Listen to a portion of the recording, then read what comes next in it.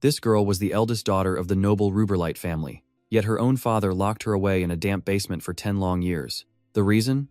At just 8 years old, Reina awakened a terrifying dark power, black flames that could incinerate anything she touched. Despite being the firstborn, Reina was an illegitimate child, completely unacknowledged by her family and, worse, despised. Her father believed she was the prophesied Demon King, a being destined to bring nothing but destruction upon the kingdom. He kept this secret buried, until today, the day Reina was finally released from the darkness of the cellar.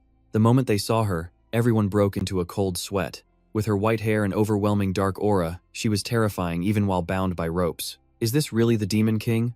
The Duke ordered his soldiers to get her on a carriage immediately and to never, ever return. Reina didn't say a word, just slowly walked forward. A panicked servant screamed and hurled a statue right at her head. Instantly, a horrifying dark energy exploded from her. Her father froze in sheer terror, thinking this was the end of everything. Reina's finger began to rise, pointing straight towards them. They braced for a world-ending attack, but instead, Reina swiftly pointed at all the priceless items in the house, having them loaded onto the carriage. Not stopping there, she approached the Duke, causing him to fall over in fear while screaming for his life. Reina just casually snapped the ropes binding her. She smiled cheerfully, calling the loot compensation for her past suffering, leaving the old man completely stunned. As Reina's carriage departed, everyone sighed in relief, but suddenly, she popped her head out, giving the whole family a heart attack. She just wanted to ask for a pillow to sleep better. Her words left them speechless. They just wanted her gone for good. Soon enough, Reina was fast asleep, not even knowing or caring where in the world she was being taken. The carriage driver thought to himself that he'd been promised a hefty reward for taking this young lady far, far away. Suddenly, he felt an intense chill from behind him, and a terrifying thought crossed his mind. Could the rumors of the Demon King be real? A hand reached out from the shadows. The man screamed in terror in the middle of the dense forest before passing out cold. Reina stepped out of the carriage with a sigh. Oops, did it again. I was trying to knock gently to talk to him. She shook her head, scolding herself. A whole month had passed, and she still couldn't get her powers under complete control. This is Reina Ruberlite, the villainess from a survival game who completely overwhelmed the heroine from beginning to end. The final boss was ultimately defeated by the power of love. Not some high-level magic, just plain old love. It was so childish. How could a character lose to such a silly power? How did she end up as someone so pathetic? Her story actually began in a different world, born into a poor family with too many children, struggling every single day. She was the sickest of them all, with no money for treatment, and her illness was incurable anyway. All she could do was blame God for her fate. To be honest, she felt a small sense of relief when her life finally came to an end, even alone in a cold, empty room. This was fine. She would simply vanish forever. But then, a massive, glowing giant-like figure appeared before her. Reina looked around, completely bewildered. Have I already passed on to the afterlife? A voice boomed. To feel happy while dying alone. How pathetic. Reina's eyes shot open, recognizing the presence of the being she had always called God. Pathetic? If that's the case, why not give her a healthy body or a rich family so she wouldn't have to worry about hospital bills? After cursing him thousands of times, she was surely heading straight to hell now, right? She clenched her fists, thinking her life was awful from start to finish. But then, to her surprise, God spoke. No, you will be reborn. Reina was stunned. Reborn? God explained she could be reborn as anything she wanted. Any condition would be met. Reina fell into deep thought, ideas racing through her mind. The person she truly wanted to be. Someone who was loved and protected just for existing. Being a little eccentric would be fine too. A person born with the destiny to save the world. If she could become someone like that, she spoke seriously. I can choose to become anyone, right? God asked. Who? Reina replied. Before I died, I wanted to be a character in that survival game from my world, the one about the power of love. What is the character's name? She suddenly paused. Wait, what was it again? I don't know her name. I only saw someone else pick her at the start. So she said, the level 999 Demon King, Reina Ruberlite. That's her. God nodded. I understand. Reina froze for 5 seconds before screaming. Wait a minute! Panic set in. The heroine in the game was crushed by Reina. She wanted to be the hero who overcame everything with love, not the villain. But God just smiled. I have heard your request. May your new life be a happy one. When she came to, Reina found herself inside a solid prison cell, as lightning and thunder crashed outside. She was completely stunned. Where was this place? Beside her, rats were squeaking. Reina let out a terrified scream. She was done for. Not like this. Panicked, she begged for another chance, but then Xiao Gang appeared, forcing her back against the wall in shock. A notification flashed on screen. Data update complete. Rena knew then and there if she wanted to live, she'd have to save herself. Thunder cracked across the sky, threatening to swallow it whole. If the story played out like it should, she'd be getting out of here soon. But the moment Rena was free, a suffocating darkness would blanket the world, and a destined hero would rise to face her. She vowed that would never happen. Instead, she would make a fortune and live a life that completely defied the original plot. Back in the present, Rena stood over the fainted man. Look, if you pass out here, everything's ruined. Hey, you better wake up. Ah, finally awake. Are we? How are you feeling? But one look at her terrifying expression and the man dropped to his knees, begging for forgiveness. Rena waved her hand dismissively. No, that's not what I meant. As long as you're okay, that's all that matters. I was worried. But he just kept groveling, sorry for making a noble lady worry about him. And that's when Rena's patience snapped. I said be quiet and get back in the carriage. Now. He scrambled to obey. Once inside, Rena just leaned back and sighed. Overcome with boredom, she poked her head out the window. Hey, are we there yet? How much longer? The driver flinched, turning back nervously. We'll be at the teleportation point shortly, my lady. Please, just a little more patience. Rena thought to herself, only royals or the mega-rich could use teleportation gates. Just how much did they spend to get rid of me? She couldn't shake the thought of her destiny as the world-destroying demon lord. But still, she was his daughter. He had to know that. Before long, they finally arrived. A guard approached the carriage. By order of Duke Ruberite, you have permission to pass. Rena stared at the massive structure ahead. So this is a teleportation point. It looked way more epic in person. It felt like she had truly stepped right into the world of the game. The teleportation magic activated in a flash of brilliant light, forcing Rena to squeeze her eyes shut against the glare. When the light finally faded, a new landscape greeted her. She was now standing in a world completely buried in pure white snow. Stepping out of the carriage, Rena asked, "This can't be right, can it?" The driver checked his papers. "Let's see. Endless Manor, northwest of Paris Village. Duche of East Snow. No mistake, my lady. We've arrived safely at our destination." In the northern part of the empire lay the Duchy of East Snow, a region that had been unstable since its very founding. One person had been tasked with the impossible duty of protecting the empire from its threats. Using an ancient power passed down through generations, the Dukes of East Snow had defended the north to this very day. But the demon lord, envious of that great power, had placed a terrible curse upon the ducal family. Monsters would swarm the land, and the duke and his wife were fated to die in the ensuing darkness. But their heir, their eldest son, Rostin, survived. Meanwhile, inside the northern duke's mansion, a priest was delivering grave news. An ancient prophecy states that when the demon lord targets the north, your family, my lord, will be the very first target. I am so sorry that I cannot break this curse. Please, inherit your family's will. You must continue to protect this land. Rostin fell into a deep, heavy silence. The ruler of darkness, an entity that desires to fill the world with evil. No one had ever seen it. No one had ever heard its voice. Though its existence was a mystery, one thing was for sure: he had never once placed his absolute faith in that prophecy. Outside the mansion, the snow fell without end. As Rostin worked, a subordinate burst into the room, out of breath. "My lord, we've received a warning. Monsters are approaching from the northwest from the Endless Manor." Rostin immediately stood. "Again? What are our preparations?" His man replied. "Complete, sir. The elite troops are assembled and ready for your command." Without another word, Rostin threw on his cloak and marched out. "We're heading to the Endless Manor at once. This time, I'll slaughter every last one." At that exact moment, Rena gave a helpless smile. "Endless Manor? True to its name, huh? Are they just expecting me to freeze to death out here?" A surge of pure rage erupted from her. That damn Duke Ruberite. A wave of killing intent washed over the driver, who promptly passed out again. Rena panicked. "Hey, don't just faint on me." She couldn't control her powers whenever she got this angry. She quickly carried the man to the mansion's front door, but stopped dead. What the hell? Why won't it open? Rena was cold, hungry, and furious. But thanks to that furious aura, the thick ice sealing the door began to melt away. She realized she had to learn to control her power, just like she did back at the castle. Ugh, what a pain. First roaches, then mice. This power was nothing but trouble. Suddenly, a voice echoed out of nowhere. "Demon Lord, command the darkness that surrounds you." Rena whipped her head around. "Who's there? Command it?" "No." She focused hard, forcing the darkness to stay put. Rena was overjoyed. It worked. That was it. At this rate, maybe she could thaw out the entire manor. Without hesitation, she enveloped the whole estate in her darkness. Once it was done, Rena dusted off her hands and helped the old man to his bed to rest. She'd covered the entire manor with her power. which should warm things up quite a bit. Before long, Rena found the bathroom. She closed her eyes and savored the moment. It felt just like home. Luckily, there was plenty of food, even if it was all frozen solid. Thawing it all would require a little finesse.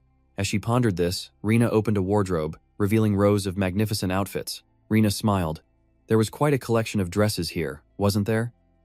The style was a bit for a middle-aged noblewoman, but it was better than nothing. She quickly changed into a beautiful crimson gown. A satisfied smile crossed her face. Finally, she was rid of those wretched rags. Suddenly, the coachman's voice called out, "Miss, are you here?" Rena turned to answer. "Oh, the coachman? Come in." But his request stunned her.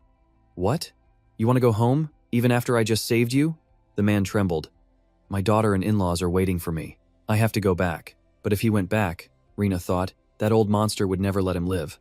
In the original story, Duke Ruberlight killed everyone who witnessed his power. That included this very coachman. She never understood how he managed to escape the frozen north, only to end up dying at the Duke's hands anyway. His karma must have been terrible. His family was probably killed too. Rena watched him for a moment before saying, "I'm sorry, but you can't go home." Seeing the shadows swirl around her, the man panicked. "What?" Rena's eyes narrowed. "How can I possibly live here all alone without a servant? You will stay here and serve me until someone comes to rescue you. Don't worry, I'll pay you handsomely." Rena produced a golden statue of the Duke. She wrapped its arm in darkness, and a solid gold hand clattered to the floor in front of the coachman. He picked it up in complete shock. This is the Duke's golden hand," Rena asked. "So, is that enough for you? The food is in the freezer on the first floor. Help yourself. I'm going to go explore the manor." Clutching the golden hand, the coachman wept, having a change of heart. He just wanted to live, and since she hired him, she was now his master. As she stepped outside, Rena suddenly stopped, noticing something. What was that? A ball of snow? No, a rabbit? At that very moment, rain fell over Duke Ruber's mansion. He was biting his hand, deep in thought. Rena, that child was clearly the Demon King. In his eyes, she was nothing short of a devil. His expression turned grim. If that was true, then even if the priest saved the world, the Ruberlight family would still be annihilated.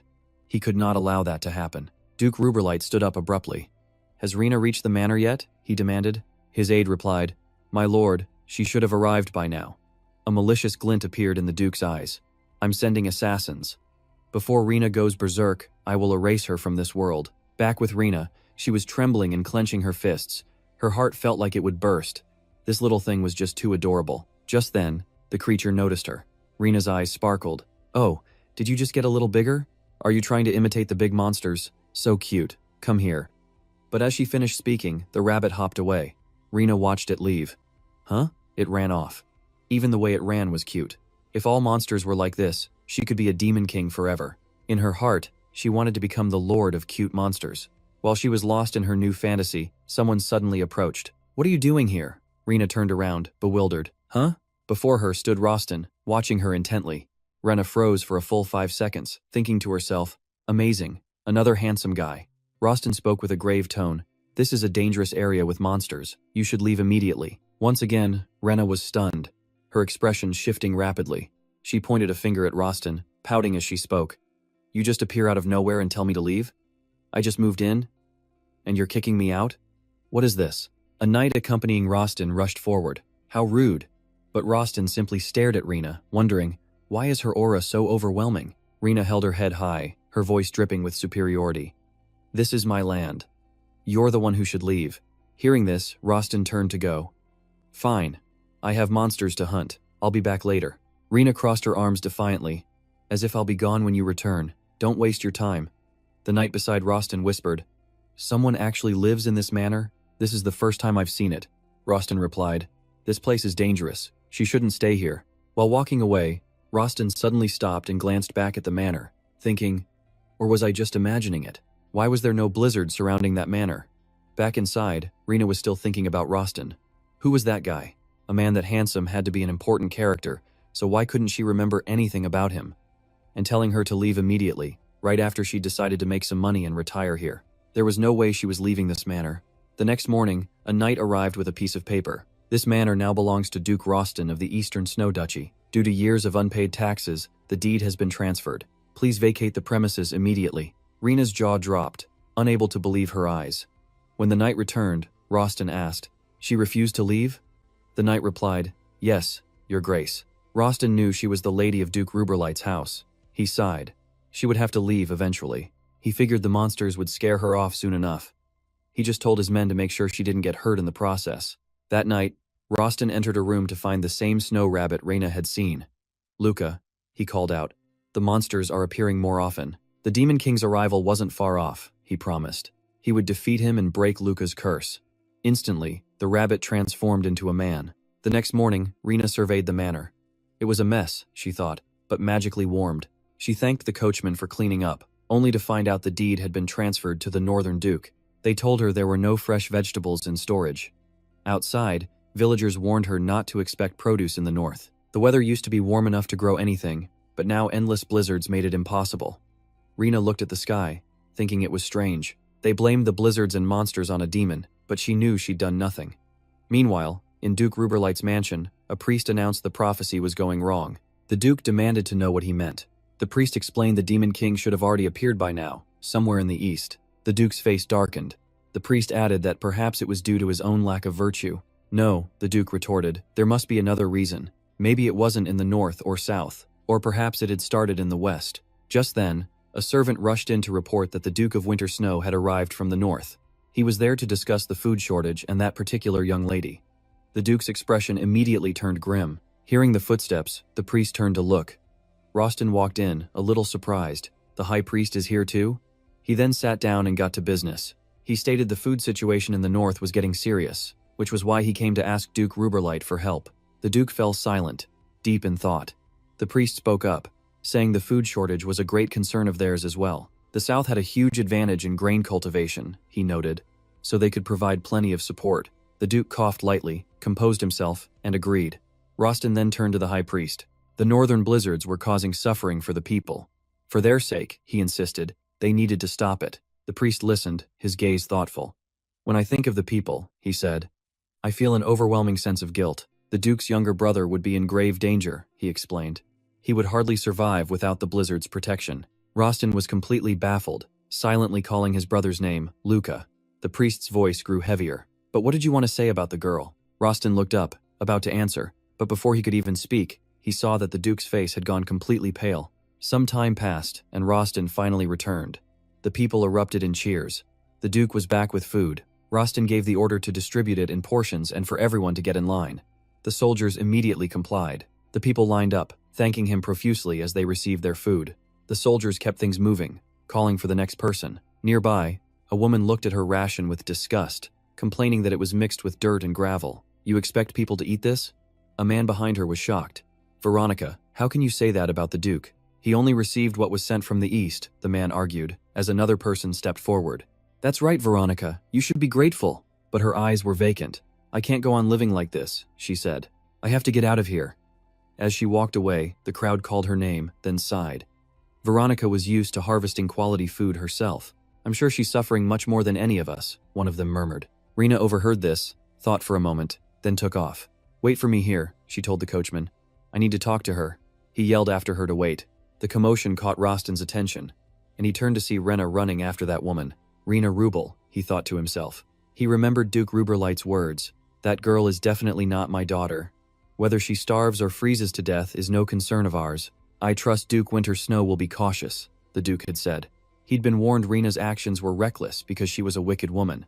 But earlier, Rena had surveyed the manor, realizing the land was once a fertile field, and even though the ground was now frozen over, her power kept the entire mansion strangely warm. Back in the present, Rena finally caught up to the woman.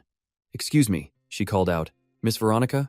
Veronica turned, sizing Rena up with a single glance, dark purple eyes, platinum red hair, and a lavish dress. A noble. So this was the crazy girl who moved into the endless manor, she thought. Rena stepped closer. "I happened to overhear your story. Is it true you grow quality food?" Veronica nodded in surprise. "Yes, that's right." She explained how she'd tried to grow crops even in this barren land and was proud to provide good food alongside the villagers. "But that's all over now. As long as this blizzard didn't stop," she said, "they couldn't grow anything in the north anymore. If the demon causing this blizzard appears, I won't hesitate to face it." But Rena immediately tried to stop her. She offered a different idea. "Miss Veronica, no matter what you do, the blizzard won't stop on its own. Instead, building a greenhouse would make farming possible. Veronica was stunned. A greenhouse? How could we even maintain the temperature? We barely have enough firewood to heat our own homes. Rena just smiled, completely confident. You don't need to worry about that. Meanwhile, at the food distribution area, a soldier gave his report. Your Grace, the food supplies have run out. Rostin nodded. Good work. He turned away, thinking to himself that this would definitely draw her out. Seeing Rostin leave, a blonde knight asked, Your Grace, where are you going? Rostin replied as he walked, To see that young lady. I have to warn her again. Back with Rena, Veronica was sitting on the ground, her face grim. That's when Rena noticed someone approaching them. The knight saw the scene and immediately yelled, Hey, what are you doing to Miss Veronica? Rostin strode forward, his expression ice cold. Rena rushed to explain, This is, but Rostin just kept getting closer. Lady Rena Ruberlight, I'm taking you home. To the Endless Manor, the one you'll soon be evicted from. Moments later they were in a carriage, sitting opposite each other. Rostin spoke first. I will absolutely force you to leave the manor, my lady. Rena thought to herself, Is this déjà vu? Getting yelled at by the landlord in this life too. She recalled her past life, cowering as her landlord screamed from outside the door. I know you're in there. Get out of here right now. No, Rena told herself. Snap out of it. This time, I'll definitely buy my own house. Then she spoke aloud. Didn't I already say I would purchase the rights to the manor? Why won't you sell it? Or are you short on cash, Your Grace? Rostin replied, This is where the monster of the blizzard will appear. It's not a suitable place for someone like you to live. Rena scowled internally. Oh, I know. You're treating me like some naive girl who knows nothing. But I'm that demon. You idiot. She then forced a smile. Ah, but isn't the Saintess supposed to appear and save the world? I believe in the Saintess. Rostin shot back. I don't believe in saints, or anything else. Rena's eyes widened in surprise. What? You don't believe in the divine?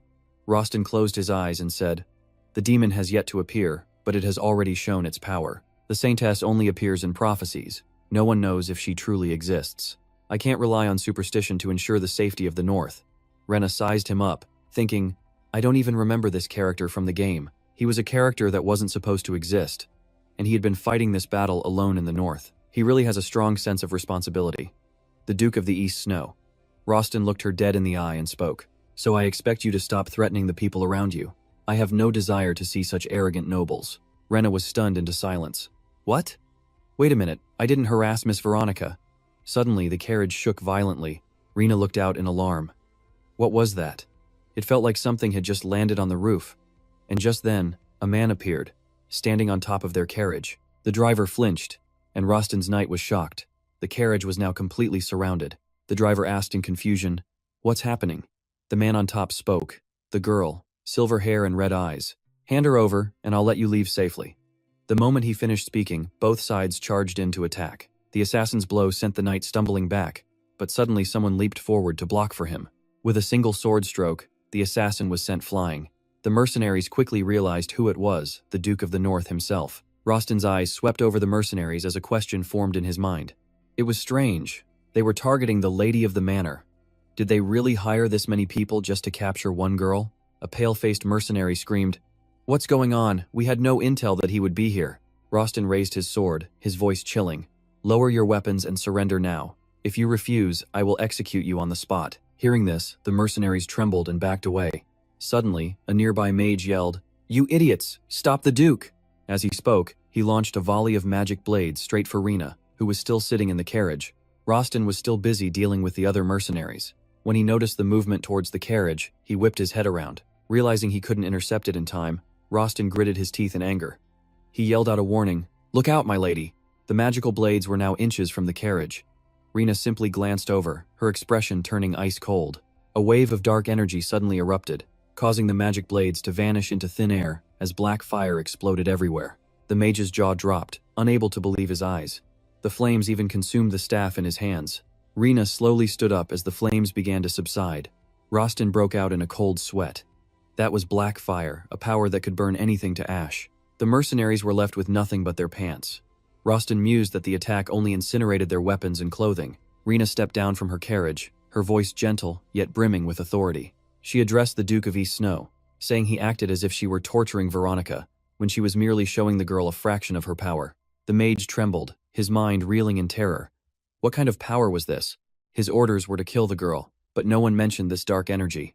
This was the power of the Demon King. Rena spoke with a stern face, hoping the Duke would clear up this misunderstanding. But Rostin was stunned, gripping his sword and pointing it straight at her. He needed a good reason first. Why was she wielding such terrifying dark power? Rena's expression darkened. Meanwhile, Veronica simply stared at her own hands, lost deep in thought. Veronica mumbled to herself, shocked by the black magic the girl had used. Then, she made a bold decision and rode off on her horse. Her father cried out after her, asking where she was going, unable to believe she was abandoning them. But his wife calmly explained their daughter wasn't leaving them. He was confused. His wife clarified that Veronica had said she was going to the Endless Manor. The name jogged Rostin's memory of recent rumors. Someone actually moved into the Endless Manor? Into a place that dangerous? He heard it was the young lady of House Ruberlight. He muttered, "The mad lady, no, the mad demon king." Rostin kept his sword raised, thinking she could probably incinerate anything she wanted in any direction. The limits of her power were impossible to guess. He spoke, asking why she had approached Veronica. Was she plotting to brainwash the girl and turn her into a henchman? Rena just laughed. A henchman? How absurd. Then her tone sharpened. Was he interrogating her? She shouted that the thing he should be worried about was the mercenary group. Just then, the mage, shivering from the cold, suddenly screamed, "Retreat!" As the word left his lips, magic circles appeared beneath their feet. In just a moment, their figures faded into thin air, completely gone. Seeing this, the girl pointed to where they vanished and yelled, "They escaped! And it's all your fault, Duke." Rostin remained calm, ignoring her words as he pushed his blade even closer to her. His face grew more serious than ever. He said slowly that no mage in the world could use black magic. It's a type of magic that can't be learned or passed down. Rena's voice dropped. "So you're saying I'm the Demon King, just because she used black magic?" Inside, she was sweating bullets. The Duke was right. She really was the Demon King. She had to deny it. She immediately began to argue her case. "I'm just a victim, Duke. How could I learn shadow magic? I never picked a fight with them." Rostin fell silent for a moment. He thought to himself that the magic she used was definitely the Demon King's. But why would it appear now? He finally spoke. "There's one way to verify this. His parents were killed by the Demon King's curse, but he and she both survived it." With that, he sheathed his sword. "Attack me. If you truly are a survivor of the Demon King's curse, I'll know whether you're the real thing or not." Rena was floored. What? But how could she possibly attack him? Suddenly, the voice of the demon inside her echoed in her mind. "Kill him, this is the perfect chance.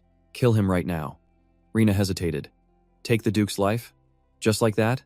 But then her expression shifted completely as a burning desire for a home surged within her.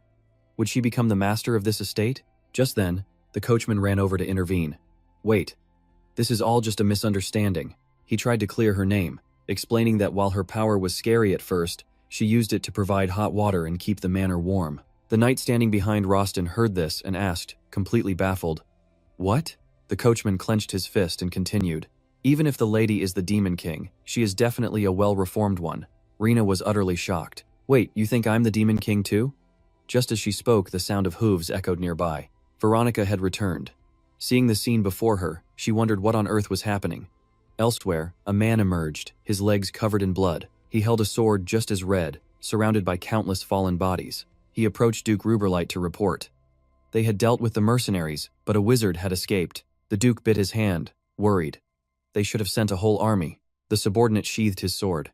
"My lord, if we don't hurry and handle them, the rumors will spread." Duke Ruberlight froze. "Rumors? That's right. He should spread rumors instead." He stood up and gave an order. "Call every mercenary and knight you know. It seems the Demon King has appeared at the far northwestern manor." Back at the manor, the misunderstanding was finally cleared up. The lady hadn't bullied Veronica after all. Rostin walked in, only to see the golden statue of Duke Ruberlight was missing a hand. He couldn't help but wonder, was this why the lady came north? A family feud with Duke Ruberlight himself? Rostin's guard saw the same thing and yelled in shock. "Huh? The first Duke Ruberlight's wrist has been cut clean off." After the guard's panic, the coachman explained Rena's work. "We have instant warm water. It flows as soon as you turn it on." The manor was kept at a steady 24 degrees. Rostin was stunned, thinking, is all of this the lady's magic? He had to ask, have any monsters attacked recently, or did the lady already handle them all? Rena just smiled gently. "If you mean an infiltrating monster, there is one. A small and absolutely adorable one." Small and adorable? Rostin was skeptical. Rena then led him outside to see this monster. She pointed. "There it is. The monster that visits the manor daily." Rostin looked, shocked to see it was Luca. The scene shifts. Elsewhere, a high priest is deep in solemn prayer. Suddenly, someone approached with a report. Your Holiness, a rumor is spreading fast among the mercenaries. Perhaps we should investigate. The priest turned his head. What kind of rumor? The man bowed. In the far northwest, they say the Demon King has appeared. The priest's face darkened instantly. He muttered to himself, this doesn't match the prophecy, but it's worth checking out. Meanwhile, Rena turned to Luca, amused. He seems to like the warmth here. How can a monster be this cute? Rostin watched, thinking.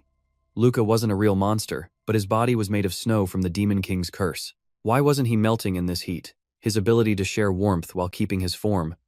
It was bizarre. He looked up and called out, my lady. Rena turned. Yes? Without another word, Rostin lunged, sword drawn. She didn't fight back, just closed her eyes. The attack passed right through her, completely harmless. Rostin was shocked. I didn't mean to kill, but I thought you'd at least counter on instinct. Rena got to her feet. What was that? Do you still suspect I'm the Demon King? Stop it. I'm just a witch who's good with fire. Rostin closed his eyes, unconvinced. I still can't trust you. Until all my doubts are cleared, I cannot give you ownership of this manor. The safety of the North is my duty. I'll find who hired your attackers. Rena's eyes widened. That person. I think I know who it is. Rostin and his guard mounted up and left. Rena watched them go, a realization dawning on her. If this is what the Duke overlooked, a creature with murderous intent. A monster entered the manor, and Rena gently ushered it out. Some things simply cannot be allowed to exist in this manor. So, Duke, you should feel lucky you didn't test me with killing intent. The scene shifts to a northern tavern.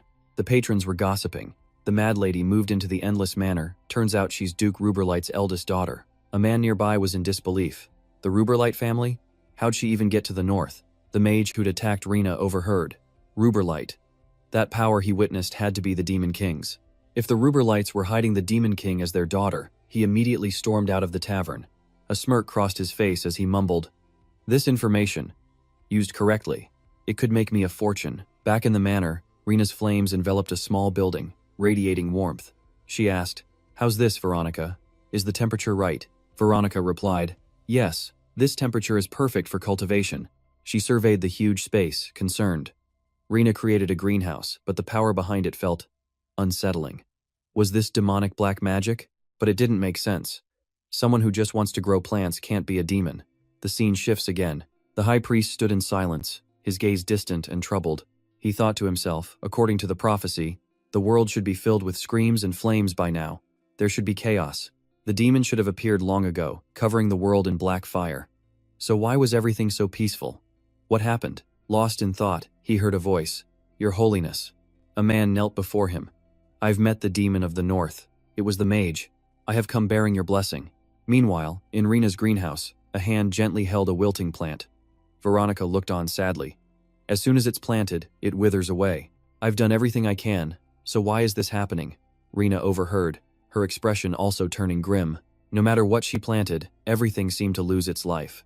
She wondered, could this power truly be demonic? Just then, something flickered behind Rena's neck. A true demon appeared, whispering right into her ear. That's right. Why don't you wake up? Don't you know your power was born to do this? It's all completely useless. But Rena remained calm, totally unfazed. Veronica began to speak softly. On my way to the Abyss Villa today, I met a group of people. They were exhausted from the cold and hunger, refugees from the north. With that, she stood up, adding, you don't need to pay me. Rena was stunned by her words. Veronica's eyes welled up, looking as if she was about to cry. Please, don't ever give up, not even on the north, so that we can live here. Until then, please help us. Hearing this, Rena couldn't help but feel moved. She clenched her fists, thinking to herself that she never planned to share her crops with anyone. But now, she realized her power wasn't just for destruction. When she used it to help others, it was painless and perfectly safe. Everyone here had such warm and kind hearts. Rena finally spoke. I will not give up. The moment she said it, her magical energy flared, spreading out everywhere. The scene then cuts to a priest, who asks, do you mean the ducal family of Ruberlight? The sorcerer replied, yes, she has hidden her identity and is now hiding in the north. The priest asked again, what did you say her name was? A wicked smile spread across the sorcerer's face. Rena Ruberlight. That woman is the devil. Back with Rena, the plants were no longer withering. Veronica was so overjoyed she began to cry, while Rena carefully tended to them. It's done. It's a success. Rena breathed a sigh of relief. I'm so grateful, Veronica said, a happy smile on her face as Rena thoughtfully surveyed the scene. She was a girl using black magic. And yet, she had created a greenhouse with black flames where life was now thriving. Did this prove she wasn't a demon? Elsewhere, upon hearing her name, the priest let out a sinister grin. Rena Rubelite. Time passed, and the coachman held a letter, smiling brightly as he said, Miss, I have a reply from my wife and daughter. They said they were in the capital during that time. I guess that's why they never received the letters I sent them. Rena grew suspicious, so they hadn't died at the hands of their cruel father. She turned to the coachman. Why don't you bring them both here? He looked confused. What? Rena replied. Wouldn't it be good for you and your family to stay at the Abyss Villa? Tell them to come. The coachman's eyes widened, filling with tears. I'm so grateful. My daughter's been at the National Culinary School in the capital since she was a child. I haven't seen her in years because of my work, but I never had to worry. She's so mature and sincere. This is a portrait an artist painted, he said. Rena took the picture, remarking, she's so cute. And again, time flew by. The coachman's family had finally arrived. A young woman greeted her. It's a pleasure to meet you, Lady Ruber. My father is greatly indebted to you. My name is Mia. Rena was shocked. How could she be so different from the portrait? It was like watching a swan turn back into a duckling. She calmly replied, It's a pleasure to meet you. Beside them, the coachman and his wife shared a tight embrace. His voice trembled. My love, you have no idea how worried I was. We'll never be apart again, my love. And then they shared a passionate kiss after so many days apart. Mia bowed her head. Please excuse my parents' behavior. Rena thought to herself how mature the young girl was. After entering the mansion, Rena spoke up. I heard you attended the National Culinary School. Mia hesitated. Yes, but I'm a terrible cook. Rena fell silent, her gaze fixed on Mia. The girl continued. Miss, you'll be disappointed if you taste my cooking. After a moment of thought, Rena asked, You don't like cooking, do you? Mia avoided her gaze, quietly replying, I do like cooking. Rena smiled. Then that's fine. I have some dried beef, and I'm not demanding when it comes to food. Would you like to be the chef of this villa? Mia humbly answered. I'm not that skilled yet, but I will do my best. As she entered the kitchen, Mia was stunned by a strange fire. She exclaimed, This flame, I've never seen a black fire like this before. It's a magical flame I created, Rena explained. Mia asked nervously, You're not a demon, are you? It's simple, Rena replied, her voice turning cold. As long as you cook well, I won't destroy the world. Mia's face went pale with worry. That's too much responsibility. Please don't expect too much from me. A short while later, a lavish meal was set on the table. Rena was surprised. Oh, this looks delicious. She cut a piece of meat, thinking this was the first real meal she'd had since coming to this world. She'd eat it no matter how bad it was. Then she took a bite, and her expression completely changed. Mia asked worriedly, Miss, is something wrong? Rena gripped her plate tightly and exclaimed, I've never eaten anything this delicious in my life. Mia bowed her head slightly. Are you surprised by my terrible cooking skills? I can't cook anything well because I'm a woman, she explained. Rena reacted instantly. What do you mean? What did they teach you at that culinary school? This is truly amazing food. I have never tasted anything so wonderful before. Mia couldn't believe what she was hearing. Then a voice suddenly spoke up. She's right. This food is so good, it's pure happiness. The Duke's guard was suddenly there, chowing down with a look of absolute bliss. Rena turned to him, asking, Why are you eating here? Mia pressed her lips together tightly as Rena looked on, confused. Then, Mia burst into tears. This is the first time I've ever gotten such a warm review. They told her a woman's hands couldn't make such noble dishes, and that she should just go back to her hometown. Rena yelled out in anger. What? What are you talking about? Mia just continued. Here, I'll let you cook whatever you want. Just tell me what ingredients you need, and I'll get them from anywhere. Moved, Mia's eyes welled with tears. Thank you so much. Meanwhile, the knight just kept on eating without stopping. The scene then cuts to the sorcerer, who was now frozen solid, completely unable to move. Behind him stood the Duke, breaking out in a cold sweat. The priest spoke in a low voice. There are some things I need to ask you about your daughter, Rena Rublight. The next scene takes place at Duke Roston's mansion. He asks, Was that dish really that delicious? The knight's eyes sparkled as he replied, Sir, you would be absolutely shocked if you tasted it. It's on a whole other level. Roston sighed. I didn't send you to watch her and report back on things like this. You can go now. After the knight left, Roston was lost in thought. I tried to track down all the mercenaries who fled at that time, but I couldn't find a single one. The mastermind hired a whole squad, including a sorcerer, just to capture one woman. This proves that whoever is behind this knows exactly how powerful she is. The scene then shifts to the greenhouse, where the knight, Rena, and Veronica are all working hard. Rena looked at the knight and commented, "After getting a free meal, this guy suddenly started working hard. It's making her suspicious, wondering if the Duke of the North sent him here just for this very reason." Veronica just chuckled lightly. Well, the work is definitely easier with his help. A short time later, in a land of wind and snow, Rena took Veronica's advice and decided to share food with the orphans affected by the monster attacks. The children stared at them with hopeful eyes. As Rena handed out the food, she said, "There's enough for everyone. Just form a line and wait your turn." Suddenly, Rena noticed a well-dressed child walking toward them. Rena thought to herself, "This boy doesn't look like a refugee. His clothes are clearly high-end." Veronica noticed him too and spoke up. "Oh, it's young Master Luca." Rena turned and asked, "You know that boy?" Veronica replied, "Everyone in the north knows him. He's the second son of the Winter Snow family, young Master Luca Winter Snow." The pieces suddenly clicked in Rena's mind, and she gasped out loud. "You mean he's the Duke of the North's younger brother?" A little while later, the children were all sitting at the table, eating with bright smiles. Rena and Luca stood nearby, watching them. Luca spoke up. "Our family was tasked with guarding the northern region. Thank you for your help." Rena looked over at him and replied, "I couldn't just ignore people starving like this anyway." Luca paused for a moment and then said, "Actually, the North wasn't always a dead land. I'm the reason for the blizzards here. It all started with the curse that was placed on me. The High Priest had no choice but to use his magic. When I think about what the people of this land have to endure just because of me, I really can't stand it." Rena looked the boy straight in the eye and said, "Luca, I don't know what your curse is, but if you need help, I'll do whatever I can. You can trust me. I happen to be a talented sorceress myself." Luca bowed his head in thought, then shook it helplessly. "My lady, you've already helped me so many times."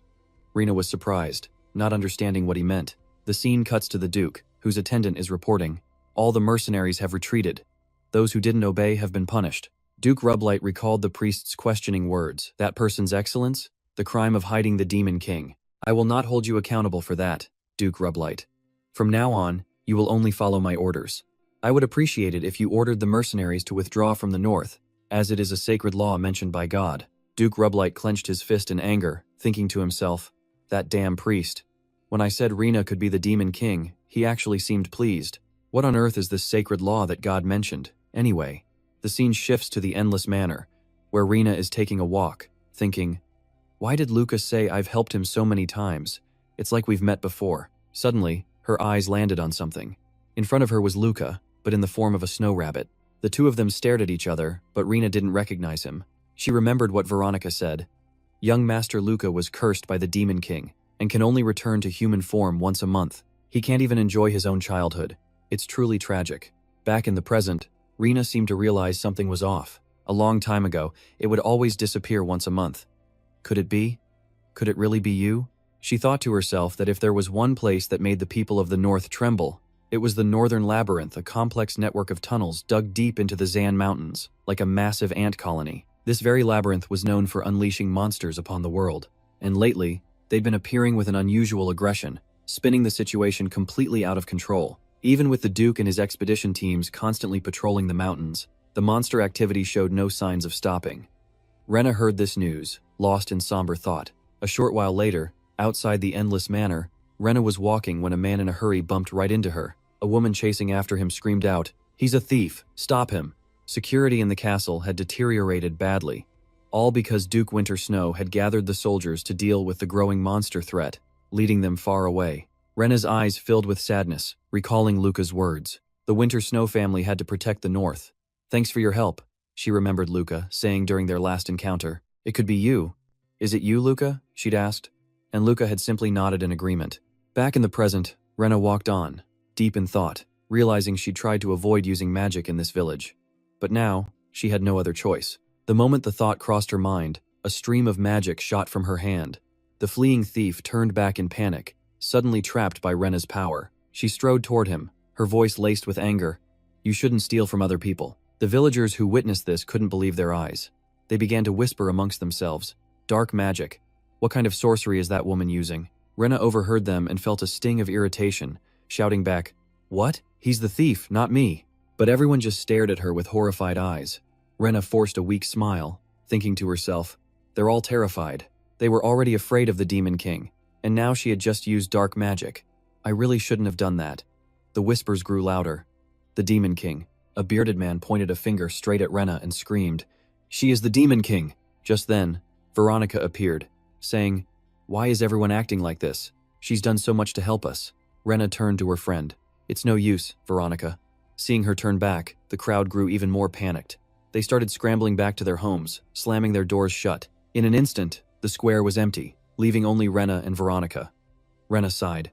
"It's better if I just leave this place." But she had no idea that two figures were silently watching everything unfold from a distance.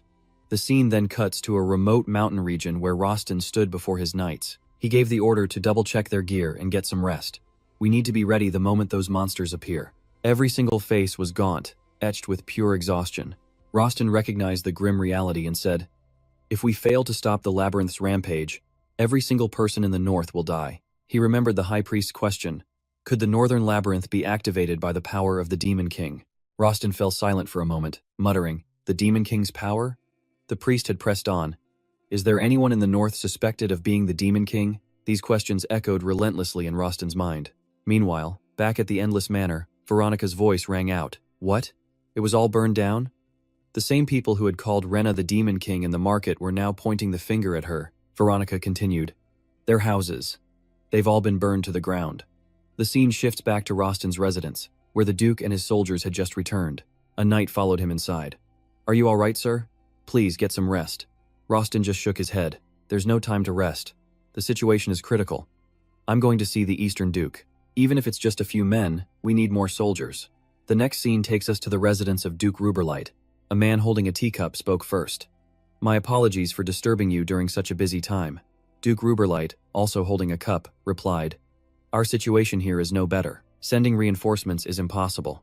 If we send farmers to be soldiers, who will work the fields and pay taxes?" Rostin was silent for a moment before pleading, "Fine. At least give me a few cavalrymen." But Duke Ruberlight shook his head. "Not all knights come from noble families. Sending them to the north is too dangerous without a worthy reward." Hearing this, Rostin could only remain silent. But as he prepared to leave, Duke Ruberlight suddenly asked, "Rena, is she still well?" A thought briefly crossed Rostin's mind that despite everything, as a father, he still cared for his daughter. Rostin replied softly, "Yes, your daughter is doing very well." But Duke Ruberlight's tone immediately turned harsh. "My daughter? Never call her my daughter again. What I mean is, be careful of Rena. She is nothing but a straight path to disaster." The scene shifts to the vast manor grounds, where Rena stood alone, completely lost in her own thoughts. The villagers' suspicion and fear. Maybe it was understandable.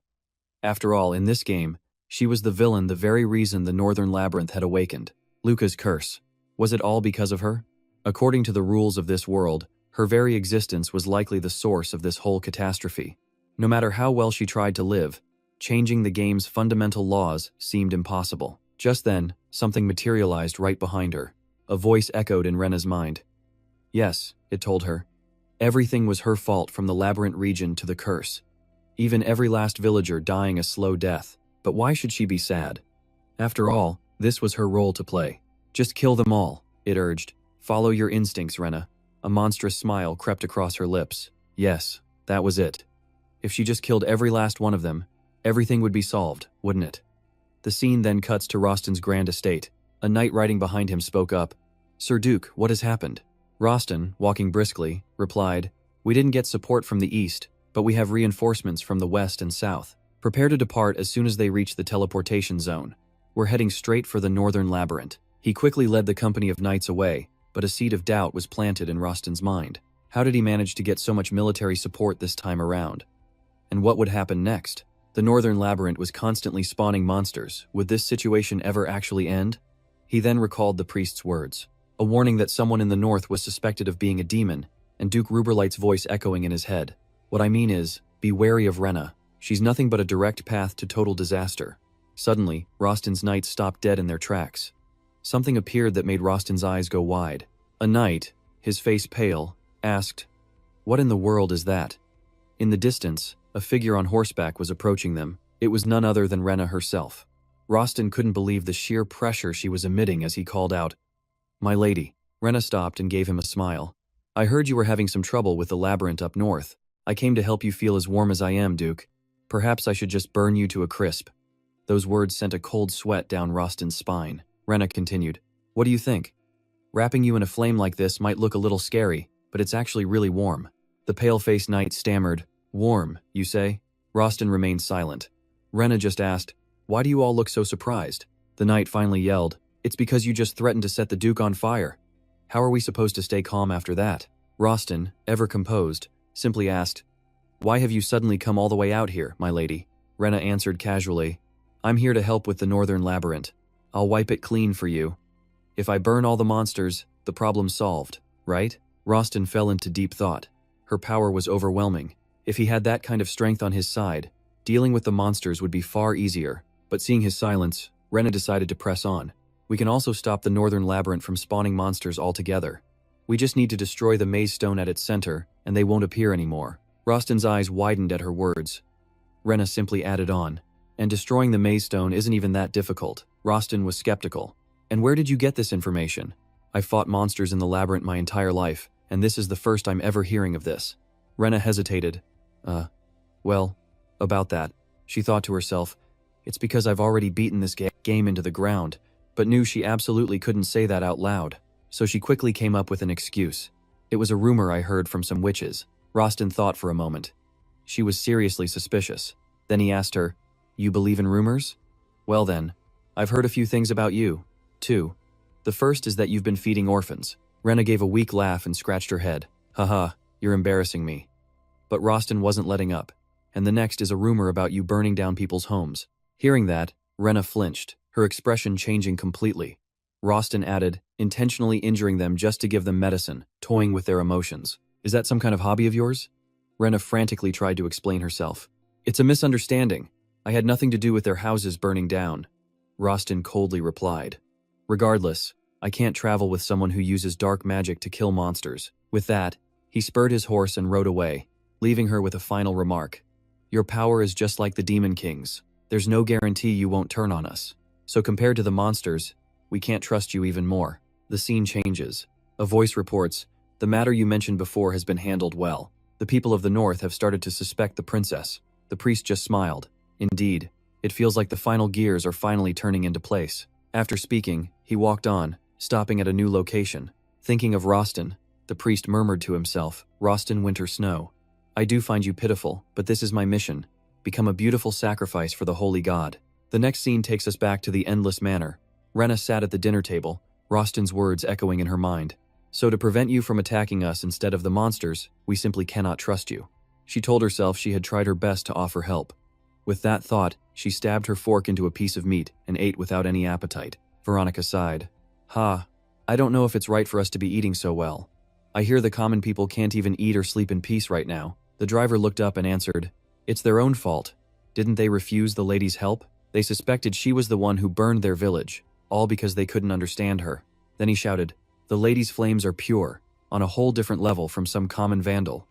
His face grew stern after speaking. Rena looked at him and asked, "You believe in me, right?" Suddenly, a frantic pounding echoed from outside, a hand striking the door with terrifying force. Rena stood up, saying, "No one should be coming to this house. This is dangerous. I'll go check it out." She stepped forward and opened the door. The man outside was Terry, the knight who always followed Rostin. Her expression turned to one of confusion when she saw Terry, a streak of blood on his forehead and his body covered in wounds. Terry spoke with a tremor. He then fell to his knees, tears streaming down his face. He bowed his head and pleaded, "Please, help us. Please save our leader." After he calmed down, they brought him inside. With everyone gathered, Terry recounted what had happened. "The first time we went in, I thought it would be easy. There weren't many monsters, but as we went deeper, we found the labyrinth quarry you mentioned. Then, all of a sudden, a horde of monsters appeared. Their numbers were overwhelming. At this point, Terry lost his composure, trembling as he covered his face. Only myself and a few soldiers got out. The Duke held them back and is still inside." Hearing this, no one could believe their ears, and even Rena wore a similar expression of shock. Terry pushed himself up and continued, "Please, you have to help us. The entire north is in danger." And just as Terry said, outside, monsters were pouring in. The soldiers guarding the walls saw them and panicked. "Damn it!" The monster count grew, and cries of terror filled the air. A woman held her trembling children, trying to reassure them, "It's okay. Someone will come protect us." At that very moment, outside, the snowy winds howled fiercely. The monsters pushed forward relentlessly, but then a familiar fire painted the entire sky red. The one annihilating them was none other than Rina. She frowned, thinking to herself, "Why should I save that fool who doubted me so easily?" After wiping them out, Rina headed inside. As she walked, she pondered Duke Winter Snow. It was strange Rostin was a character she had no memory of. If one were to play this game as a saintess, a number of targetable characters would appear. But Rostin was definitely not on that list. He wasn't a main character, so why was he so handsome? Rina couldn't help but scowl thinking about him. No matter how good-looking he was, his personality was just too rough and cruel. She truly despised men like that. As she was walking, Rina suddenly stopped in front of a doorway. The room inside was a stone labyrinth. He had to be in here. Once this maze was cleared, she would get a reward from the Duke. Over at the temple, an angry voice echoed, "Priest, where is he? Come out right now." The priest appeared, calmly asking, "Were you looking for me, Your Highness, the Crown Prince?" The prince stepped forward, his voice stern. "I don't understand. I heard the situation in the north is dire, so why haven't you sent any aid?" The prince lifted the priest's chin. "For 1,000 years, your prophecies have never been wrong. But have you now lost that ability?" The priest remained silent, his gaze fixed on the crown prince. He knocked the prince's hand away, stating coldly, "Do not worry. I am simply following the conditions." The crown prince was surprised. Conditions? Back with Rina, she stood before a horrifying sight, bodies piled up everywhere. She had played through this game many times, but Rostin, the Duke of the North, was a name she could never recall. What she was realizing now was that every time she'd started a new game, Rostin had already been dead. Rina was stunned when she saw Rostin's body, completely frozen solid. At the church, someone rushed in to report, "Sir, the altar is glowing." The priest was startled, the arrival of the Demon King, the crisis in the north. Rostin's death, all the conditions had been met. The saintess would finally descend. Meanwhile, in the quarry, Rina witnessed the grim scene. She saw the corpse of a monster, the leader of this dungeon. "Duke, did you fight to your last breath, kill the leader, and then collapse?" But it was strange, why was he the only one frozen? She'd never heard of any monster in this dungeon that used ice magic. Rina stepped closer, placing a hand on the ice. She whispered, "Rostin, I need you here in the north." At that moment in the temple, a young woman with blonde hair appeared. Holding her waist, she complained in pain. Couldn't they at least put a cushion under the altar? The priest quickly appeared. "Saintess, welcome to this world." "Saintess?" The girl stared blankly at the priest. Back with Rina, she began to use her magic, letting it envelop Rostin. She had to go slowly, so as not to damage his body. She cried out, "Please, come back to us, Rostin." Suddenly, Rostin's sword clattered to the ground, and Rina was thrown backward. She gasped for air. "Even though I thawed the ice, he won't open his eyes." Rostin's death was a law of this world. Was it even possible to change it? He waited his whole life to fight the Demon King, only to be frozen to death in a dark corner of the northern labyrinth. Was this truly his fate? Rina shakes Rostin's body. "Rostin, you should at least apologize before you die." He suspected her, and now he was leaving just like this. "Open your eyes, please, Rostin." She shakes him, but he won't wake, and she collapses on his chest. Rina thinks back on her life. Her previous life was completely forgotten. Would her parents even be happy about her death? Probably. She only ever brought them pain, but she hopes that he, at least, died with no regrets. The North he wanted to protect, she won't let his sacrifice be for nothing. She would guard it in his place. A scream suddenly rings out, and Rena turns. At that moment, the Crown Prince appears, asking, "Is this your plan?" A priest beside him says, "This is the path God foretold. The saint will protect the world and become a hero." The Crown Prince is silent for a moment before smirking. Rumor has it a Demon King is in the north. If someone ran to him, wouldn't they just get eaten? Then, out of nowhere, the saintess appears before Rena. She trembles as she asks, "Human, are you actually human?" Rena is stunned. This woman, she realizes it's the saintess. How did she get here so fast? But it was already over. The saintess looks down, her eyes fixed on Rena. How disrespectful, to attack someone who is already unconscious. Rena snaps back. "It's a misunderstanding." The saintess glares. "What are you thinking?" But Rena remains silent. This saintess is different. She has healing and revival magic. That's when Rena notices the dead bodies are being absorbed. She realizes the labyrinth itself is consuming the fallen. Rena speaks up, "Saintess, I have a request. Use your revival magic to save Rostin and the soldiers. You are the saintess, so you have to save them." The saintess pauses, her eyes filled with suspicion. This woman, is she truly human? She could feel a monstrous presence nearby. After thinking, the saintess shakes her head. No, I can't. Rena is stunned. What do you mean? How could she not? The Saintess explains. On my way here, I didn't run into a single monster. My level is only 1. I don't have the revival skill yet. Rena is silent, at a total loss for words. A moment later, the Saintess suddenly screams. There it is. Kill it now. She raises her staff and smashes a monster. After some serious grinding, the Saintess finally gets the revival skill. I had to clear out the whole mountain, she says cheerfully. Now I'll bring them back. She begins to cast the spell. Rena looks over at Rostin, but sees absolutely no sign of life. Her disappointment is crushing. What's going on? Why isn't the magic working? Is Rostin really dead for good? The Saintess winces. Oh, I targeted the wrong thing. I just revived the monster leader. Rena is furious. What in the world is going on? Is this Saintess some kind of idiot? She immediately launches a blast of black fire straight at the monster. The Saintess is in shock. Just one hit? Rena screams, hurry up and revive Rostin. Do it now, and do it right. The Saintess starts sweating. Yes. Finally, Rostin opens his eyes. The Saintess sits down and asks softly, Are you all right? Rostin looks at the Saintess, then glances over at Rena before bowing his head. Thank you. He stands and walks toward the Saintess. The Saintess saved my life. The two of them stare at each other, while Rena feels a sharp pain in her heart. She was the one who saved the handsome Duke, so how did things turn out like this? They leave, not noticing a suspicious presence left behind. When they return, the people greet them with pure joy. They yell, They conquered the northern labyrinth and have returned safely. Let's pray for the Duke and the Saintess on their journey ahead. Rena quietly walks toward her own vast, empty manor. She sighs, thinking that everything is peaceful now. Suddenly, the sound of horse hooves. Rostin gets down and calls out, Princess. Rena turns and asks, Is it finished? Is this the ownership deed to my mansion? Rostin replies, I am handing Abyss Castle over to you. Rena can't believe it. You're just giving this to me so easily? Holding the paper, she laughs out loud. I've hit the jackpot. Haha. Rostin simply sighs. In the north, Abyss Castle is a place nobody wants, even for free. It's dangerous and completely unlivable. She had made an incredibly foolish decision. Rena glares back. Are you trying to pick a fight? Rostin closes his eyes and continues. There isn't even basic food in the north. The people are poor, and no nobles dare come here. Anyone could see that living here isn't a smart decision. But she naively came to this place and chose to live here with everyone. She saved me, and she saved all of them. Rostin thinks back and mumbles, Perhaps this is the last mercy God will grant me. Thanks to her, the people were able to survive. He smiles, thinking to himself that she could probably even bring warmth to Lauka, whom he couldn't help.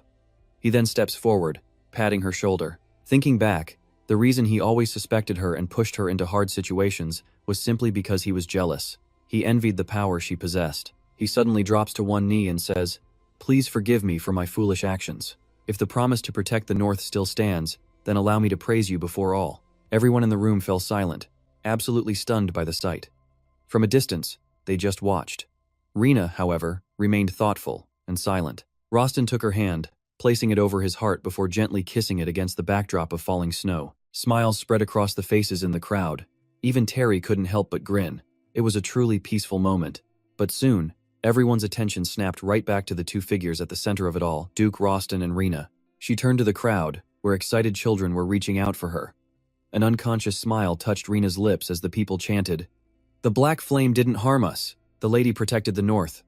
Long live Lady Rena and her black flame. All hail Lady Rena. Rena could hardly believe what she was seeing. The very people who once feared her power were now smiling at her. But her joy was bittersweet as she remembered her past life, where she was nothing but a burden to her parents. She had yearned just once to make them proud.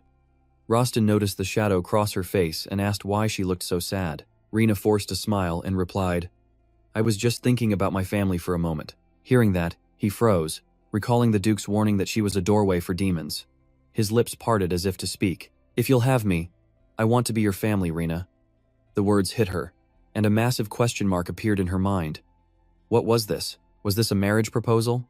She then muttered to herself that, well, she was just too beautiful for even a Duke to resist. Rostin continued, Not just me, everyone in the North. You can consider all of them your family. Rena, you've helped us more than you know. And just like that, she finally understood. So that's what he meant. She supposed the entire North was like one big family, but she hoped they weren't expecting her to pay for everything. Just then, the Saintess made her grand entrance, and the crowd immediately began to cheer. Long live the Saintess. May God's protection be with us always. A knot of worry formed in Reina's stomach. In the original game, the Saintess cleared the Northern Labyrinth alone. This was never supposed to be her role. She wondered how the story would play out now. A small change to the plot couldn't be a big problem, could it? Back at the dungeon, a single black flame erupted, twisting and growing into a monstrous, terrifying shape. A voice echoed out. "Wait.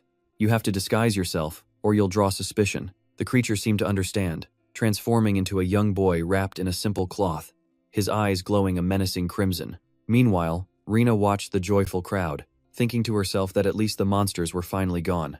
But she knew their fight against the bitter cold and hunger was far from over. Black fire danced around her hands as she recalled Rostin's words. "Everyone in the north," he had said. "You can consider them your family." And maybe it was those words that made her determined to help them with everything she had. Her black flames spread out, seeping into every home. The people gasped in shock. "What is this?" Then, a wave of realization hit them. "It's warm. I don't feel the cold anymore." A child ran to his mother, yelling, "Mom, the house is so warm." A skeptical man nearby muttered, "How is this possible? This has to be the lady's magic."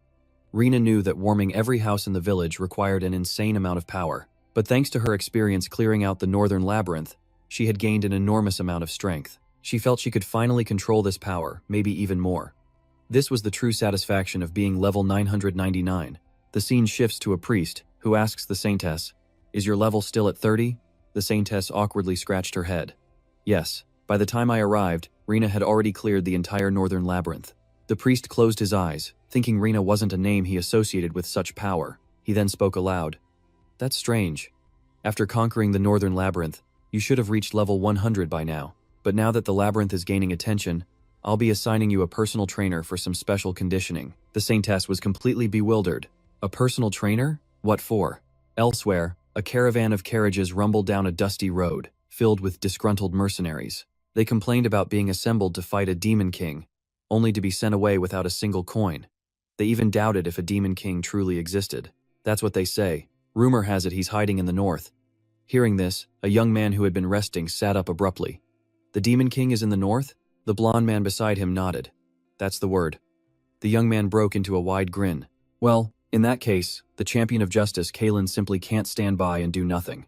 Luca was sitting on a rooftop, seemingly waiting for something. Inside, Rostin sat in silence, thinking about how much Reina had done for the people of the north. Luca and the others were finally settling in. He knew he had to repay Reina.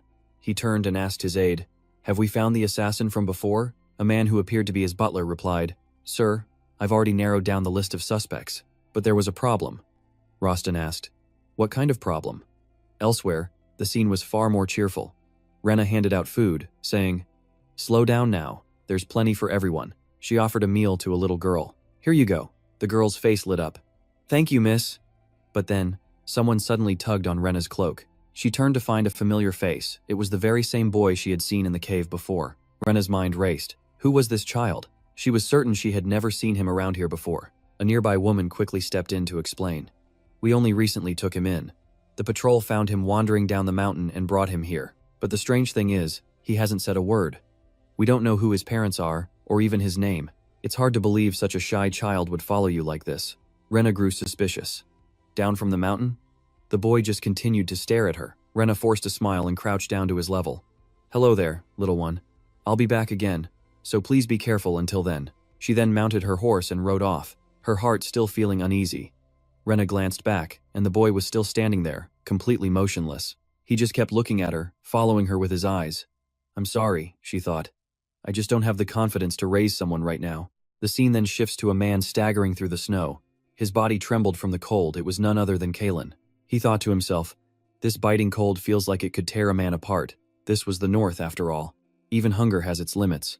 But I, Kalen, a warrior of justice, will overcome this with my will alone. He tried to square his shoulders, but in the next moment, Kellen collapsed into the snow. His footprints were the only mark he left, until someone rushed toward him. "Oh my goodness, someone collapsed over here."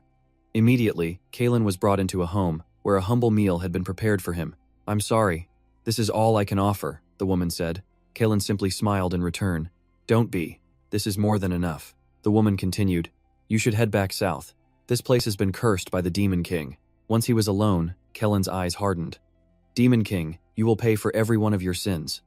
Meanwhile, back at Rena's estate, a child's arrival was causing quite a stir. "My lady, who is this child?" Rena gave a slight laugh. "Haha, I finally went back and brought him home." Mia, the woman beside her, leaned down and asked, "What's your name?" The child didn't answer and simply hid behind Rena's legs. Mia's mother remarked, "Goodness, he only seems to follow you, doesn't he?" Rena nodded. "It seems so." That night, Rena lay in bed, speaking to the child. "Since you're nervous, I'll sleep here with you tonight. But starting tomorrow, you have to sleep on your own, understand?" The little boy nodded in agreement. Rena looked at him, thinking that he must have been abandoned for being so frail. She gently gave the child a name, Shev, and made a silent prayer. "Grow up strong and healthy, so your parents will regret ever leaving you." The next morning, Rena woke up and asked, "Did you sleep well, Shev?" But she was shocked to see Shev had grown into a young man. "You're not Shev. Who are you?" Rena screamed. And with that, the scene abruptly cuts away. We find the Holy Maiden, excitedly preparing for her special training. She remembered the priest's words Knight Aiden himself would be training her. The Holy Maiden wondered to herself, "Knight Aiden, I wonder if he's handsome." She then sat at the dining table, her eyes scanning the beautifully arranged dishes. She furrowed her brow with curiosity. "What is all this?" A servant standing by quickly answered, "Ma'am, this meal was prepared by Sir Aiden." The Holy Maiden nodded, using her chopsticks to lift a small piece of food to her mouth. She was absolutely stunned. The dish was nothing short of perfection. A moment later, Aiden himself finally appeared. The Holy Maiden stepped onto the veranda with a cheerful smile, but was immediately blocked by a burly man. He looked at her sternly and said, "You are 5 minutes late." Hearing that, the Holy Maiden's eyes went wide with sheer disbelief. The man continued, his tone leaving no room for argument. Her punishment for being late was to run 5 laps around the courtyard. As she ran, she muttered, "This guy is way too strict." From a distance, Aiden watched her, thinking he had to ensure the Holy Maiden could protect the world. At Duke Ruberlight's mansion, Rostin was confronting the Duke. "I cannot arrest Rena. She is innocent," Rostin declared. Duke Ruberlight simply roared in response. "Innocent? She uses black magic," he yelled, his voice dripping with menace. "In that case, House Winter Snow will not stand idly by." Rostin paused for a moment, then slowly drew his sword from its sheath. He looked the Duke dead in the eye. His voice was like ice. "As you said, power isn't inherently right." Terrified, Duke Ruberlight scrambled backward and fell to the ground. Rostin swung his blade, its tip pointing directly at a statue of the Duke himself. He spoke with a hidden meaning. "It all depends on how you choose to use it. It can be as simple as this, or it can become something far more sinister." Rostin's expression darkened, his eyes turning cold with a clear warning. "Rena, the woman who uses black magic, is the one who saved the entire North. But if you try to harm her just for using that power, then House Winter Snow will not look the other way." Duke Ruberlight was seething, muttering, "Damn it all." The scene cuts back to Rena, standing before Shev, the boy who had mysteriously grown up in a single night. Everyone around them was in utter shock. "My God, he's gotten so big." Rena hurriedly tried to tie back Shev's messy hair, beads of sweat on her forehead. She couldn't help but wonder why he followed her around so much. He was the son of a monster, after all. Rena reassured herself, rummaging through her pockets until she pulled out a necklace. "Found it," she said, moving to put it on Shev. He just sat there, not resisting at all. "This is a magic control collar," Rena explained to him. Now that she'd put it on him, he wouldn't be able to hurt anyone. Turns out Shev was a monster, but with her, the Demon King, raising him, controlling his power would be easy. "Let's get along, Shev." Rena said this as she pulled him into a tight hug. Shev's face turned beet red, but he didn't push her away. Outside, a convoy carrying food supplies was rolling into the village. "We will now distribute the food, so please form a line," a knight announced. But when he opened the sacks, his jaw dropped. "What is this?" "Just a bunch of rocks." The food thieves were quickly rounded up, and Rostin ordered them to be imprisoned. While walking through the dungeons, Rostin heard someone begging, "Sir, please, just give me one more chance." Rostin didn't answer, simply thinking how the number of people punished for food theft was rising. The shortage was getting worse, he muttered, heading for the warehouse. Looking at the remaining food, Rostin let out a heavy sigh. This wouldn't last long at all. They needed a solution, fast. Just as Rostin stepped outside, a woman approached him. "Our facility is doing just fine," she told him. "Lady Rena has been supplying us with food from her greenhouse." Rostin was stunned. "A greenhouse?" he repeated to himself. "A greenhouse." The scene shifts to Rena, who was overjoyed with her cherry tomatoes. "They're great for your health, and super tasty too," she beamed. Just then, her butler approached. "My lady, Duke Winter Snow is here." Rena looked surprised. "Huh?" Soon enough, the two of them got right down to business. Rena grilled Rostin immediately. You couldn't accept food aid because you fought with Duke Ruberlight? Why on earth would you pick a fight with that absolute bastard? Rostin remained silent as Rena continued. I know he's my father, but there's no denying he's a despicable man. Still, wouldn't it be better to just apologize and get the food? Rostin lowered his head. I couldn't. It was a matter of my honor. Rena thought to herself, is your precious honor going to put food on our tables? She sighed. Aren't the people of the North your priority? Rostin replied. I know I can't just ignore this food shortage. He thought for a moment before speaking. Rena, I heard about your greenhouse. I have a plan. Rena was taken aback. My greenhouse? Rostin led her to a massive stretch of land. Rena's jaw dropped when she saw the empty fields. This place, Rostin explained, used to be the grain belt of the entire North. Rena could only whisper, it's so vast. All the grain that fed the North came from here, he continued. But now the temperature is far too low for farming. Could we turn this whole area into a giant greenhouse like yours? Rena wondered aloud. Here? She gazed out, saying, I'll call Veronica to investigate. This land certainly had potential. Luckily, being near the east meant there was no snow, but it was just too big to convert. Transporting water would be difficult since most sources were frozen solid. And even if she could maintain the warmth, keeping a stable temperature over such a massive area was impossible. Creating heaters and pipes was out of the question. I'm sorry, she said. It's truly beyond my capabilities. But then, as she spoke, something clicked and she suddenly stopped. Wait a minute, she thought. Why can't I do this? Is it really impossible for me? In a small western town, a voice rang out. Ma'am, after days of searching, I've found a skilled artisan who can build the safe. The mistress of the house stepped forward and said, Excellent. Welcome. She then led the young woman to another room. Looking at a statue, the mistress explained, this gold-plated statue is our town's greatest treasure. We can't afford to lose it. Please build a sturdy safe to protect it. The girl smiled and replied, Of course. I'll make a safe that no one can ever open. I am Alan, the artisan. Please, leave it to me. Elsewhere, a man trudged through the snow, leaning against tree trunks for support. His name was Kalen, and he was panting, thinking he'd finally made it. The Abyss Castle of the Northwest, where the Demon King resides.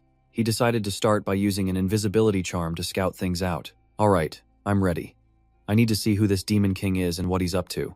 Chev seemed to notice something, but Kalen had already slipped inside. He watched intently, thinking, I've been observing him for 5 hours now.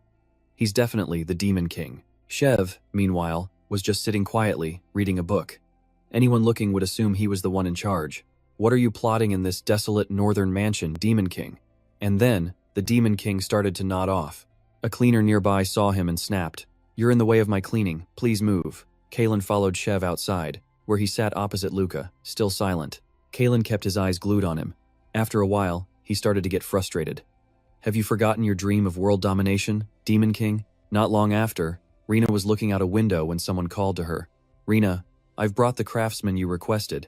Alan introduced herself as a master of machinery. Rena observed her, paying close attention to the woman's hands. How could her hands be so clean if she was a real artisan? Rena remembered her past life. Her father, a mechanic, always had hands stained with oil. Something was suspicious.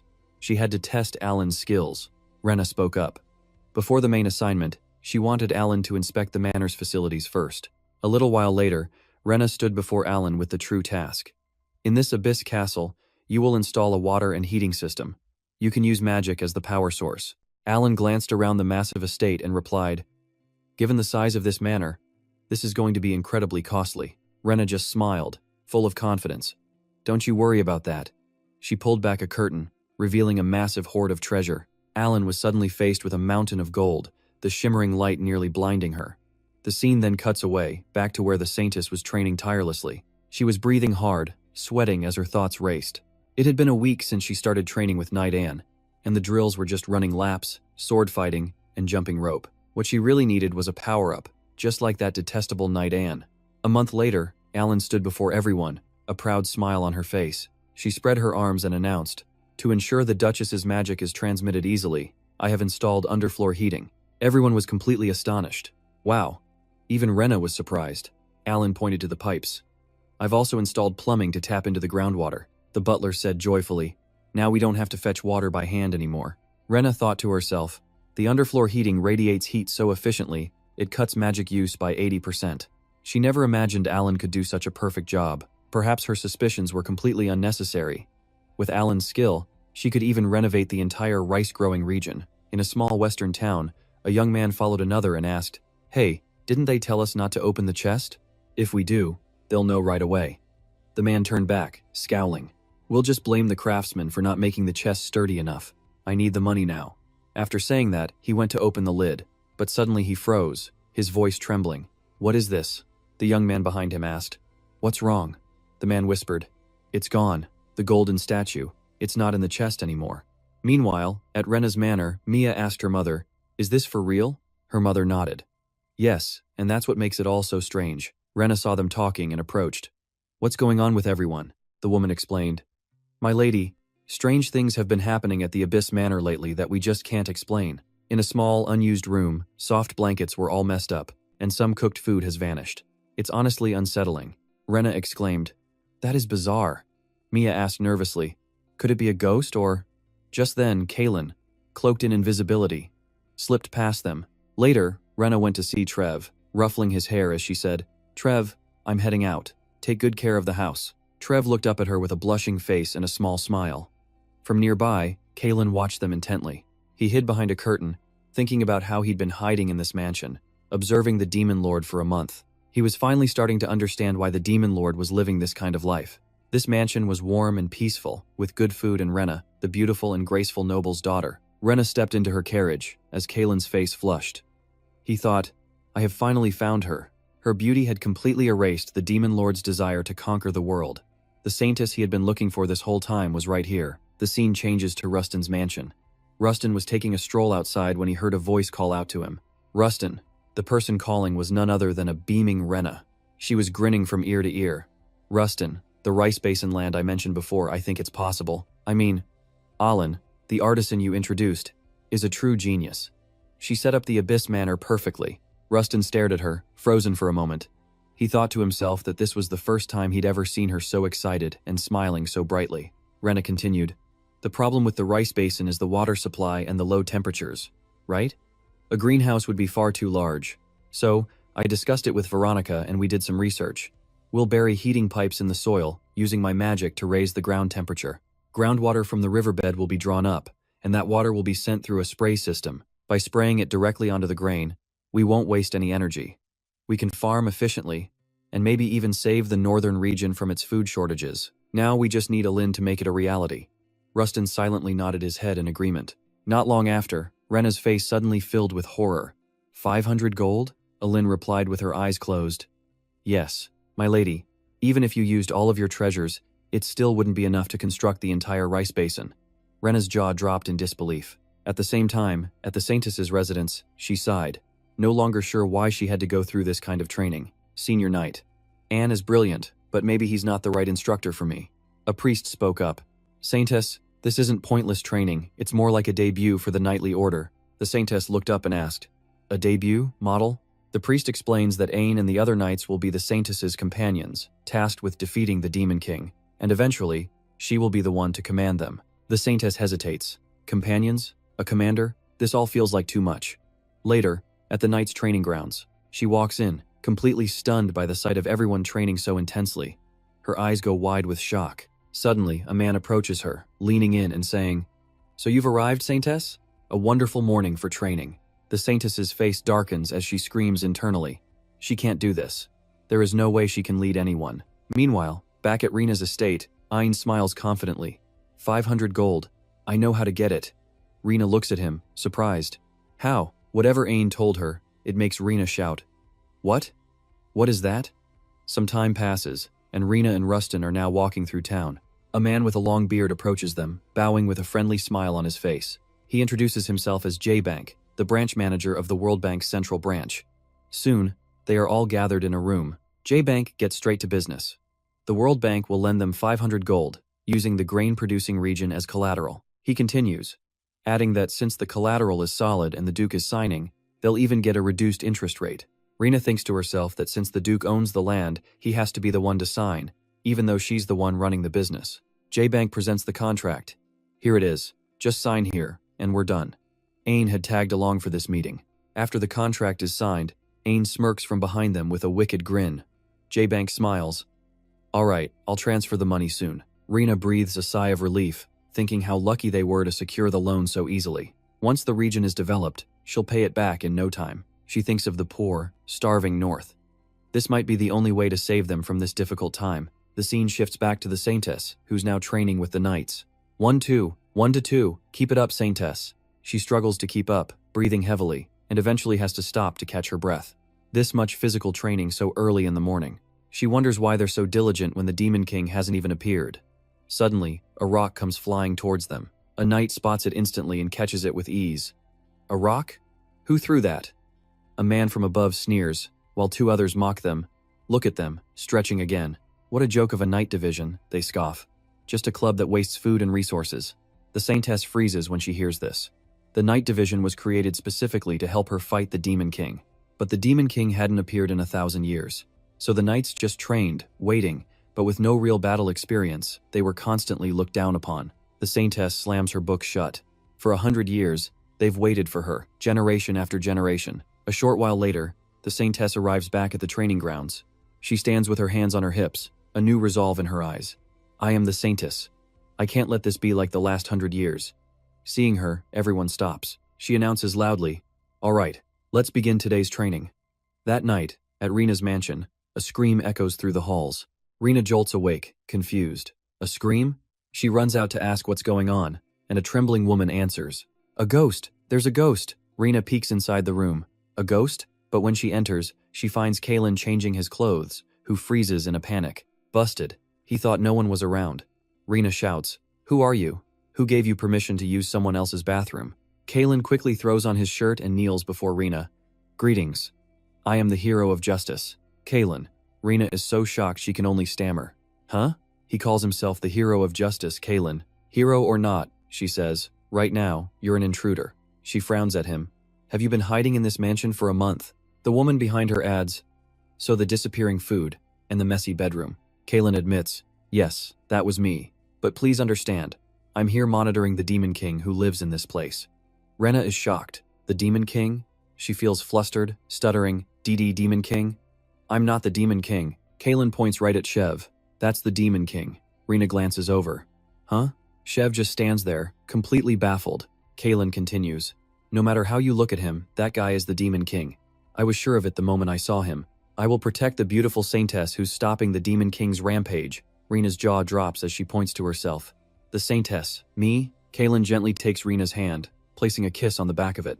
With a dead serious expression, he declares, I, the hero of justice Kalen, pledge my undying loyalty to protect the Saintess. Rena awkwardly replies, I appreciate it, but... Before she can finish, Shev steps in, pushing Kalen away. Shev's eyes are filled with warning, but Kalen isn't backing down an inch. The two glare at each other, looking like they're about to brawl. Rena clenches her fists, her voice filled with confusion. What are you two doing? Kalen suddenly shouts. Saintess, this Demon King could transform at any moment. I'll stay by your side to protect you. Please, let me be your guard. Rena shook her head. Huh? Wait a second. Chever isn't the Demon King. He's just... She stopped short, thinking to herself he was still a demon, and a dangerous one at that. Then, she crossed her arms and declared, All right. What's done is done. She turned to the hero, Kalen. I have a special request for you. Please stay by Chever's side and watch over him for me. I mean, don't let him fall onto a path of sin. Help him grow up right. He might look dangerous, but deep down, he's still just a child. Kalen was bewildered. Yes, but my duty is to remain by your side, Saintess, to protect you. Rena wagged a finger. No. As long as Chever doesn't become the Demon King, then I'm not in any danger, right? And your righteous determination, hero Kalen, will surely be a good influence on him. Hearing those sweet words, Kalen was almost completely convinced. He glanced over at Chever, closing his eyes and thinking, this is a sacred mission from the Saintess herself. He then declared with resolve, Yes, Saintess. I will not allow this one to awaken as the Demon King. I, Kalen, shall watch him with unwavering vigilance. Rena didn't say another word, simply offering him a beautiful, knowing smile. In her heart, she thought, I'm no Saintess and he's not the Demon King. But at least I've guided him toward a better path. It was time to pass off the responsibility of raising the troublesome Chever. Meanwhile, the people were buzzing with talk of the new granary land. I hear that with the princess's power, we'll finally be able to grow grain. The princess is using her power for us again? We are truly blessed. Families eating in their homes wondered aloud if this would finally end their starvation. Some even prayed, Princess Rena is our hero. May God protect her. Elsewhere, on a bustling city wall, new wanted posters were being pasted up for all to see. Veronica happened to spot one and moved in for a closer look. As she read the poster, the color drained completely from her face. On it was a portrait of Alan. Wanted, with a reward of 100 gold, for the crimes of theft and fraud. Veronica gasped. That person, it's her. She immediately sprinted back to the manor, screaming, Lady Rena, Lady Rena. Rena turned to see the frantic Veronica and asked, What's wrong? Pale as a sheet, Veronica choked out a single word. Alin. Alan is a con artist, a wanted criminal for theft. Rena froze, then took off running herself. A con artist? How could that be? She renovated the Abyss Manor perfectly. Rena's mind flashed back to Alan's smiling face as she took the money. I've received the 500 gold. I'll begin construction on the granary immediately. Rena raced to the treasury, yanking back the curtain in desperation. It can't be true, please. She stopped dead. Her eyes went vacant. In front of her was nothing but a single garter. Rena's knees felt weak. It's all gone. The entire treasury filled with priceless artifacts. It was all gone. Completely empty. She gritted her teeth, hissing Alan's name with pure rage and despair. Without a second thought, she began tracking Alan's carriage. The trail led to the border between the north and northwest. But Alan had destroyed the bridge and vanished. The entire heist was flawlessly planned. When she returned, Rostin bowed his head in apology. I was careless. I failed to properly investigate her before making the introduction. We'll have to go back to the World Bank, but I don't know how we'll ever repay 500 gold. When they arrived, Vos simply shook his head. I'm sorry, but that's going to be very difficult. We took a major risk lending you that money. If you cannot develop the granary land and repay the 500 gold, our contract is terminated. Rostin asked, What do you mean, terminated? Vo cut him off. If you cannot return the 500 gold within 5 days, we will seize the granary land. Back at the manor, Rena felt completely hopeless. The granary land was the single beacon of hope for the people of the north. Are we really going to lose it? Outside, the news had already spread like wildfire, and a voice of disbelief rang out. It was a scam? I heard she took all 500 gold from the bank and stole the princess's treasures too. A man sighed. There's no way we can keep the granary land now. A heavy gloom fell over the town square. A bald man crossed his arms, saying, The princess and the duke must be suffering terribly. The person next to him added, Suffering is an understatement. No matter what happens, we have to do something. The people of the north began to voluntarily donate their own possessions from silver candlesticks and bowls to precious wedding jewelry kept safe for generations. Priceless heirlooms from noble families were brought out. They were determined to protect the land at any cost, leaving Rostin absolutely stunned. They've donated their own money and brought it here? A man representing the townspeople stepped forward. That's right. When we heard the bank might take the land, we gathered all our gold and silver to protect it. We've collected the full 500 gold. Rena was utterly speechless, overcome with emotion. All this money was from the people of the north, gathered together. They had already suffered so much from the blizzard, yet when faced with another crisis, they united, trusted, and were willing to sacrifice. I never imagined I'd receive this kind of help from them. I've been so arrogant. Instead of fleeing to another territory, they chose to stay, uniting to survive, ready to sacrifice everything. These people were truly strong. They walked straight into the bank. I've received 500 gold. The banker was shocked. How on earth did they gather such a large sum so quickly? Do you two plan to continue developing the rice lands?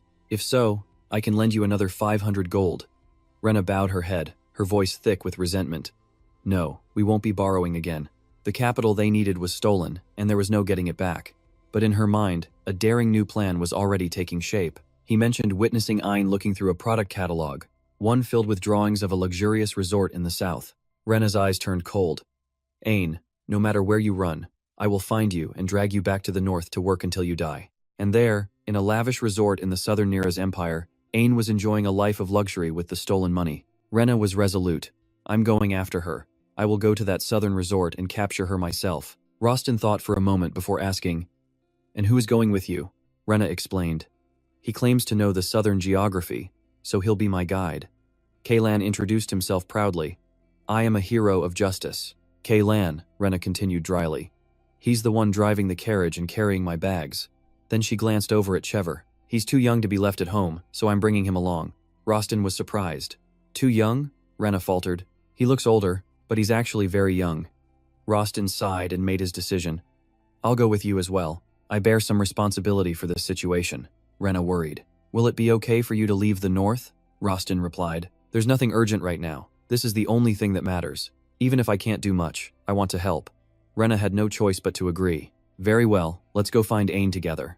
But as they prepared, Rostin shot a suspicious glance at Kaylan. I feel like I've seen that man somewhere before. At the southern Naira's resort, gentle sunlight streamed down as everyone enjoyed a life of peace and tranquility. Some were strolling on the beach, others rested in the shade of trees, and many were savoring delicious meals. Rena's group had finally arrived. She looked around, utterly astonished by the scene. This place was so full of life, warm sun, happy people, vibrant energy. Is this why Ain abandoned their gloomy estate to come here? However, Rostin's expression was anything but happy, and Rena quickly noticed it. She forced a smile, thinking to herself, if we successfully develop our lands, maybe the north could be this full of life one day. After a moment, the group gathered.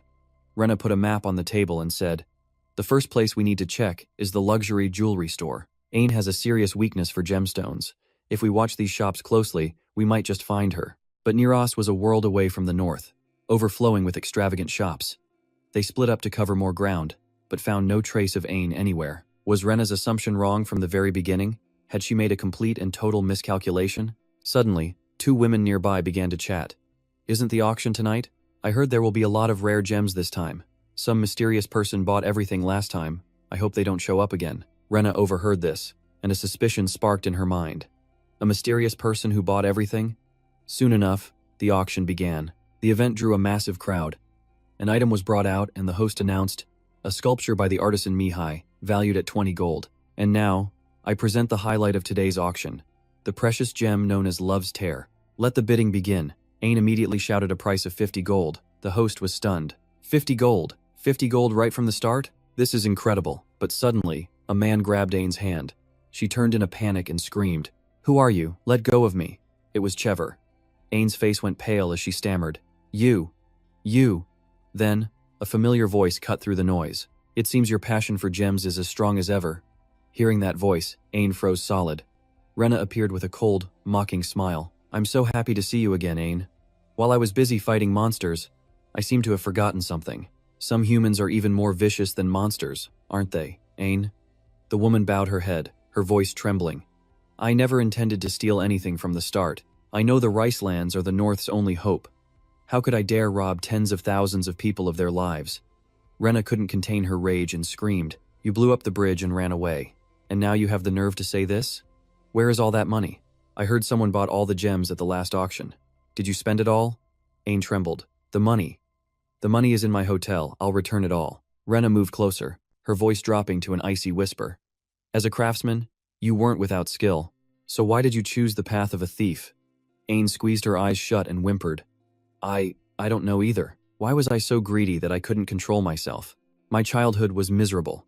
I had nothing to eat, nothing to wear. Every day, all I could do was stare at the gems displayed in jewelry stores. She endured a hellish poverty, all for the hope of one day having it all for herself. When she saw the mountain of gold the princess and duke prepared, her greed simply exploded, completely overwhelming her senses. She knew it was a total betrayal of the starving people of the North, but even so, she just couldn't stop herself. She admitted it right then she was a worthless criminal, telling them to just go ahead and end her life. A little while later, Rena stood alone, reflecting on Alan's confession. So, she'd grown up in poverty. Rena couldn't help but feel a pang of sympathy for her. But when Rena shared this with Rostin, he was stunned. What? He couldn't believe she was talking about trusting Alan again. Rena clarified it wasn't about trust, but about not being so harsh. She had experienced a poor childhood herself and understood the feeling completely. She wanted to give her one more chance. Rostin fell silent, deep in thought. This right here. This was Rena's biggest weakness. Just as he feared, Alan used the stolen money to rent a hotel room, luring them into a trap. The second they let their guard down, she vanished, and the money was gone. This time, Rena was far too shocked to even feel angry. Rostin put a hand to his head, thinking fast. Near us is an island. The only way out is by transport, chair, or boat. A fugitive like Alan would definitely choose the boat. It wasn't too late. He'd go see Count Roman, the ruler of the island, and have him lock down the port. But when Rostin arrived, the Count just roared with laughter. Ha! You want to control the entire sea route of near us. All for a single little con artist. He explained, I understand your situation, but Niras is a city of freedom and ambition. Nobody controls it. Your request is impossible to accept. Ha ha ha. Roman clapped a hand on Rostin's shoulder. Since you're already here and near us, you might as well forget your worries and enjoy yourself. Duke Winter Snow. Rostin watched him walk away, thinking to himself, is Count Roman really this shallow? How is he supposed to convince a man like this? Just then, another voice cut in. This is a city of ambition and freedom. The newcomer was none other than Kalen, holding a glass of wine as he continued. I know that's what made Neros so rich, but diplomatic privilege doesn't apply here. The moment Roman saw him, his face went dark and he began to stammer. You. Kalen leaned in close, his voice low. My father has praised Neros a great deal, you know. The annual tax revenue from here is massive. But what would my devout father think if he knew how morally corrupt this place has become? Roman started sweating bullets. I'll get all the ships under control immediately. Then he barked out an order. Men, stop all ships from leaving the island. As soldiers scrambled to obey, Rostin stood silently for a moment, and then it clicked. No wonder he seemed so familiar. This was the son of Zamont, the heir to House Craft, the true ruler of the entire Southern Empire, including Neros. The scene shifts to a dark and gloomy room. Alan was pacing back and forth, completely on edge. Damn it, I was so close to getting away. But now, every ship leaving Neros was being inspected. She was on the verge of being caught, but she still thought there was a chance. That Rena girl, raised like a delicate flower, I can fool her 100 times over. Suddenly, a presence appeared that made her freeze. It was Rena, radiating a terrifying and massive magical aura. Rena advanced step by step, a murderous smile playing on her lips. Alin, so this is your room? Seeing her, Alan's face drained of all color. She stammered, No, princess. A noble girl raised in a greenhouse? Are you kidding? You're more like a demon lord born from the depths of hell. Alan's voice trembled.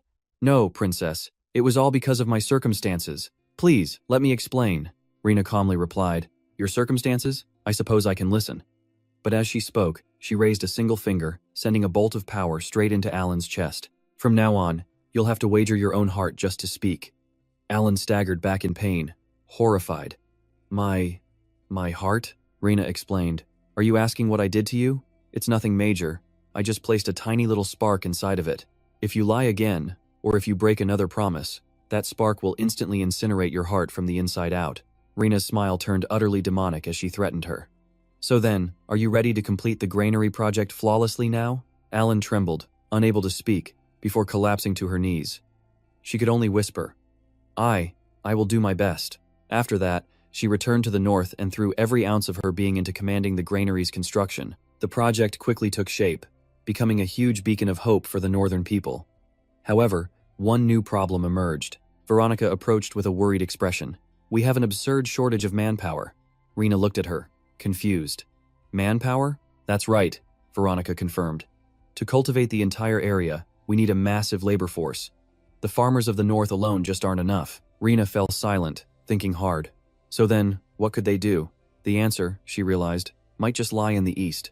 To the east, in the territory of Duke Ruber, local farmers were protesting. You're taking all of our crops for taxes? If you take everything, what are we supposed to eat to survive? Another man shouted back. Get out of the way. And with that, they got on their carriage and left, leaving the farmers to wonder why they even bothered working so hard to grow all that grain. Damn it, a bald man said, his voice raw. They took everything. The family has no food left. Another farmer spoke up, frustrated. It doesn't matter how much we grow. It's all on the noble's land. We're lucky if we keep anything. A man with brown hair listened in silence, his head bowed in thought, before suddenly looking up. He had an idea. I heard they're developing new farmland up north, a massive breadbasket. If that's true, they'll be desperate for farmers. The scene cuts to Duke Ruberlight's mansion, where he's screaming, What? You said the peasants are fleeing. Where are they going? The butler trembled. To the north, my lord. The Duke's face darkened instantly. Meanwhile, in that very breadbasket, Rena was all smiles.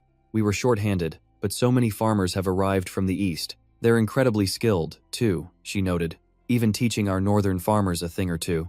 But Rostin looked grim. Things are going almost too well. It has me worried. Rena turned. Worried about what? Just then, Veronica rushed in, out of breath. My lady, we have a problem. We need to discuss what happened earlier. While everyone worked diligently, a shadow lurked nearby, watching them all. It was Duke Ruberlight himself. He stared in shock. A project this massive? They're stealing every last one of my farmers. He stormed over to the priest's residence, yelling, High priest! Where is the high priest? A servant answered. He is still in his room, sir. A high priest sleeping until noon? The Duke fumed. He knocked sharply. "High Priest, it is Ruberlight." A voice called back. "Come in." He entered to find the priest simply adjusting his robes. The priest asked calmly, "What is the matter?" "It's Rena," Duke Ruberlight sputtered. "She's using dark magic to develop the breadbasket and luring away all the nearby peasants. I meant to stop her," he claimed, "but she wields the Demon King's power. I couldn't risk acting recklessly." But another voice cut in. "What did you just say? Rena has the Demon King's power?" The Duke spun around, horrified. "Your Highness, the Crown Prince, what are you? Rena? The power of a Demon King?" The prince gently touched his chin, considering the idea. "If it's that Rena, then, isn't she the firstborn daughter you've kept imprisoned all these years?" At those words, all the color drained from the Duke's face. "How could that possibly be true?" he stammered. The Crown Prince just crossed his arms, a knowing and dangerous smile on his face. "I hear more rumors in the Imperial Palace than you could possibly imagine." And with that, Duke Ruberlight began to panic. "I thought that secret was perfectly hidden." Just then, the priest stepped forward, interrupting. "Your Highness, would you mind giving us a moment?" Once they were alone, the priest got straight to the point. "Duke, the situation has changed. Because the Saintess has now appeared, I will guide you to the next phase of the plan." The Duke was stunned. The next phase? Back in the present, Rena stood, staring intently at the distant horizon. She saw it all in her mind's eye, armies gathering far away, on both the eastern and northern borders. Near the border, soldiers were now using force, capturing any eastern peasants who tried to migrate to the new farmlands. Veronica pointed, her voice laced with fear. "They say the peasants who are caught are being punished without mercy." The farmers who had managed to escape all told the same story of Duke Ruberlight's impossibly cruel exploitation. Rena listened to every word in silence, but a storm of emotion was building deep inside her. She clenched her teeth in pure rage. No matter how much they harvested, the taxes left them with absolutely nothing. The only choice these hardworking people had was to migrate north for a better life. And now he was trying to stop that, too? "Ruberlight," Rena sighed, her voice now cold and determined. "Do not worry. I already used dark magic to drive away his army. But why then?" she wondered aloud. "Why are the rest of the eastern peasants still not coming?" Back in the east, Duke Ruberlight stood on a platform, his voice booming with authority. "Greetings, everyone. I am Duke Ruberlight. Today, I must reveal a terrible truth. Rena is the daughter whom I was forced to imprison when she was just 8 years old. She is now in the north," he declared, "and she wields the power of the Demon King, a power that could destroy this entire world," he continued, his voice thick with fake emotion. "As a father, revealing the true nature of my only daughter, it was not an easy choice. But Rena has now become a saintess, and before she becomes an even greater threat with her new title, I decided I had to warn everyone of the danger. Please, forgive me for not telling you all sooner. No matter how she attacks, I swear I will always protect my people until the very end." The terrible irony was that Rena's use of dark magic to push back his army only made the Duke's lies seem true. The soldiers who had witnessed her dark magic firsthand trembled with fear, and that terror spread like a plague. Soon, a new rumor was circulating among the eastern peasants, that anyone who migrated to the breadbasket was being brutally exploited by the Demon King, Rena. The Duke smirked by the window, thinking his plan was a success. He'd followed the priest's advice, and the tables had completely turned. Flashing back to their meeting, Duke Ruberlight asked the priest what the next step of the plan was. The priest calmly took a sip of tea, his demeanor perfectly serene. He advised the Duke to gather the eastern farmers and announce that Rena was the Demon King. The Duke was floored. A public announcement? The priest nodded, suggesting he should play the part of a heartbroken father, revealing the truth to gain their sympathy. But the Duke was worried. The honor of the Ruberlight family would be dragged through the mud. With his eyes closed, the priest confidently reassured him, "Don't worry, our temple will stand behind you and protect your honor." Still, Duke Ruberlight couldn't shake his anxiety. Rena's next move was a mystery. What if she was in the grain-rich lands now and didn't awaken as the Demon King? What would they do then? The priest paused for a moment before a chilling smile crossed his face. "In that case, we will simply make her the Demon King." The Duke's voice trembled. "Make her the Demon King?" The priest nodded. "That's right. It won't be difficult, since Rena's power is a perfect fit for the role." But as he left the room, his thoughts were interrupted. Why was the Crown Prince standing just outside the door? The Crown Prince stood there, his gaze severe. "So even if she's not the Demon King, you'll just turn her into one?" After a moment of silence, the priest took a calm sip of tea. "So, it seems you were eavesdropping," the Crown Prince replied coldly.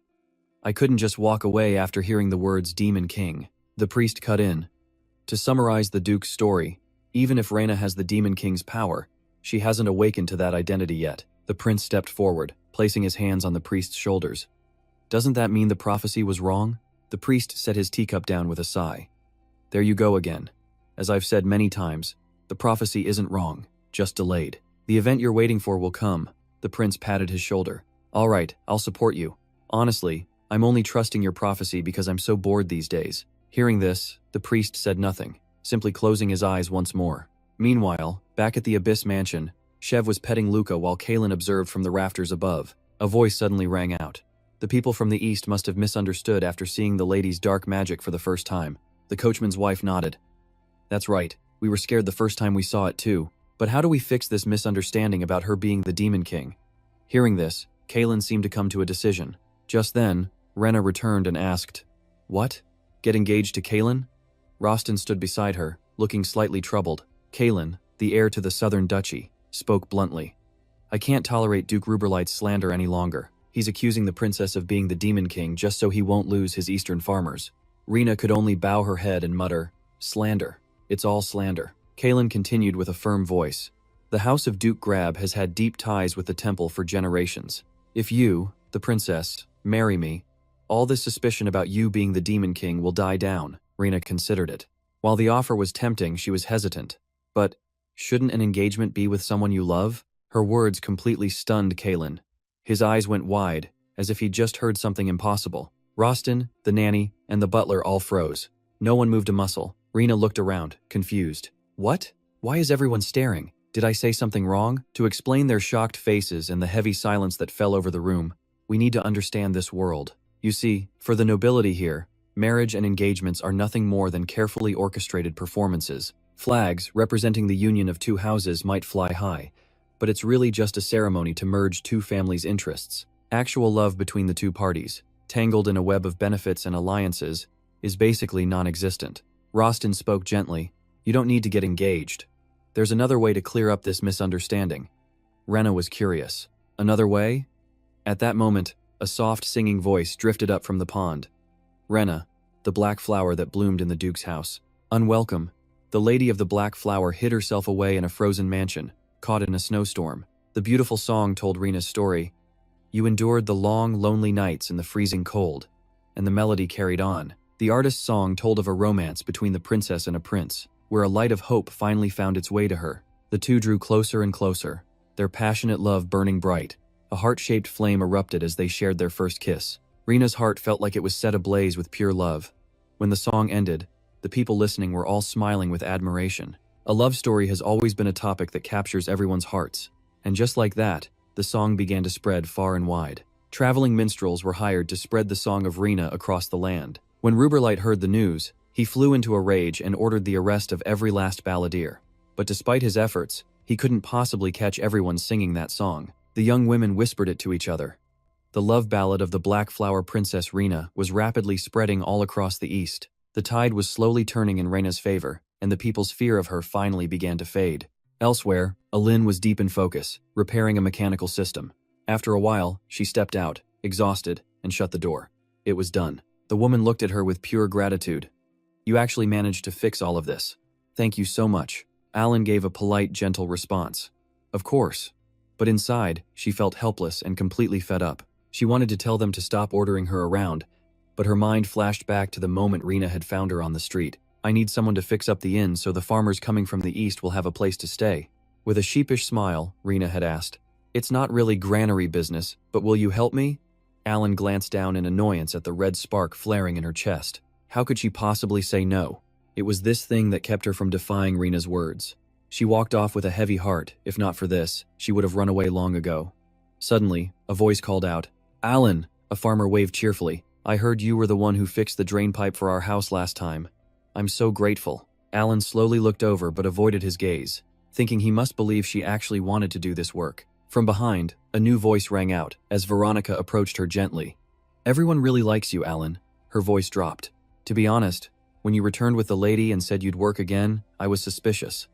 I watched you, afraid you would just scam us and flee. Alan's expression remained calm and cold as she listened. Veronica continued, but after seeing you give it your all, I realized that you're truly sincere. Her eyes slowly lifted, the warm sunlight illuminating the massive golden fields. Now I want to say thank you. I truly thank you for creating this granary land. A flash of shock crossed Alan's face, quickly followed by anxiety. She hadn't done this out of passion, nor did she ever expect the granary to succeed. But for a moment, they both stood in silence, just admiring the incredible view before them. The scent of the golden rice fields was fragrant. For the first time she felt not bad at all. Afterwards, they listened together to the sweet song being sung in the streets. Just as the grain in the fields ripened, the idle townspeople eagerly listened to the love song for Lady Rena. Before long, they were buzzing with curious whispers and gossip. They looked at the two princes walking beside her, close, handsome, and the main characters of the ballad. Clavis's warm gaze was fixed on her. Rustin's serious expression was always turned her way with eyes full of affection. The song, The Love of Princess Rena, the Black Flower Princess, continued to spread far and wide. Perhaps it was the power of that melody, because farmers from all over began to cautiously make their move. Or maybe it was the positive rumors, passed from one person to the next, that pushed them across the river toward the fertile eastern lands. Time passed under the warm sun, and the rice fields entered a season of bountiful harvest. The farmers worked relentlessly, sweat pouring down their faces, but pure joy was clear in every single motion. Meanwhile, at Rena's estate, the unwelcomed lady of the Black Flower was hidden away in her icy mansion amidst a snowstorm. Veronica, her face beaming with happiness, exclaimed, "It's so wonderful to see all these beautiful flowers. Who knew you could grow such rare species in the cold north? It's like a dream." However, the peaceful atmosphere was shattered by Clavis's shouting. "Chev," he snapped, holding up a book right in front of the boy who was about to eat a pastry. "How many times do I have to tell you, don't scribble in the books? When are you ever going to learn the alphabet?" Chev glanced away, his indifferent attitude only fueling Clavis's anger. "If you're going to write, at least do it properly. What is this letter even supposed to be? Are you even listening to me?" His scolding echoed all the way to the hallway where Rena stood looking out a window. Another peaceful day, she thought quietly. Suddenly, her eyes caught sight of a white-haired child standing below. Luca. She instantly recognized his adorable face. Meanwhile, at the frigid winter snow estate, a serious-faced man spoke up. "Your Grace, I have a question I'm curious about." Rustin shot him a cold look, his expression tinged with exhaustion. "What is it?" he asked curtly. "The song about Princess Rena, the Black Flower Princess," Che said with immense patience. "Who is the one the princess falls for?" Getting to the crucial part, Che asked bluntly, "It's the Duke, isn't it?" Rustin's blue eyes paused for a split second before he coldly replied, "What are you talking about? That's just a fictional song." Refusing to give up, Che pursued him, his voice stubborn. "But even if it's fiction, you can still guess who the subject is. This is what everyone is curious about. Please just answer honestly." Rustin looked back at him with suspicious eyes. "So, everyone's dying to know," his man shouted. "Is it Sir Orchid or the Duke?" Rustin just shook his head and turned away coldly. "It's just a song," he said. "I don't care who they imagine." But his man wouldn't let it go, his voice filled with anger. "We can't let the South steal the princess. Lady Rena belongs to us." Rustin sighed, a hint of a threat in his tone. "You seem a little too relaxed. Maybe we should restart your training." Just then, a knight came rushing toward them. "Your Grace, the Grand Priest is here." Rustin was a bit surprised but kept his composure. "That interesting little song has spread everywhere," the Grand Priest said, his eyes deep in thought. "Rena, the Black Flower Princess, has fallen in love. Is the object of her affection the Duke?" Rustin could only shake his head. He couldn't believe even the Grand Priest came to ask about this. But the man continued, "While the Duke is free to date whomever he pleases, there is one cause for concern." Rustin calmly asked, "And what is that?" The man replied, his face clouded with worry. "Isn't the Winter Snow family afflicted by a curse?" The moment he finished speaking, Rustin's expression froze solid. He fell silent as the man dredged up the most painful memories of his past. While the Duke was lucky enough to survive, his parents were both sacrificed to that very curse. He kept digging at old wounds. Even the Duke's own brother couldn't escape it. His eyes filled with pity. "My condolences, but this curse is not over yet." It suddenly dawned on Rustin what he was implying. If the Duke were to marry, his wife could also be affected. An image of Rena suffering flashed in his mind, sending a chill down his spine and making his face go rigid. The man's reminder was soft but sharp. "You should be careful, Duke Wintersnow." Rustin just sat there, completely lost in his thoughts. Suddenly, the sound of rushed footsteps echoed down the hall. Rena's voice called out urgently, "Rustin!" He snapped his head toward the sound. The other man looked over as well, asking quietly, "Is that the Black Flower Princess?" Rustin's expression darkened, but he remained silent. Hearing no reply, Rena called out again, "Rustin!" But all he could hear was the priest's warning ringing in his ears. "You should be careful." Rena, completely unaware of the tense atmosphere, just kept looking around for him, her expression calm. The priest's voice echoed in his mind. "The curse isn't over. Anyone who marries the Duke could be affected. Just then, Rena glanced behind her, sensing someone's presence. The Grand Priest's deep, warm voice rang out. "What a surprise to see you here, Lady Ruber." The air around them grew tense and cold. The Grand Priest continued, "It's an honor. I hear the North has been accumulating many virtues." Rena stared at him, stunned, noticing the unfriendly smile on his face. She instantly recognized the man, a brilliant aura radiating from him. He had the appearance of kindness and grace, the highest-ranking leader of the temple, the Grand Priest. His tone was laced with sarcasm. "You saved the granary lands, did you?" He chuckled, but the friendly gesture did nothing to ease the tension. "It seems you're more capable than I, a humble servant of the gods." Rena forced a helpless smile, thinking, "Damn it, did he figure out I'm the Demon Lord?"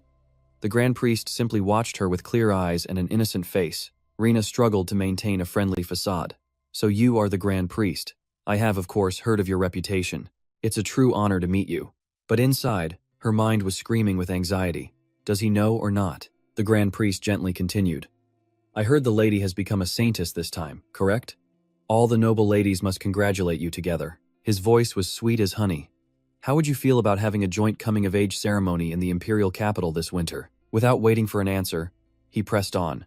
"If Lady Ruber, the savior of the granary lands, joins me, the ceremony will be even more meaningful." Rena looked at him in surprise, thinking to herself, "A ceremony? If he's inviting me, he probably doesn't suspect I'm the Demon Lord." She let out a sigh of relief. "Thank you for the invitation," she replied. "I will definitely be there." He maintained his calm expression, about to continue. "Yes." And then he brought up the party's unwritten rule. At these events, adults usually attend with a partner. He didn't hesitate to state his true purpose for inviting her. "From what I hear, the song about the Black Flower Princess is quite popular. Therefore, I truly hope you will bring one of the two gentlemen as your partner." But even after he finished, she was still completely lost, just staring at him wide-eyed. "One of the two? What are you talking about?" He then gave a polite smile. "Well then, I will see you there. I'll be taking my leave." But a second later, his voice suddenly turned sinister. "It was a true pleasure meeting you, Lady Ruber."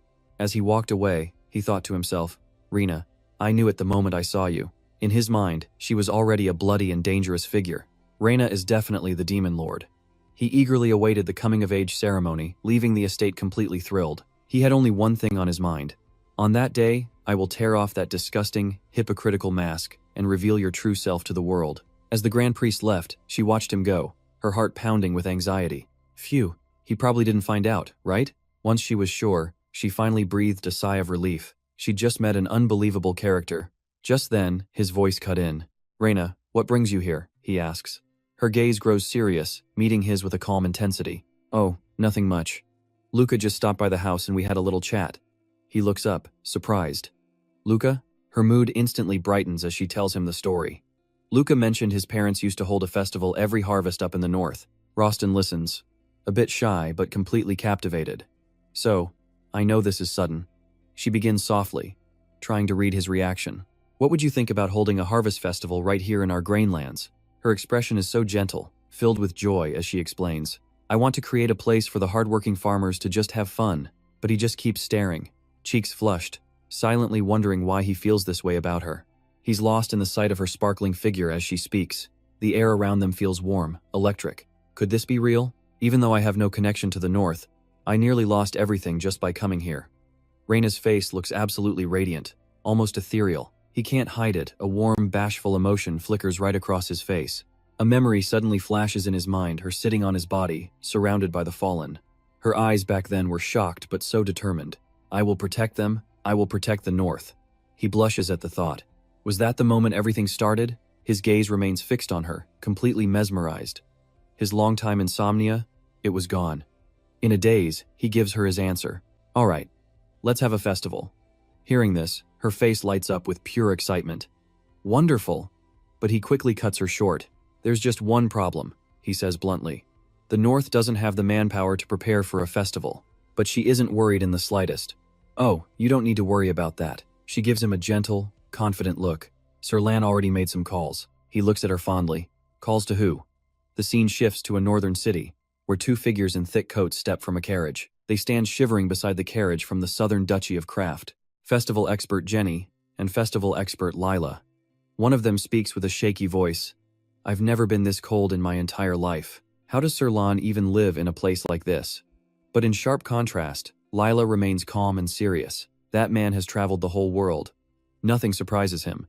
The younger girl, however, is a shivering, anxious mess. I have no idea how to plan a festival in this cold. But Lila just stares ahead, her eyes filled with unwavering excitement. The festival is important, yes. But don't forget the greater mission we were given.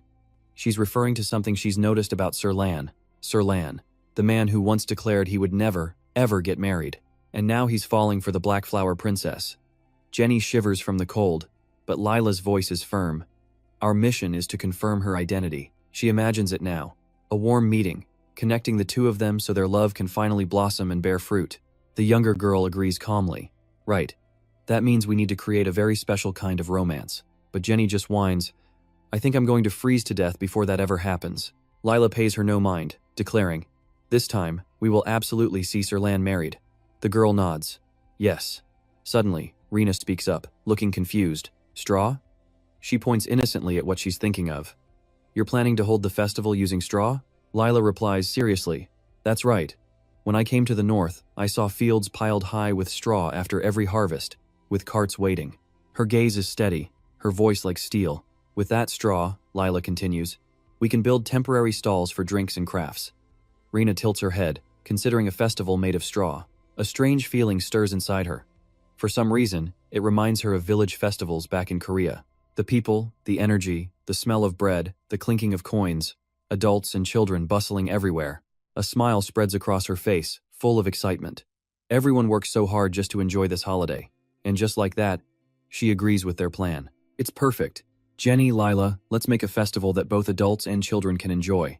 Lila's gaze turns sharp, focused. So this is the lady. Rena Ruberlight. In Lila's eyes, she appears like a beautiful muse with an impossibly warm smile. Lila is now certain this is the Black Flower Duchess, Rena Ruberlight. She leads the people with such confidence and passion, earning their adoration. Lila can't look away. Rena is so beautiful and healthy. A shiver runs through her as her expression turns serious.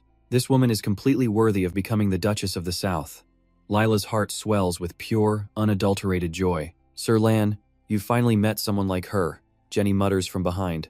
Her cheeks are so thin, no need to cry about it. Lila stops in front of a huge pile of straw, gathered from all the local villages.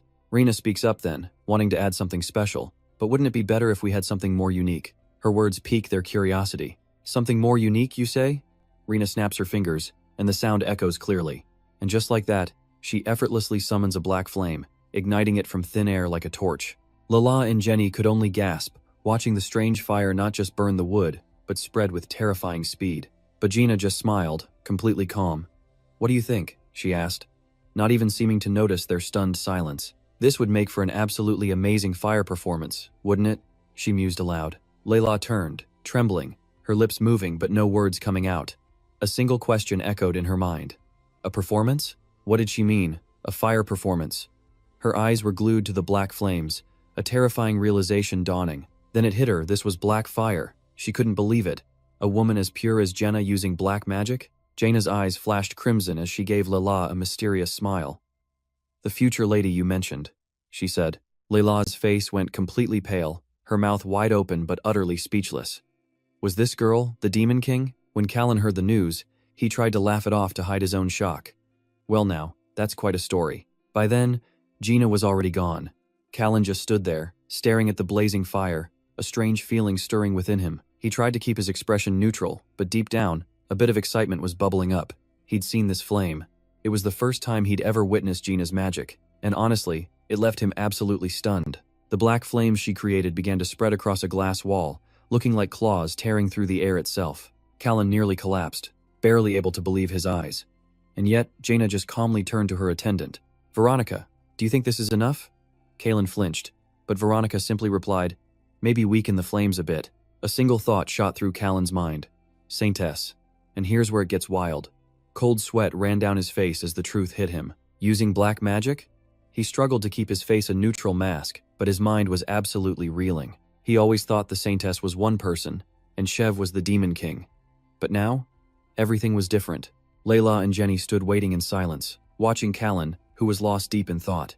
Lala's concern for her master spiked. Master, she screamed, watching him reach out to touch the black flame. But strangely, the fire didn't burn him. It just flared brightly around his hand, completely harmless. Kalan realized he was totally safe inside Jenna's magic. Even standing in a sea of black fire, he was unharmed. From behind, Layla and Jenny watched in stunned silence. Kalan met their gazes with pure trust, trying to calm their fears. Jaina isn't the Demon King, he explained, though she's been mistaken for one plenty of times before. To clear the rumors, she composed the song Lady of the Black Flower and performed it everywhere. But Layla still looked skeptical. She realized the loving scene she'd witnessed between them was just an act. So, they aren't actually in love? She wondered. Later, under a bleak northern sky, Jenny and Lala walked across the cold landscape, their hearts heavy with doubt. If the song was a lie, then the wedding was probably off, too. But that thought was cut short by Layla's firm voice. No. She remembered how happy and close they had seemed when Jaina and Kalan were together. When Kalan was with her, his entire expression changed. His gentle eyes, his warm smile. Layla recognized it instantly. The look of a man in love. Standing there in the cold northern air, Layla made a decision. She would bring them together. She had to prepare the perfect romantic stage, just as the original plan intended, to finally connect their hearts for real. The night of the Northern Festival arrived. Gina, beautiful as a painting, stood amidst the lights, holding a bouquet for her grand performance. The act was supposed to end with her taking a young man's hand, accepting a flower from her prince as love blossomed. Her thoughts were interrupted by a question. "You two want me to perform the finale?" Layla nodded with a kind smile. "Yes. It's the scene that the audience is waiting for most." Just then, Kalan walked in. Layla continued, looking at him. "And the role of the prince will belong to you." Seeing Kalan's handsome face as he held the flowers with a princely smile only strengthened Layla's resolve. But when she heard the plan, he immediately shot it down. "No way. The Duke is the one who should be on stage." Rostin just closed his eyes in silence. Lala didn't back down one bit, growling, "You dare oppose Lord Kalan?" Chi's eyes were firm, unafraid. "This is a northern festival. Lord Rostin, as the reigning duke, has every right to be on that stage." The two of them faced off, the air thick with tension, staring each other down in a silent battle. Gina and Kalan could only watch, confused, as the two argued fiercely over who should perform the song with her. In the middle of the tense silence, a new voice cut through. A small animal, eyes shut tight, lay in someone's palm. "Wait a minute, I object." Just like that, Chi appears, face filled with rage. Rina watches the whole scene unfold in silence. Layla fires back with her reasoning. "The Lady of the Black Flower is a love song, only someone in love can perform it." With a serious look, Leela clenches her fists, stunning Chi into silence. Then she points right at Kalan, her voice full of reverence, "Our Sir Kalan." Her words send a blush creeping up Kalan's face, leaving Reyna and Chi speechless. Kalan freezes solid, and even the creature in his arms looks absolutely baffled. Reyna calmly watches him, waiting for a reaction. But the second their eyes meet, Kalan just panics, blushing hard, and quickly looking away. Even the little creature is giving him a judgmental stare. The story of the Black Flower Princess dancing with a mysterious, masked prince has captured the public's imagination, sparking immense curiosity among the people. With her mind racing, Rena sinks into worry. According to Chi, the vast majority of the people in the north already support Rostin. Even during her meal, she's completely lost in thought, lifelessly cutting her food and letting out a deep sigh, as if she were already on stage. A wave of deep frustration begins to build inside Rena. She doesn't understand why everyone's in an uproar over such a trivial matter. But the person with her gently points out this is no small thing. "My lady?" At these words, Rena stops, her expression turning thoughtful. Her companion pauses the meal, then slowly explains that for a noble lady like herself, public performances always carry a deep political meaning. Rena listens intently, slowly realizing the truth. Whoever stands on that stage with her could actually change the people's entire perspective. It's a moment of sudden realization, her eyes flying wide open. Change their minds? What does that mean? Cut to the North Village Gate, a black wooden archway with an inscription. Children are playing joyfully in the village, some sliding around while others watch. Adults walk along the path, which is covered in straw. The air is thick with a festive spirit. Two women stand together, gazing upward. The play of the Black Flower Princess and her mystery prince is still up in the air. The performance has begun, but a prince still hasn't been chosen. Inside a magnificent palace, blanketed in pure white snow, Layla and Jenny have joined Rena in the preparation room. By now, she's already dressed in the beautiful princess gown. "Whoa," she lets out, absolutely delighted as she looks at the stunning dress on her. Jenny sees how happy she is, and begins to tell her all about the dress's origins. "This dress was bought from the south, you know." Layla seizes the opportunity. adding that southern noblewomen dress lavishly and enjoy extravagant parties every single day. She continues in a proud tone, explaining how money and fortunes rain down in amounts so vast they're impossible to even count. And among them, the Raphael ducal family is the absolute wealthiest of the 4 great ducal houses. And right then, Layla makes her move, extending an offer if the young lady would agree to go to the south with Sir Callan. Rena stands there, the very picture of a noble lady, as Layla tempts her with the most unbelievably attractive offers. You, my lady, will enjoy the finest things this entire world has to offer. Layla's words clearly have an effect on her, making her actually consider a future in the south with Callan. Rena remains silent, just watching and listening to them both. And then, it finally clicks. If the prince is Callan, with his warm smile and a bouquet of flowers, looking right at her, the people of the north would be terrified. They would fear that if she genuinely returned his feelings, the two of them would end up together. That would lead to the sight of her in a horse-drawn carriage, leaving the gates, leaving the northern lands for the south. And the northern people, including those closest to her, would all be left behind. They would feel abandoned, left to wait and wonder. She keeps her eyes locked on Leela and Jenny, but internally, she gets it now. I understand what this performance truly means to them. And then, a radiant smile spreads across her face. I've decided who will play the prince. Down below the stage, the festival is in full swing. The people of the north are eagerly anticipating this performance. Then, a pair of elegant shoes steps firmly onto the stage floor. He holds a gorgeous bouquet, designed with shades of pink and red. On stage, Rena is smiling at the prince she has chosen for this performance. But the question is, who is he? First, we see a head of perfectly styled, dark purple hair. And then, the dashingly handsome prince finally appears. The man standing beside Rena is none other than the Duke of the North. He gently holds the bouquet in his hands. Rena turns to face her people, her heart swelling with pride over her choice. She couldn't possibly let the northern people down. And right then, Rostin's deep, warm voice rings out, calling her name Rena. Even though his expression is cold, his words are shockingly sincere. I love you so much, and because of that, I want to give you everything. Rena's eyes fly open in shock, completely caught off guard by what is happening. This was definitely not part of the script. Rostin approaches, placing the bouquet in her hands, his eyes never leaving her face for a single second. Suddenly, Rena realizes something is very wrong. This line isn't in the script. Rostin just tilts his head, his eyes deep and intense. Everything I have, I want to give to you, just like my love. Rena's eyes widen as the crowd around them erupts in cheers. Jenny and Layla stand beside Can, their hearts sinking. Why would their master get rejected like that? He deserves someone better. Ken replies awkwardly, I wasn't the one rejected, and I don't need anyone's pity. The stage curtains slowly close, ending the play, but Rostin and Rena remain standing there, their eyes locked. Rena finally breaks the silence. Rostin, were you actually crying during your lines? He doesn't answer, just offers her a faint smile. Rena thinks, is he smiling? Rostin then speaks up, it's been so long. Not since I was a child have we had a proper northern festival. I remember those days, he continues, when we could fill the storehouses with grain after so many good harvests. I thought a day like this would only come after we defeated the Demon King. Rena stammers. Rostin looks at her sincerely. You're the one who made all this possible. If there is anything I can do for you, please, just say the word so I can show my gratitude, Rena. Rena can't believe her eyes. She thinks Rostin is actually really handsome when he smiles. She coughs, trying to clear the awkward air. Ahem. I wasn't going to say I expected a reward, but her crimson eyes lock onto his. I do have one request. The scene shifts to Chi talking with a craftsman. The man is shocked. Huh? A request to build a statue like this? In my 30 years of work, this is the first time I've ever gotten an order like this. Chi replies, it's a special request from the Duke's estate. Please do your best work, Chi asks. The craftsman nods.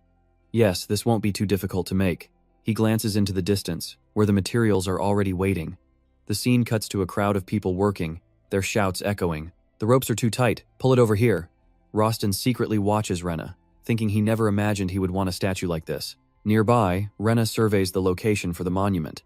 She thinks, if we place the statue on this hill, everyone in the east will see it. The people keep working with all their might, their shouts ringing out, pull! One man sighs in relief. Whew, this is the first time in my life I've seen a statue like this one. The statue depicts a female farmer holding wheat, sparking chatter among the crowd. A monument honoring a farmer. Yeah, in an age where statues are only for gods, emperors, or nobles, honoring a peasant is a seriously bold move. Rena beams with happiness as she watches. She tells Rostin, With this statue, everyone will know the North truly values its farmers. The farmers in the East can use this statue as a symbol of hope to guide them through their hardships. She smiles, a cunning glint in her eye. If we do this, we can attract all of their farmers here and destroy every territory in the East. Then she lets out a sinister laugh. Rostin feels helpless, but still smiles. A duchess plotting to take down her own father. He thinks, I really give up. Faced with someone so strange. Just as people prepare to leave, the sky suddenly turns dark. One man in the group shouts, "We have to get down from here, now." But another voice suddenly calls out, "Wait a minute." He brushes away a thick layer of snow with his hands and is shocked to find something underneath. His face lights up with pure joy. "We hit the jackpot. Look, there's more of it over here. Wow, we almost missed it. Come on, dig faster. Before it gets any darker." Suddenly, strange noises echo, startling the entire group. What was that sound? A low growl. What is that? What's going on? The cliff face suddenly cracks open, forming a deep, dark abyss. We cut to Callan, waking up groggily. He sees Chev dressed in a black cloak, as if preparing to go out. Callan asks quietly, "Where are you going this late at night?" And then he sees it tendrils of dark magic swirling around Chev. Callan is horrified. Is that dark magic? Chev is using Rena's dark magic. The Demon King has appeared, burning every city in black flames. And then, the Saintess will appear to save the world with her holy power. 1,000 years ago with the High Priest. On the day we received the God's divine decree, I have been waiting for my chance to meet the Saintess. The scene changes to the Saintess being caught by Aden as she tries to sneak out a window. She lets out a forced laugh. "Haha, Sir Aden." Aden gives her a serious look. "Saintess, you weren't trying to sneak out, were you?" Sweat beads on her forehead as she climbs down, trying to change the subject. "I just thought you were going to be late today." Aden ignores her, saying coldly, "As I've said before, you are not to go outside. You cannot leave the shrine." She begins to stammer. But, Aden continues, "You have been chosen by creation itself to save this world. Saintess, if you were to get hurt or face danger outside, no one could ever replace you. I would be very grateful if you could live according to the schedule I have laid out for you here in the shrine." The air grows cold after Aden's words. A deep sadness flickers in her eyes. "I understand." And with that, she runs off, leaving him all alone in the quiet hallway. Ain realizes the Saintess he'd awaited for 1,000 years is just a normal 19-year-old girl. Then, one day, duty calls. He has to go to the Western Labyrinth. He goes to report to the Saintess, who looks shocked. "The Western Labyrinth?" Ain just nods. "Yes. Reports say villagers stumbled upon it while picking mushrooms, the Western Labyrinth, wide open." He insists they have to move fast before the monsters get out. The Saintess's face is a mask of worry. Ain can see it clear as day she's scared. He tries to reassure her, "Don't worry. I won't let you enter that labyrinth alone." The scene shifts to the Western Mountains, with the Saintess giving it her all against the monsters. The other knights, of course, are full of praise. "Amazing, Saintess. At this rate, we'll clean them out fast." But Ain can't shake a weird feeling. These monsters in the Western Labyrinth, they're too weak. It's almost like they're putting on an act, just strong enough for the Saintess to handle. After clearing them out, she feels a definite shift inside her. And boom, for conquering the labyrinth, she gets her reward. She's leveled up. The knights all rush in to congratulate her. "Incredible, Saintess. This labyrinth was nothing compared to you." But Ain hangs back, deep in thought. Something's not right. Conquering a labyrinth shouldn't be this easy. Later in the library, a golden-haired girl quietly interrupts him. Ain, now that the labyrinth is clear, can I go hang out with my friends today?" Ain's reply is ice cold. "No, you cannot."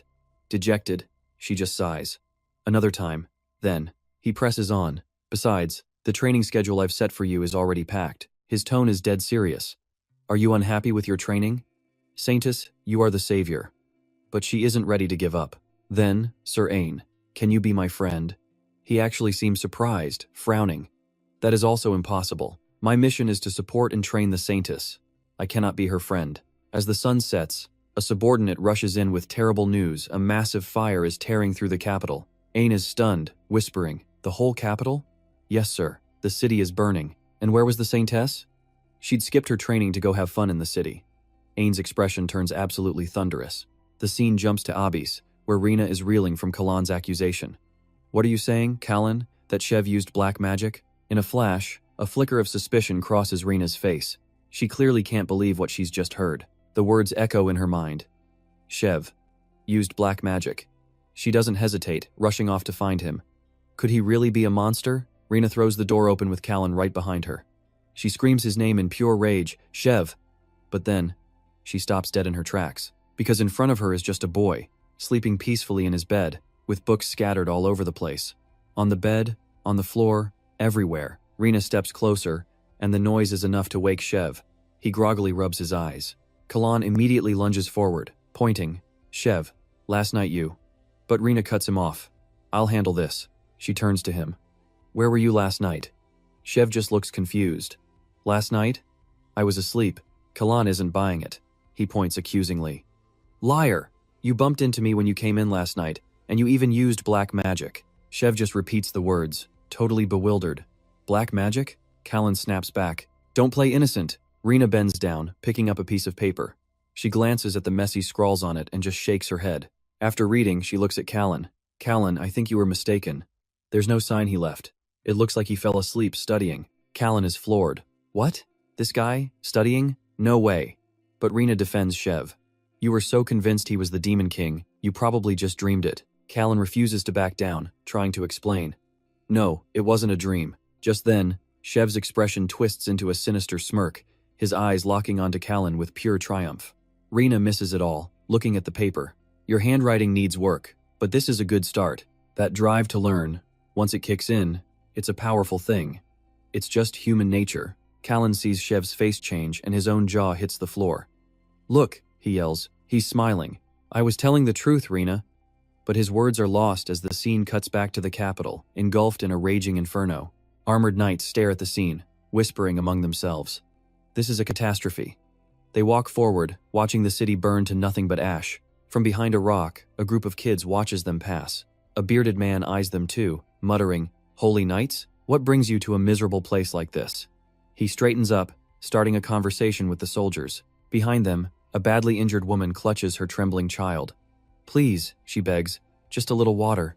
The baby in her arms is also covered in blood. She pleads again and again, please, just some water. Ain's heart breaks, but his orders are cold. Do not look back. We have our duty.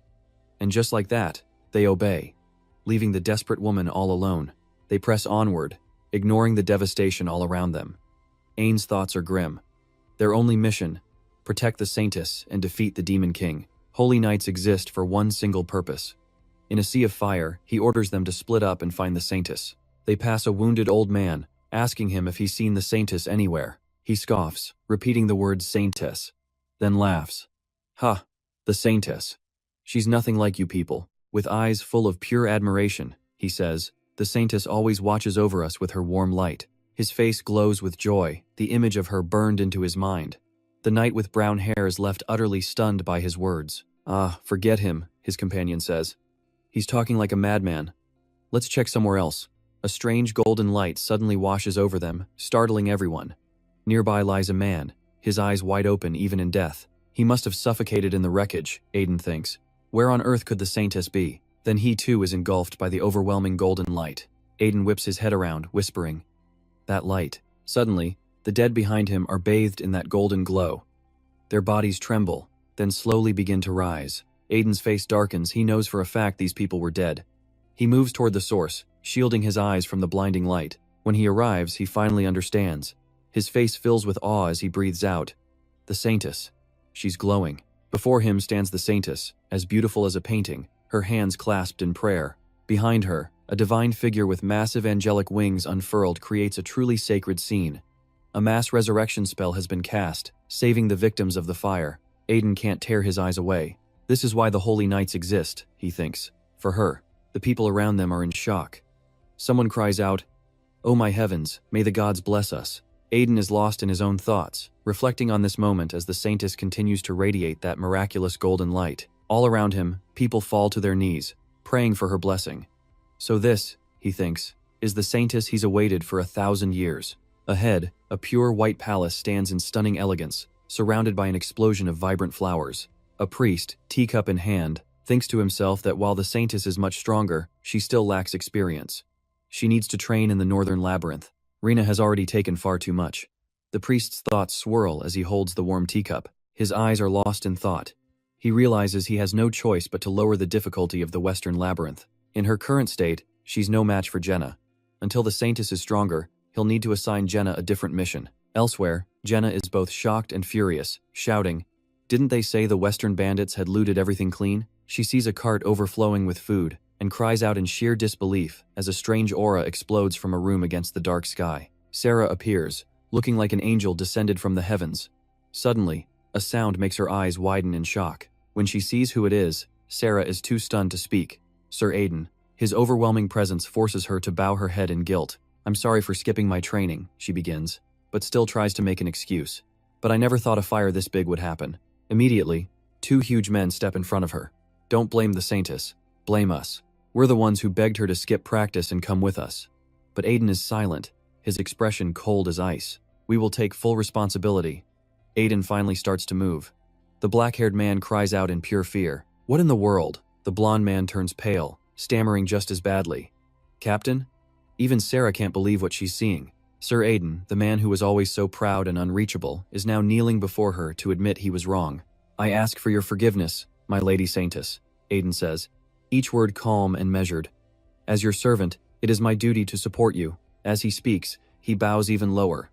"I am sorry for my arrogance in trying to control your every action. Please forgive my overstep." For a second, Sarah is just completely stunned into silence by Aiden. At that moment, the two knights beside her seize their chance. "So, does that mean we can leave the capital freely now? Can we go drinking?" But it's Sarah who slowly begins to speak. "If that's the case, there's a certain unchangeable rule of the Holy Knights I want to get rid of." Aiden responds instantly. "What is it? Please, help these people. I know it's against the Order's law to interfere in disasters like this one." Once more, Sarah opens her arms wide, pleading earnestly with them. "But please, you have to help everyone here. These people fought with everything they had just to survive." Sir Aiden. At her words, a satisfied smile crosses Aiden's face. He quickly bows again to accept her command. "If the Saintess gives the order, then I will obey." But Sarah wasn't done yet, adding one more condition. "And one more thing." The look in her eyes towards Aiden had completely softened. "Be my friend." His eyes widen at her words.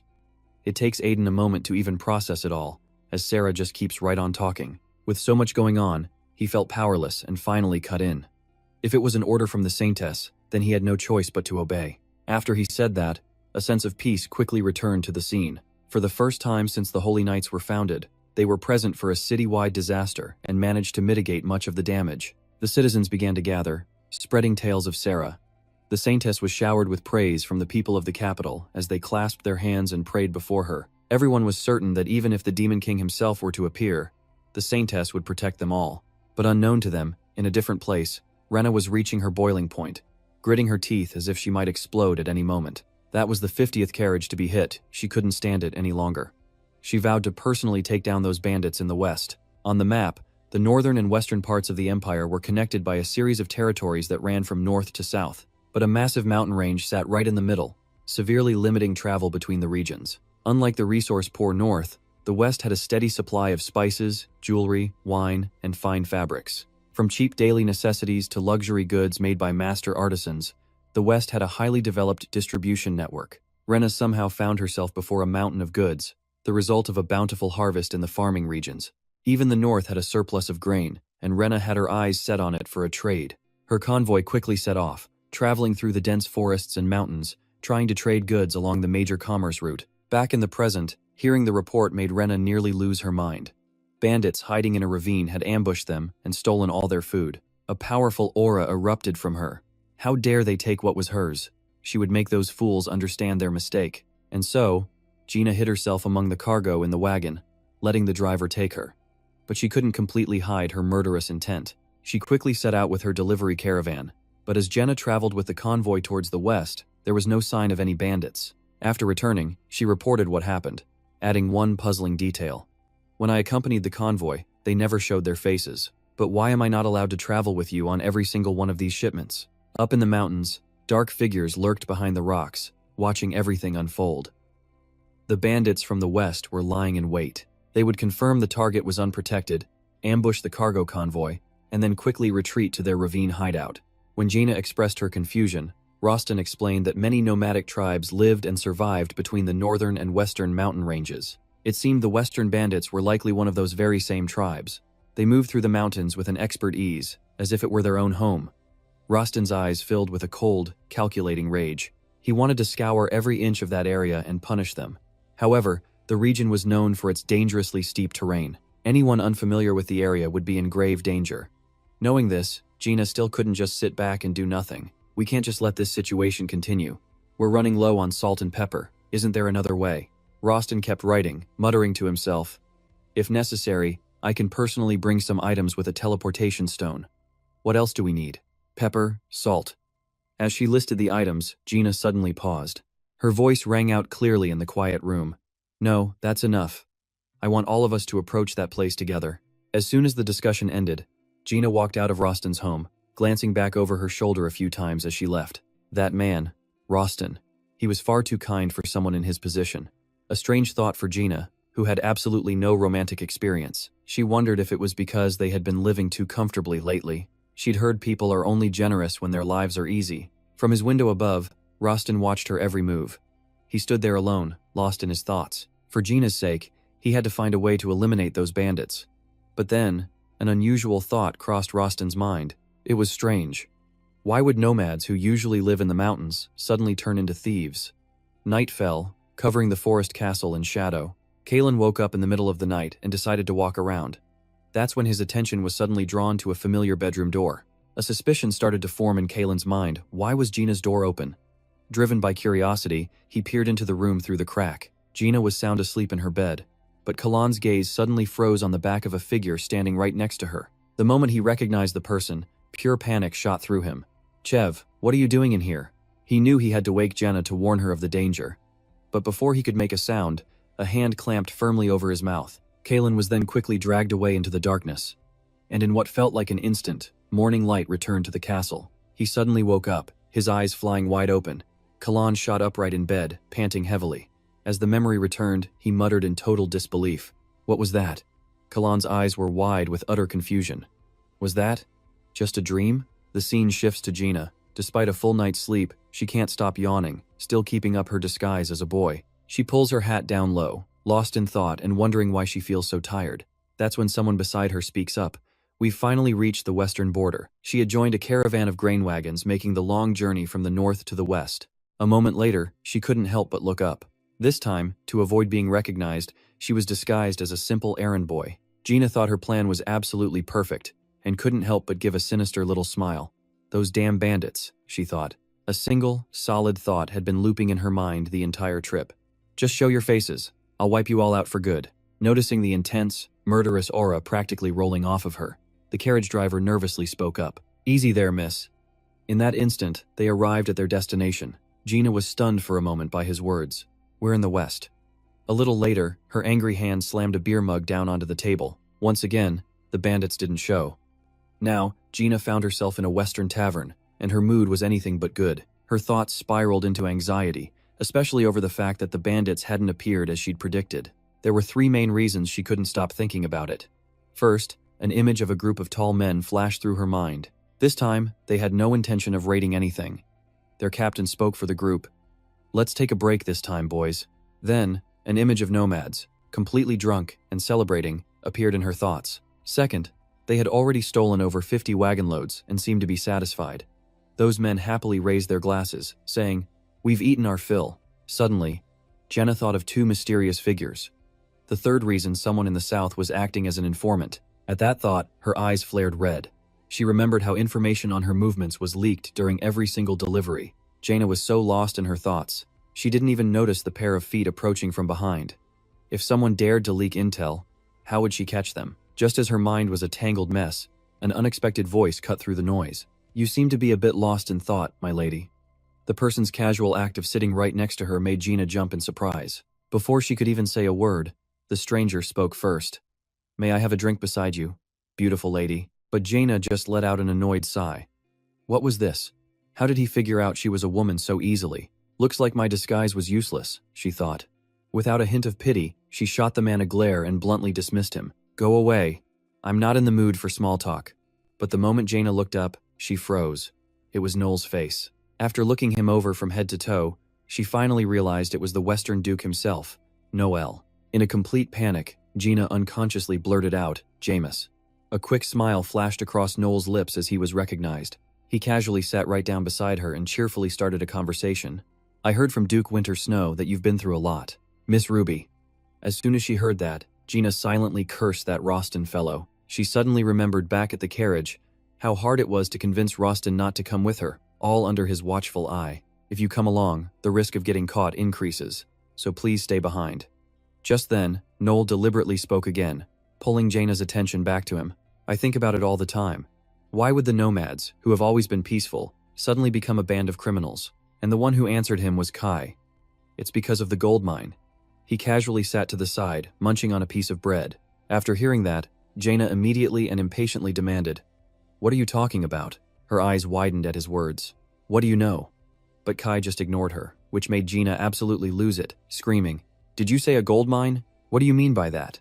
Only then did he slowly pick up his bread again and continue. The nomads lived peacefully in the mountains because their mountain had a gold mine. They had a gold mine right there. Kai quickly recalled the figures leaving a cave a secret gold mine. They would sell a little of the gold in the city to make a living. Suddenly, his next words left the other two completely stunned all over again. But their gold mine is almost empty. Unable to contain her curiosity, Jaina's mouth moved faster than her brain. Empty? Who took it? Kai's unfinished sentences seemed to make Jenna lose her cool completely, as she yelled, "And more importantly, how do you know about that?" She became frantic, her dark aura flaring to life. "Don't tell me you're one of them." All of a sudden, a crowd of panicked people came running out from that direction, screaming their heads off. A powerful aura instantly flooded the entire space. Witnessing her rage, Kai began to tremble and stammered out his words. "Now I get it." His voice echoed through the tavern, met with Jaina's contemptuous smile. Noelle, standing behind the infamous Gina Ruby, couldn't help but be shocked by her incredible power and her words. "You've heard of me?" Gina asked. Kai had calmed down enough to face her, but raw fear still made the words spill from his mouth. "I've heard you use terrifying dark magic, but you've never actually harmed an innocent person." Those words made Rena pause. A moment later, she closed the distance, getting right in Kai's face. "Are you trying to say that you're innocent?" "Yeah?" Fear was still there, but pride pushed Kai to retort, "I've never stolen anything." And right on cue, the tavern owner spoke up to confirm it. "That's right, Kai's from a nomad tribe, but it's been a long time since they've come down from the mountains." This testimony seemed to finally cool Rena's anger. She fell silent for a moment, then quickly reined in her intense aura as everyone watched. At that moment, Kai's hand was on his chair, ready to stand. After their talk, Rena finally decided to sit and listen, showing genuine sincerity. The nomad tribe on the mountain isn't just a band of common thieves, you know, so why have they become robbers now? Tell me everything you know. In a flash, the scene shifts to a clear sky, as a pair of black shoes land on a stone ledge. On a high cliff, two figures stood close together. Kai moved with confidence, while Rena clung to the cliff wall, looking terrified. She was just now realizing that Kai was far more proactive than she'd thought. Still, she repeated to herself, "I'm not scared, I'm not scared, I'm not scared." Kai had even brought her all the way here, promising to show her the nomad's way of life firsthand. Suddenly, the sound of a whistle echoed in Kai's ear, making him freeze. His face paled as he turned to Rena. "Looks like we can't go any deeper. That whistle is a warning not to get any closer." Rena breathed a quiet sigh of relief, but tried to save face. "Right, that's what it is. I'm not scared, but we should turn back." But Kai wasn't letting her off that easy, pointing into the distance. "Before we go back, do you see that?" Following his finger, a strange cave came into view. It was a gold mine. Rena's fear instantly turned to shock as she stared in that direction. As Rena continued to hug the cliffside, Kai began to speak once more. Most nomads struggle to make a living raising livestock, so they used the gold from that mine to get by. But his voice suddenly dropped when he spoke of a barrier blocking the cave. Then one day, Kai's brows furrowed as he stared into the distance. A magical barrier appeared at the mine's entrance. Since then, no one's been able to get inside. Rena found this just as confusing. A barrier?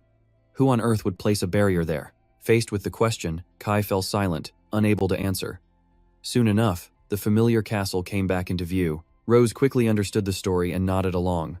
After a long silence, Roston was the first to speak. The high priests erected that barrier to block the gold mine, but Roston's words only made Kai grow more silent. So that's why the nomads started stealing? Roston bluntly laid out his harsh judgment, right in front of Kai. What a powerful excuse. Instead of stealing, they could have just come down the mountain like you and worked hard for a living. That was the last straw for Kai.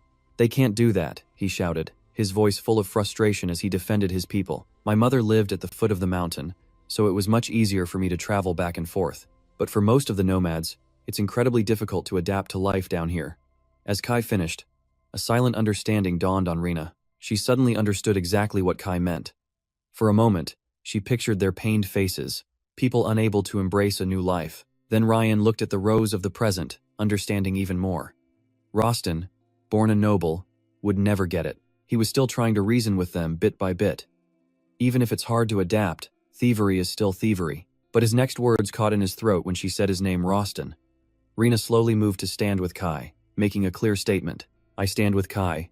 And Rostin, hearing those shocking words, was left completely stunned.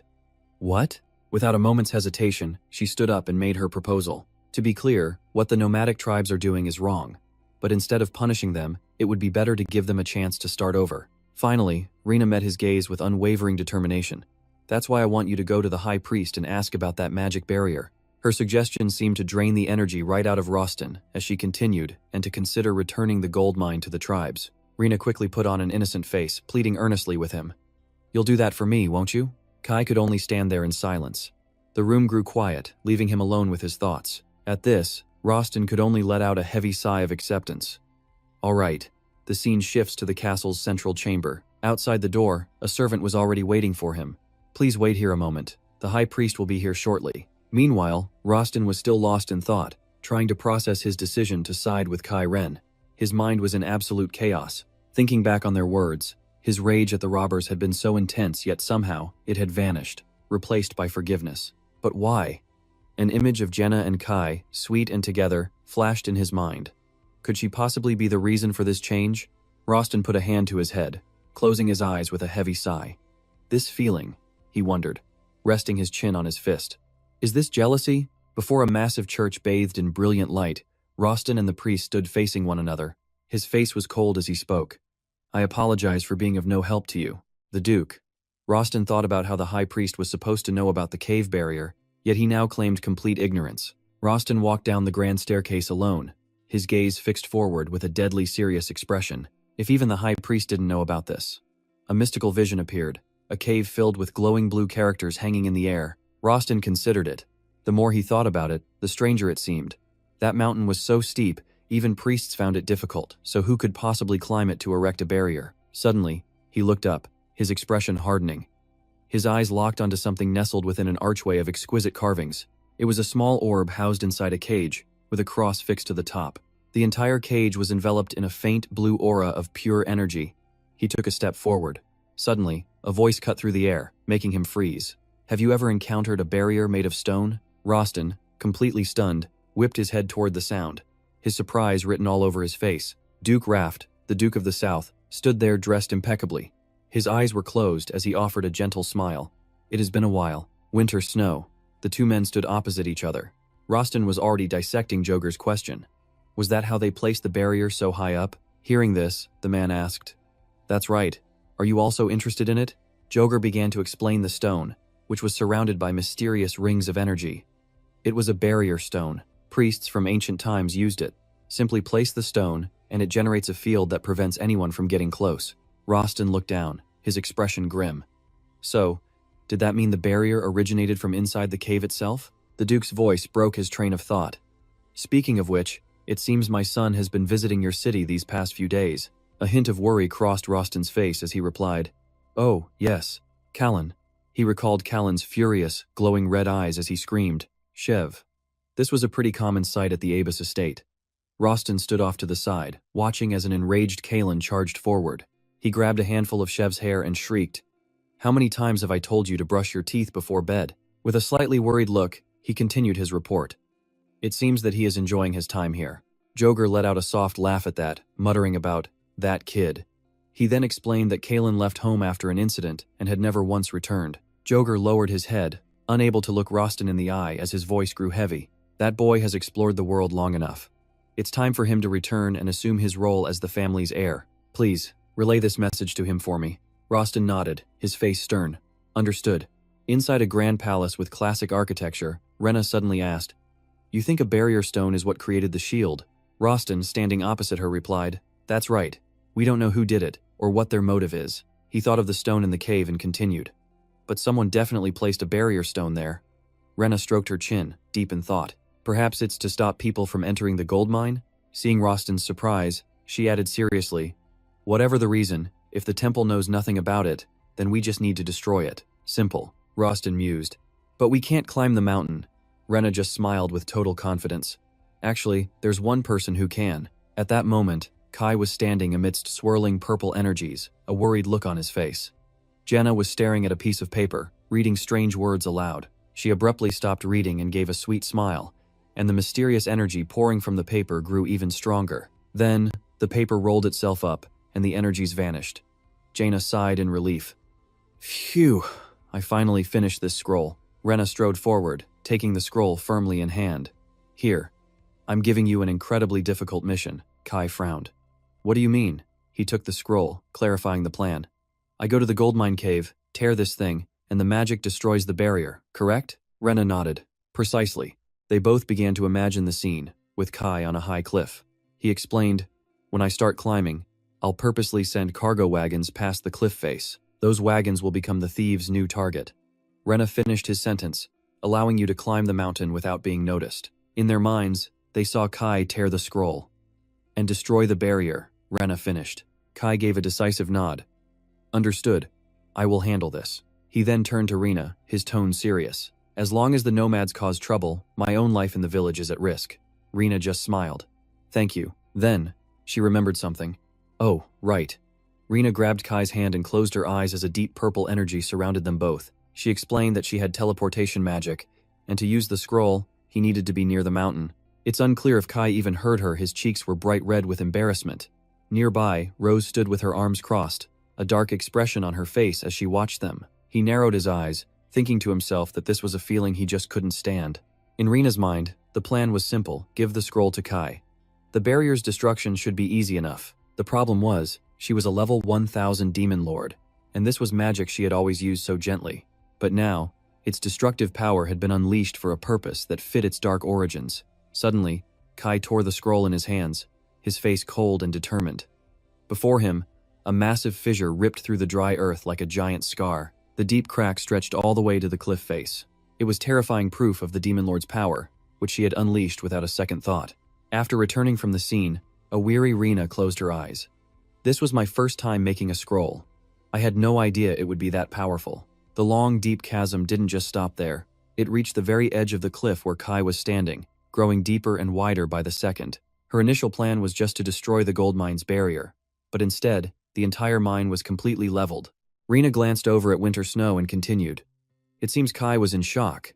He replied softly, well, that's understandable. Rena let out a long sigh, her mind racing with worry. What if the bandits find out? Will they be furious that someone destroyed their entire gold mine? Would they return to their old ways? On the other side of the conflict, a man knelt helplessly on the cold ground. He was the leader of the bandit group, his face a mask of frustration and anger. As Rena and Winter Snow approached, he spoke up. Take my life. I offer it to atone for my sins. His confession made the two of them exchange a doubtful look. Rena stared at the man, a single thought crossing her mind. What a coincidence. The man lowered his head to the ground, his expression full of guilt, as if begging for forgiveness. Back in a grand palace, Kai sat nervously on a chair. His hands were clasped together, his back hunched over as he leaned forward. I went up the mountain and persuaded them, Kai explained, but then his expression darkened. I told them it would only make Rena more upset. Rena and Winter Snow listened in complete silence as Kai continued, and that the entire mountain would end up just like the gold mine. After hearing the whole story, Rena looked exhausted, her breathing quickening. The situation had become truly critical. She looked away, but couldn't help thinking that if having immense power was effective, it was best to use it. So, Rena and Winter Snow went to confront the bandit leader, now held captive by two guards. Rena crossed her arms, scolding him from a position of authority. The grain from the fertile lands represents the blood and sweat of farmers who receive nothing in return. Do you really dare to offer your insignificant life in exchange for over 500 people on that mountain? The bandit chief kept his head down, silent and tense, as Rena continued her speech. All of them will go to the north and work the fields until they've paid back our immense losses. The man pressed his lips together, his despair obvious. That's unacceptable. He looked up, his voice firm. You might as well just kill me now. Hearing this, a wave of anger washed over Rena. She gritted her teeth, firing back. I'm giving you a chance to repay what you stole. He dropped his head again, refusing to say another word. Just as he opened his mouth to speak again, his words left Rena feeling powerless. "I'll pay with my life. Just kill me." She crossed her arms, deep in thought. He couldn't even be reasoned with. Finally, she closed her eyes and reluctantly answered, "If that's the case, I have no other choice." In that instant, a dark energy began to radiate from Rena. Her face darkened as she spoke with chilling finality. "I will have to blow up the entire mountain where your people are hiding." The bandit leader's face went pale with absolute terror. Defeated, he led all the nomads down the mountain to start a new life in the fields. After everything had finally settled down, Rena and Winter Snow sat together, enjoying some tea. Rena gently held her teacup, her voice soft but incredibly firm. The fields are always short on labor, and the bandits had to pay for their crimes. Wasn't this both a merciful and a wise decision? She smiled, satisfied, her eyes gleaming with confidence while Winter Snow sat in silent thought. He spoke slowly. "I forced them to submit with power, but if the nomads work the fields, they'll just blend into society. This was supposed to be the way to fix her mistakes. But maybe she had judged the situation all wrong." The scene changes to a brilliant white palace, where the snow has given way to crisp, clean air. Inside, Dak is talking with a priest. "Bandits, you say? I see." He thinks for a moment, then continues slowly. "This is noteworthy." Suddenly, Dak's brow furrows, his eyes flashing with fury. He grinds his teeth, saying, "Winter Snow must not make the same mistake I did by showing mercy to such inferior beings." The priest beside him sips his tea calmly, a strange, unreadable smile on his face. Meanwhile, Run and Anne sit properly, expressing their gratitude. "You've both taken such great care of us. We are eternally grateful," they went on, describing all the help they had received from Jenna and Winter Snow. By working the massive fields of grain, the farmers' lives had become much more prosperous. But then Run's expression darkened, his voice faltering. "Because of that, we tried to accept the nomads. Even though they were nervous at first, since the nomads had been thieves, they claimed to have repented, and the farmers needed the extra help. But they had zero farming experience and had never even held a scythe. Their pride was enormous. Even the slightest correction would make them explode with anger." Run sighed, his voice filled with sadness. "Honestly, it feels like we're the ones being punished for their crimes." Rena moved to the window, her tired eyes staring out. When the nomads started working alongside the northern farmers, she truly thought they would slowly become part of society. But in reality, from their food to their clothes to their manners, they refused to compromise. They were determined to reject northern culture, clinging only to their own traditions. Rena remembered what Kai had told her. He'd once visited a nomad's home just to check in, but was immediately turned away. The man stormed back inside angrily and slammed the door shut. Kai had sighed, saying, "They don't even want to speak with us." Rena crossed her arms, lost in thought. What could they possibly do? If this keeps up, they're going to clash with the northern farmers. Just then, a guard came rushing in with a report. My lady, there are 2 cargo carriages prepared outside the palace," Rena yelled out, completely shocked. "You're telling me there are thieves?" she snapped, annoyed. "But all the culprits are already here. What are you talking about?" The guard hesitated. And in that moment, something clicked in Rena's mind. It turns out, when the nomads left the mountain, another tribe moved in and started stealing. Her head ached, her face went pale. Another group of nomads? Jaina's eyes widened with worry. They were already struggling to deal with the nomads brought to the north, and now another group was showing up to steal. Inside a dark room, a sliver of morning light cut through the door, landing on Rena's troubled face. The room itself was a complete mess, a reflection of her chaotic mind. Outside, the snow fell without end, coating the grand palace in a layer of white. Rena looked down at her own hands, thinking about the sheer power she once wielded as the Demon King. That power had solved almost any problem she faced, but this time it felt completely useless. She remembered the bandit leader's words, "You might as well just kill me." In that moment, seeing his face so close, Rena realized they weren't the simple villains she had assumed. They weren't evil, but they also weren't people who wanted to work for a peaceful life. They reminded her so much of the northern people. Rena had thought they would easily integrate with the northerners and become decent citizens, but now she felt hopeless, her eyes drifting toward the window, full of doubt. Winter Snow stood silently, observing her every little gesture and expression. He said nothing, just waiting for her to speak. Rena began to share her thoughts, her voice soft but filled with anguish. "It's just like when I was locked in that dark room. Living in complete helplessness, I thought I was the most useless being in the world." A shadow fell across her face. "Now, I have power. I thought I would never feel that way again." Rena turned to Winter Snow, her voice full of uncertainty. "Is it because I relied on my power too much?" Winter Snow was silent for a long moment, his eyes thoughtful. Then he finally answered, No, I don't think so at all. He stood up and walked closer to Rena, his voice gentle, yet firm. Rena, you tried to get their gold mine back. You gave them a merciful sentence so they could live by their own strength and leave that mountain. Rena was stunned by his words. He sat down next to her, his gentle gaze meeting her own tear-filled eyes. You didn't just rely on your power. Things simply didn't go as planned, but if you reassess the situation, you can still solve this. Rena stared at Winter Snow, overwhelmed with emotion. He spoke softly to comfort her. Rena, what you possess isn't only this power. You have more than enough ability to handle this. Rena was even more stunned. She reached out, about to touch Winter Snow's face, softly calling his name. It seemed like a tender moment, but then she suddenly grabbed him by the collar, her face inches from his, her voice seething with rage. You've been slacking off with your duties lately. Are you planning on making me do everything? Winter Snow calmly replied. No, of course not. The scene shifts. From a high vantage point, Gina thoughtfully observed the people living down below. As she surveyed the situation, she thought to herself reassess and solve. She now realized she knew absolutely nothing about their culture. From this moment on, she would thoroughly investigate just who these nomads really were. The scene cuts to a massive and magnificent palace. A voice echoed from within. Thank you for preparing such a magnificent feast for us. On the dining table, a roasted chicken sat on a platter, its rich aroma filling the entire room. Surrounded by beautifully arranged side dishes, that same voice spoke again. This meal is absolutely delicious. Sarah took a bite, the wonderful taste slowly spreading across her palate. She spoke happily. I'd heard Eastern cuisine was one of a kind. This is truly a prosperous and lovely place. A voice laced with hidden meaning replied, Of course, we must treat the saintess with absolute devotion and respect. The man sitting across from Sarah continued, After all, you are the savior who will rescue us from the Demon King. In addition, we hope you can resolve the problem with the labyrinth in the east.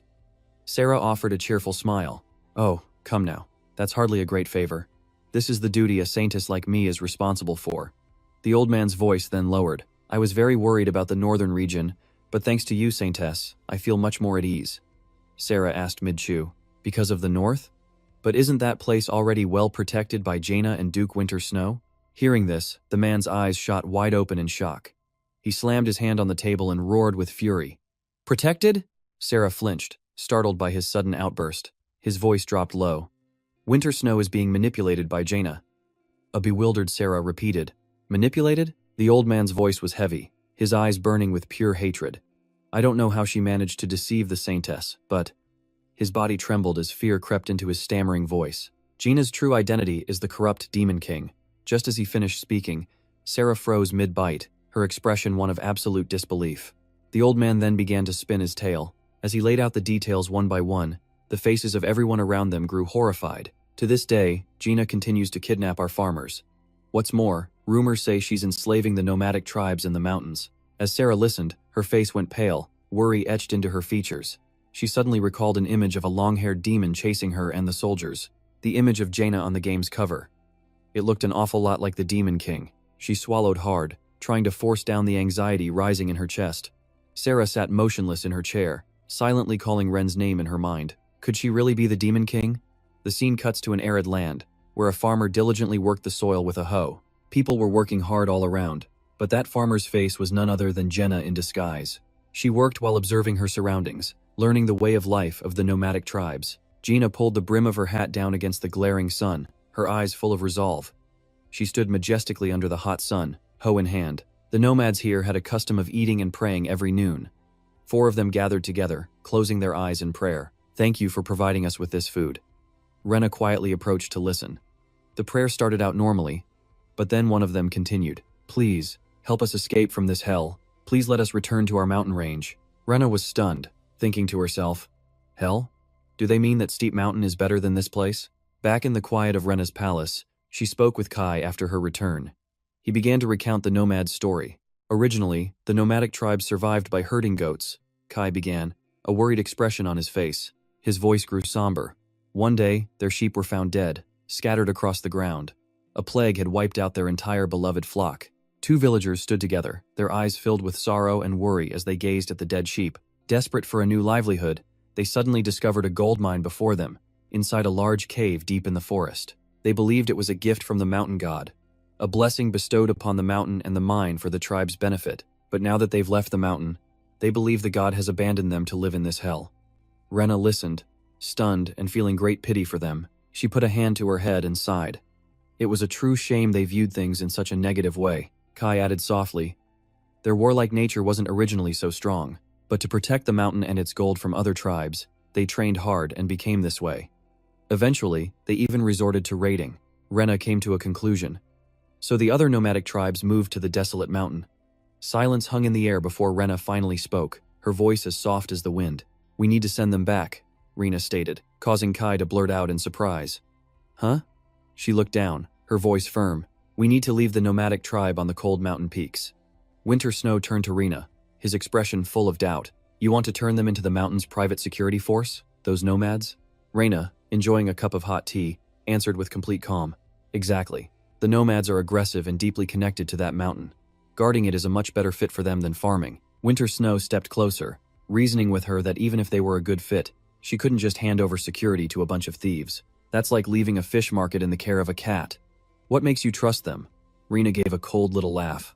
We don't trust them. We make them believe in me. She snapped her head toward him, her gaze razor sharp. Winter Snow repeated in shock. Make them believe in you. A smirk played on Rena's lips as a dark aura began to radiate from her. She rested her chin on her hand and declared bluntly, I am going to become the god of the nomadic people. Over at the nomads' camp, the scene was a simple one. A rustic wooden house with a pot of food bubbling away out front. Racks with drying clothes and other items were scattered around the grounds. A woman emerged from the house carrying 2 empty buckets. I'll just go get some water from the well, she announced, attaching the buckets to a sturdy rope and lowering them down. Suddenly, something caught her eye. A white goat appeared, shimmering with a strange, otherworldly light. The woman gasped in shock. A goat? The animal turned its head, its eyes seemingly trying to tell her something. She stared into its eyes, a thought forming in her mind. It's like it wants me to follow. The goat stamped its hoof and trotted forward. The woman, now deeply curious, followed it and hid behind a bush, whispering, Okay, let's go see where this leads. Before her stood a tree engulfed in a powerful dark energy, pulsing as if it was about to incinerate the trunk completely. Then the energy vanished, leaving behind a scorched, smoking tree. The woman stepped closer, about to touch the charred wood. A line of pink text materialized in the air. If you return to this place each night, an all-powerful savior will appear to guide you. Her face darkened with a rising sense of dread. She hesitated, realizing this was a divine calling. She immediately ran back to tell the tribe. The villagers buzzed with excitement. A divine message has appeared. The gods have heard our prayers. Tonight, we gather there in secret. The group marched determinedly through the snow as one of the men spoke. This is impossible. Before them was a long line of gleaming, golden carriages. Gold wagons out here? The divine call was real. The nomads cried out, It's true, let's see. Suddenly, a woman wearing a mask materialized out of thin air. Father, everyone has arrived. The woman was none other than Jaina in disguise. The crowd below was too terrified to even speak. One bravely asked, Are you our savior?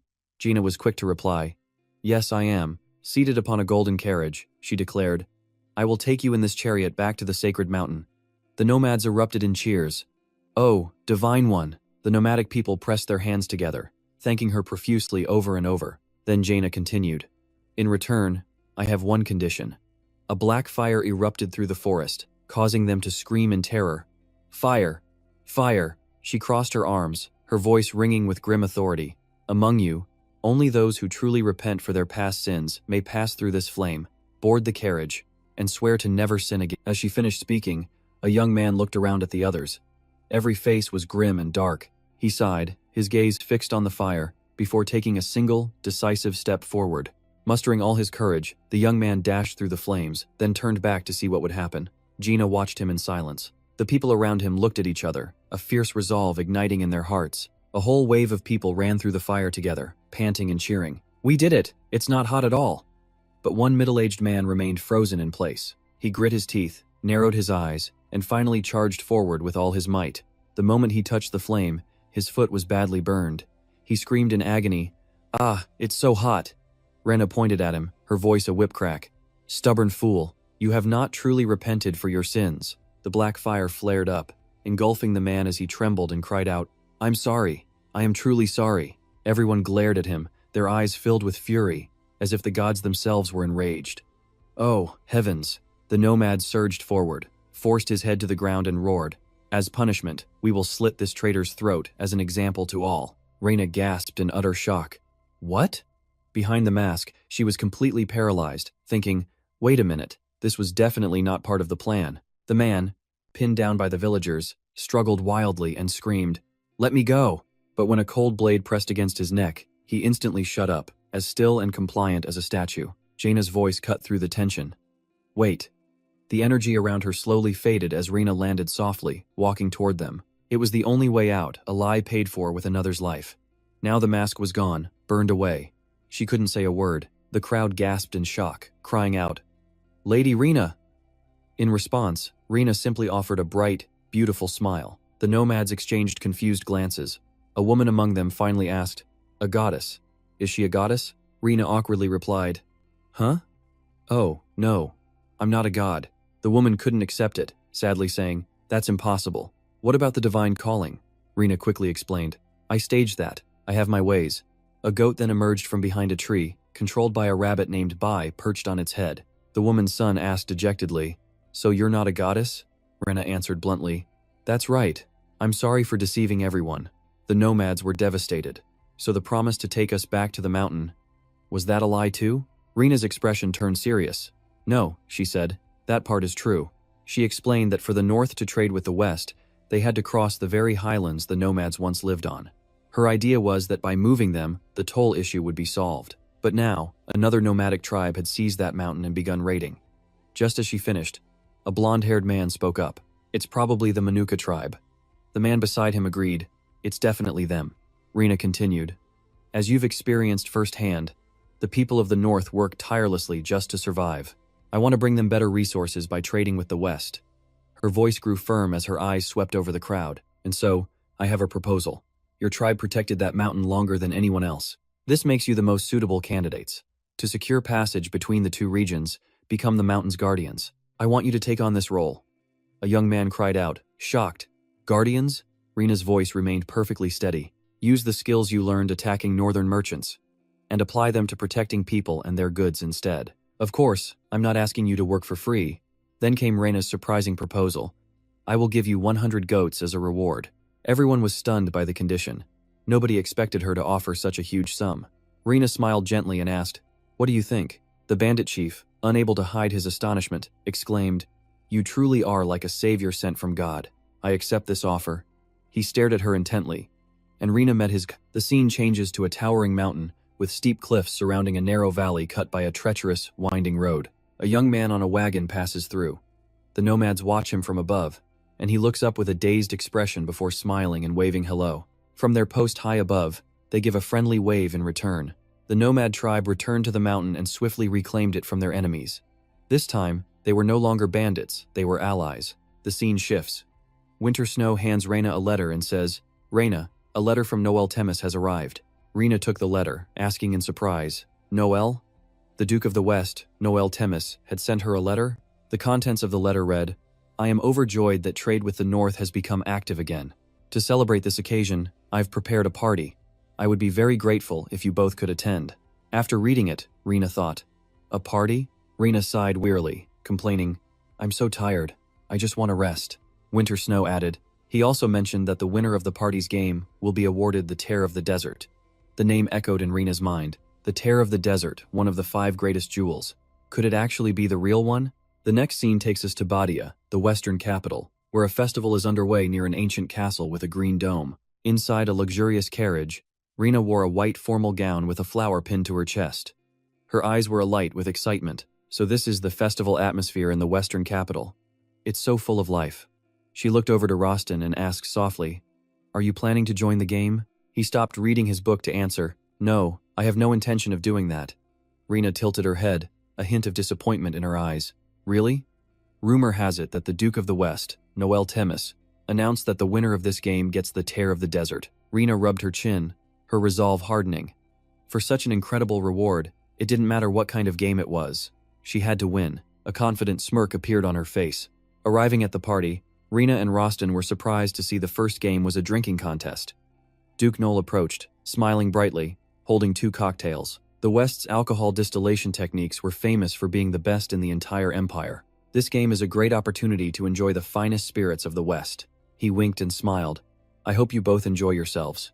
Rena took a small, delicate sip, noting that the taste of this wine was actually not bad at all. But she felt it was unfair, watching this man down a whole barrel of wine so casually. That was Thomas Tequila, the previous drinking champion. Rena was impressed, a notorious drinker from the West. He was definitely not going to be an easy opponent. Rostin quietly advised her, "Rena, don't get too hung up on the jewel. Just enjoy yourself in moderation." She was confused and a little angry. What was he talking about? The desert's tear was incredibly valuable. Rostin just sighed at her stubbornness. Rena wondered to herself, didn't they say the previous champion's record was 2 whole barrels? Not knowing if it would work, she suddenly made a loud declaration. "I will challenge myself with 3 barrels." Everyone was completely shocked by her words. 3 barrels? Could a lady like her really drink that much? No way. Duke Noel tapped his glass, the sound ringing out and grabbing everyone's attention. "I've never seen anything like this before." Rena raised her hand high amid the cheers, announcing that Lady Ruby Light was challenging the reigning champion's record. Rostin sighed again, as if he'd never get used to the lady's energetic displays. Rena filled a huge goblet, raising it high to toast the boundless prosperity of the North and the West. The tense atmosphere instantly shifted to one of wild excitement. Rena began to drink enthusiastically. Thomas felt the pressure and quickly raised his own cup. But after an hour of non-stop drinking, Rena started to feel dizzy, barely able to stand. She began to hallucinate, muttering, "Why is everyone swaying back and forth like this?" Rostin supported her by the shoulder, gently urging, "Rena, you're drunk. You should stop." She turned, her hazy eyes looking at him as she whispered, "Rostin, wow, you're even more handsome when you sway." Rostin turned bright red, totally flustered by the unexpected compliment, and quickly hid his face. What is she saying?" Duke Noel, who witnessed the scene, murmured thoughtfully. But Rostin and Rena didn't even notice the Duke. Rostin awkwardly said, "Even so, I think it's time to stop." Rena shook her head. Wait, she was dizzy, completely out of it. So this is what being drunk feels like? The Duke raised an eyebrow, his voice challenging. "Is Lady Ruby planning to give up?" Rena smirked. Give up?" And then she used magic to return to her original state. She proudly declared to the cheering crowd, "I was just feeling a little dizzy." Thomas had already passed out after finishing just 1 barrel. The Duke announced that since her only opponent was unconscious, the champion was Rena Ruby. She happily accepted the cheers while Thomas was carried out by 2 men. From a dark corner, a beautiful blonde girl had been watching Rena the whole time. That kind of tolerance, she thought, isn't human at all, just as I thought. A look of pure terror crossed her face. "Are you really the Demon King?" Rena confidently accepted the desert's tear, a stunning gemstone necklace, one of the 5 most expensive jewels in the entire empire. If they could acquire and sell this stone, it would be enough to fund the maintenance of the entire northern road network. Then, the North could finally become as prosperous and bustling as the West. The Duke asked cheerfully, "Excellent. So, what's the next game?" He pointed toward a terrifying black horse with a scar on its forehead.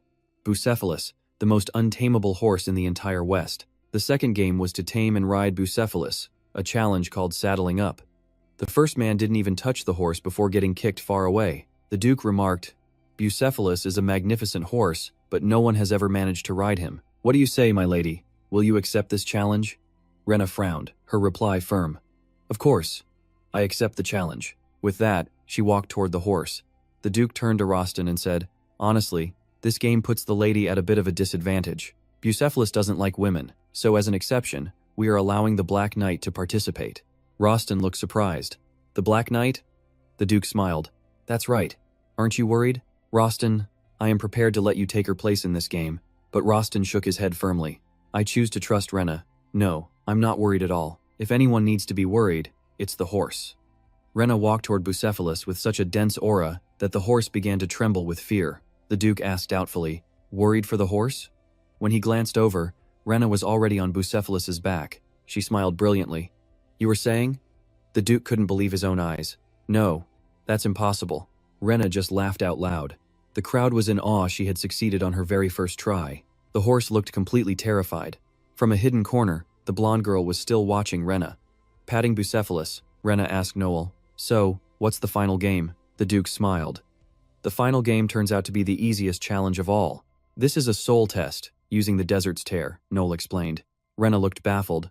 "A soul test? What exactly is the desert's tear?" Noel continued. "It will shine brilliantly when touched by someone who has a pure soul. If you can make it glow, my lady, you will win the 3rd game and receive the desert's tear." Rena asked, a hint of worry in her voice. But what happens if someone with an impure soul touches it? Duke Noel explains grimly that the desert tear will instantly turn dark, and that person can never possess it. However, since the lady is the great protector of the North, there's no way this precious gem could possibly turn dark. Rena lets out a nervous laugh, staring at the bracelet with pure anxiety. Could that really happen?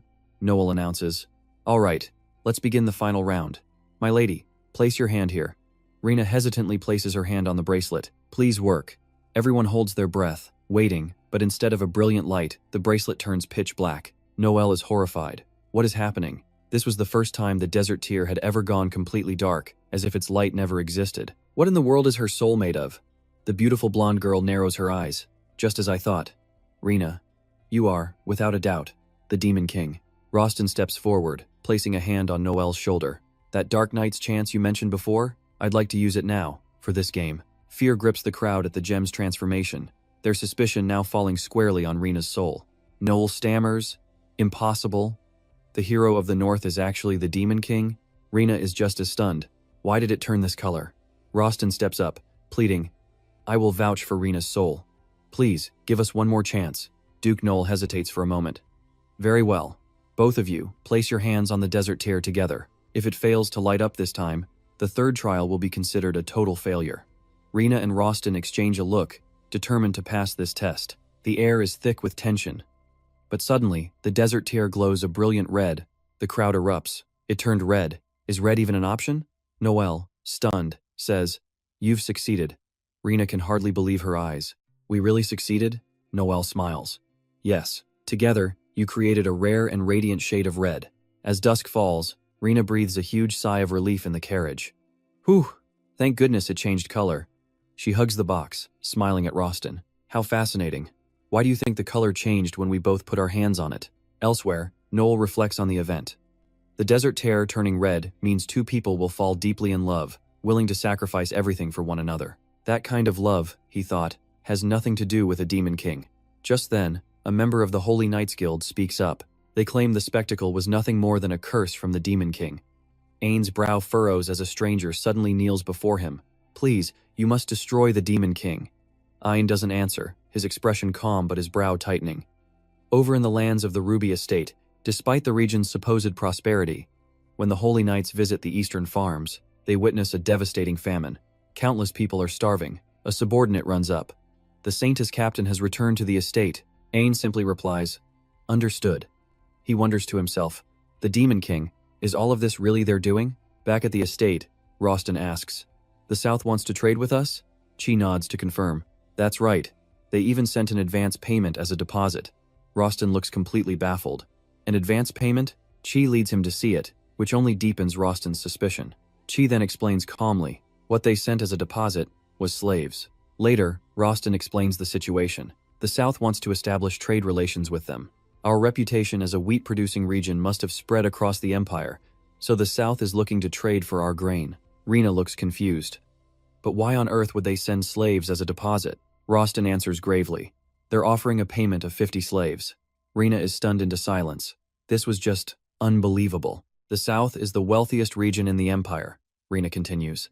They used to import and consume grain from the East. But I heard the East just suffered a massive famine, so now they're searching for other grain suppliers. She thinks for a moment, then says, This is a fantastic opportunity. Trading with the South will bring immense profits to the North. Meanwhile, in the South, an important meeting is being held in a hall of nobles, presided over by an elderly man. He sternly declares, Silence. We will now discuss the matter of the North. The first topic is grain imports. The council begins to discuss. So, what's the status of our agreement with the North? We've sent 50 slaves as a deposit. 50 slaves? Isn't that an incredibly steep price to pay? Does the North really have that much surplus grain? I heard their farms had a bumper crop, unlike the East, where the harvest was a complete disaster. That's right. Our over-reliance on grain from the East has always been a major problem. Haven't we talked about producing our own grain before? The atmosphere in the room immediately grows tense. Who are you trying to blame? Doesn't your own estate focus solely on wine production? Let's talk about that later. So how did the North manage it? Wasn't that the region that suffered from the most severe famine? An awkward silence fills the room. I'm not entirely sure. All I've heard from the North are rumors about the appearance of a Demon King. The Demon King has appeared for real? The air in the meeting grew impossibly heavy. No one was quite sure. Information from the north was just too scarce. An aide then walked over, whispering to the chairman before he spoke. Attention, your attention, please. We have just received a response from the north. The Council of High Nobles murmured, what could it be? They have returned every single slave we sent to them. Up north, Rostin was talking with Kellen, the heir to the duchy. Rostin explained that historically, the north and south were the two regions with the least interaction. Geographically, the two areas are too far apart, and their climates are completely different. From what he knew, the southern nobles often gathered to decide on political matters. Is that so? Kellen replied. I don't really want to talk about the south. That's right. The south is ruled by our ducal family and the Grand Nobles Alliance. My father mostly handles religion, national defense, and foreign affairs. Smaller civil matters are usually handled by the Council of High Nobles. Rena then asked Kellen, but why does the south import grain? Don't they have plenty of fertile land down there? Kellen explained it's because most of that land belongs to the great nobles. They only want to plant the most profitable cash crops. Grain is too cheap, so it's not a priority. As a result, not much of it is grown in the south. Rena frowned, thinking. No grain, only focusing on high-profit crops? She suddenly grabbed Kellen's shoulder and said, Kellen, I want to nominate you to go to the south as the north's envoy. He asked in confusion. Huh? An envoy from the north? The scene shifts to Rena introducing Kellen to the other envoys. Kellen couldn't understand why the number of envoys suddenly skyrocketed. Well, it turns out Mia was very curious about southern food. Veronica suddenly became fascinated with the local plant life. Meanwhile, the coachman and Anna both wanted a chance to visit the south. Since you're already going to the south, Kellen, why not just lead them on a tour? He thought to himself this looked more like a tour group than an official envoy. In the end, he reluctantly agreed. Fine, I guess it's okay. Suddenly, Chev quietly approached and hugged Gina from behind. She let out a small, surprised question. Kellen watched their interaction, a seed of doubt sprouting. Was it really okay to leave Jenna and Chev at the Abyss estate? He quickly pulled the two apart. Chev shot Kellen an annoyed look for interrupting. Kellen warned him, remember to lock your door. A confused Gina asked. Lock my door? Haha, you worry way too much. Have a safe trip, Kellen. He simply replied to the smiling girl. Yeah, I'm off. But as he left, Kellen felt a strange wave of anxiety, as if he'd never return to this mansion again. Mia, Veronica, the coachman, and Anna co-wrote a letter to Jaina. They had arrived safely in the south and were on their way to the Duke's estate. The same man who once struggled with childcare in Abyss was now being treated like royalty in this new place. He was met with respect wherever he went. Everyone agreed that Kellen was a worthy heir to the south. Veronica asked him, Kellen, you must have had a difficult time living in the south. After all, you grew up in a warm place like this. Kellen just shook his head humbly. No, not really that difficult. If I had to put it another way, the south is even colder than the north. Colder than the north? Now that's a confusing statement. In any case, my lady, the southern lands have a rich variety of fruits. I will gather the best seeds and return soon. Please just wait a little longer. The scene shifts back to the Great Nobles Conference, where they were still discussing the grain trade with the north. We need to discuss how to handle this. Is there any news from the spy we sent to the north? Do we even have enough goods to trade with them? And even if we did, the north returned all the slaves we sent them. By doing that, aren't they just rejecting the deal entirely? A voice cut through the meeting. Greetings, everyone. What? Who dares to enter the hall while a meeting is in session? The intruder just smirked. Kellen sends his regards after such a long absence. The nobles could not believe their eyes. Ah, Kellen Griff. He's back in the south? Kellen just smiled. Has everyone been well? The scene then cuts to the northern mountains, following the southern spy. Leo, you must scout the north immediately. He remembered his shock at receiving the secret order. Find the reason for the north's bumper crop? How could the most backward land in the entire empire possibly have a good harvest? That's what he thought at first. But this northern village had become a prosperous city. What on earth happened in the north? Back at the conference, it finally dawned on the nobles. Returning the slaves, wasn't that a refusal? Kellen replied. That's right. The north wants to trade with the south. A noble spoke up. So you've been in the north. Perfect timing. I have many questions I've been wanting to ask about the north. First of all, how did the north achieve such a great success in agriculture? Kellen frowned. I see that as your first question. It seems the south is truly struggling with a food shortage. Just what in the world happened? Wasn't it all of you who said, if there's no grain, just let them eat fruit? So many scholars, and for what? You can't even handle a simple food crisis among yourselves. Isn't this all happening because you only look out for your own interests? Someone questioned the hero in the north. A hero? Kellen ignored him and continued. The The key to the North's agricultural success is that woman. The nobles murmured amongst themselves, a woman. The scene shifts to the Abi's mansion, where Rina has just woken up, sighing as she sees Chev sleeping beside her. Chev, you slept here again. Rina's voice was filled with worry. If anyone saw this, they would definitely get the wrong idea. The moment she finished speaking, a man dressed in black entered. Rina stammered his name, Roston. The scene changes to a magnificent villa, surrounded by a swirling, endless snowstorm. In the dining room, a table was laden with delicacies, but the three people sitting there were shrouded in silence. Thanks to Roston's kindness, I'll be staying at the Abis mansion for a while, Rina said calmly, tasting her food while watching the others' reactions. She couldn't help but be surprised by their complete silence. I was caught in bed with Chev. I was so sure it would lead to a massive misunderstanding. Rina recalled the moment Roston had suddenly appeared, his face turning pale at the sight. He couldn't believe she'd do something like that with the door wide open. And it wasn't just Roston who was shocked. Rina was terrified too. She worried he'd gotten the completely wrong idea. Roston had offered to let Rina stay until the others returned, even offering his own room. Back in the present, Rina casually enjoyed her meal. So, he didn't misunderstand after all, she thought. What a relief. But just then, Roston spoke up, his tone impossible to read. I've heard that noble ladies often have strange tastes. His eyes suddenly fixed on Rena. He continued, So, is this man your personal plaything? At those words, both Rina and Chev froze solid. Rina's face filled with pure panic as she looked up at Roston. Wait, this was bad. He had completely misunderstood. Meanwhile, Roston remained oblivious. Rena, if you wish, I can arrange for the two of you to share a room. Before he could even finish, Rina quickly cut him off. No, that's not necessary at all. What on earth is he thinking? She wondered. Seeing Roston had gotten the wrong idea about something so important, Rina sighed. A plaything? Of course not. She hated to explain, but this misunderstanding left her no choice. Well, considering what you saw, I understand why you'd think that. She glanced at Chev and introduced him. This is Chev, a child I adopted from an orphanage. We don't sleep together for any strange reasons. Chev glared at her, but Roston still looked doubtful. He stared directly at Chev as Rina continued her story. Besides, when I adopted him, he was just a small boy. But after a single night, he grew to this size. She sighed and explained with a small smile. Turns out, he's a monster. Hearing this, Roston froze, unable to believe his ears. A monster? Seeing how serious he was, Rina gently tried to reassure him. You don't have to be so alarmed, Roston. Chev has never hurt a soul. Even so, Roston was still worried. He sighed.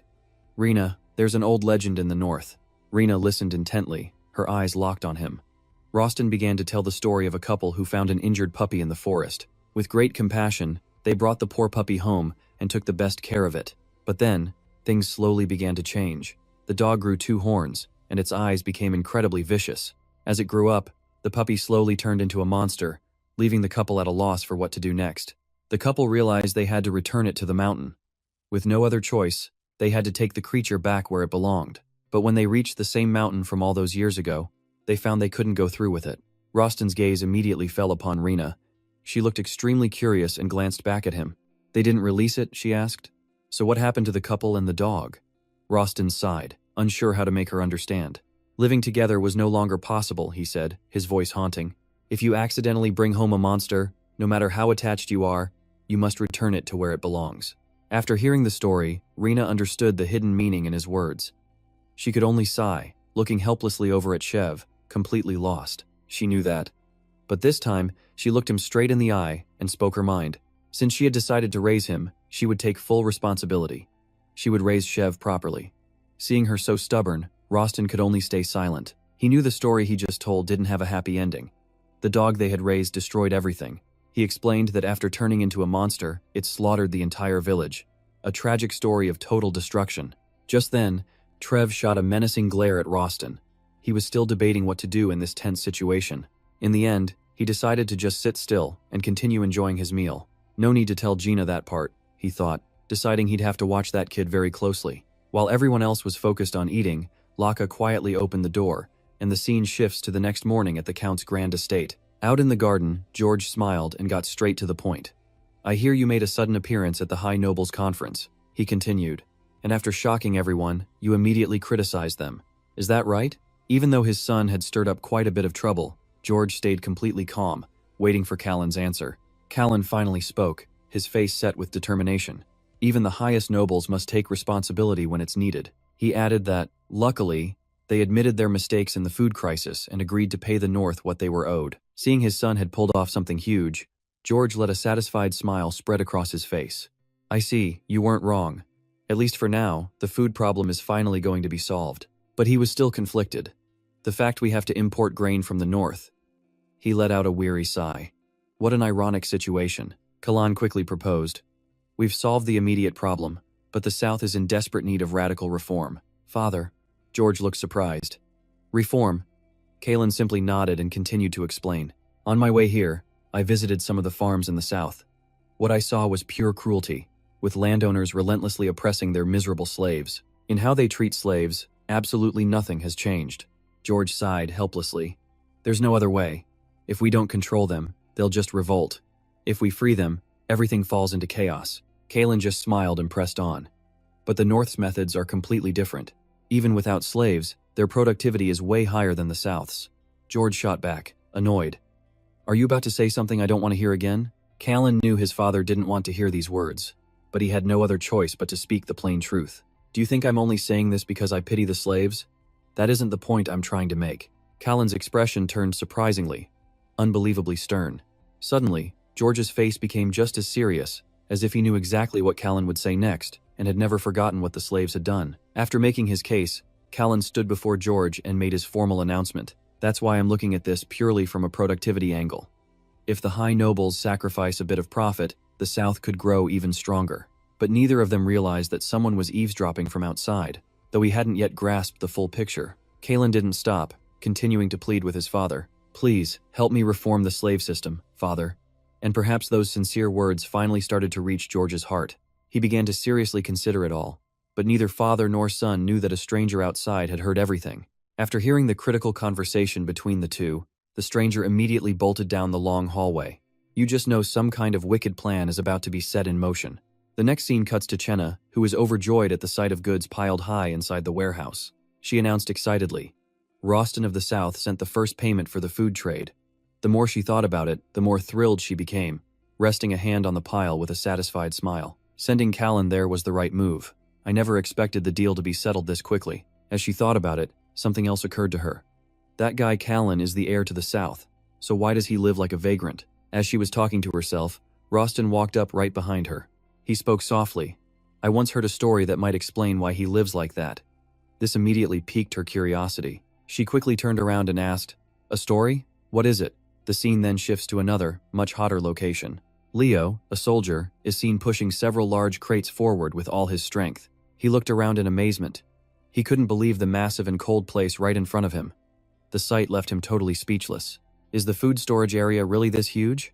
This time, he looked directly at the people walking along the street. The more he watched, the more confused he became.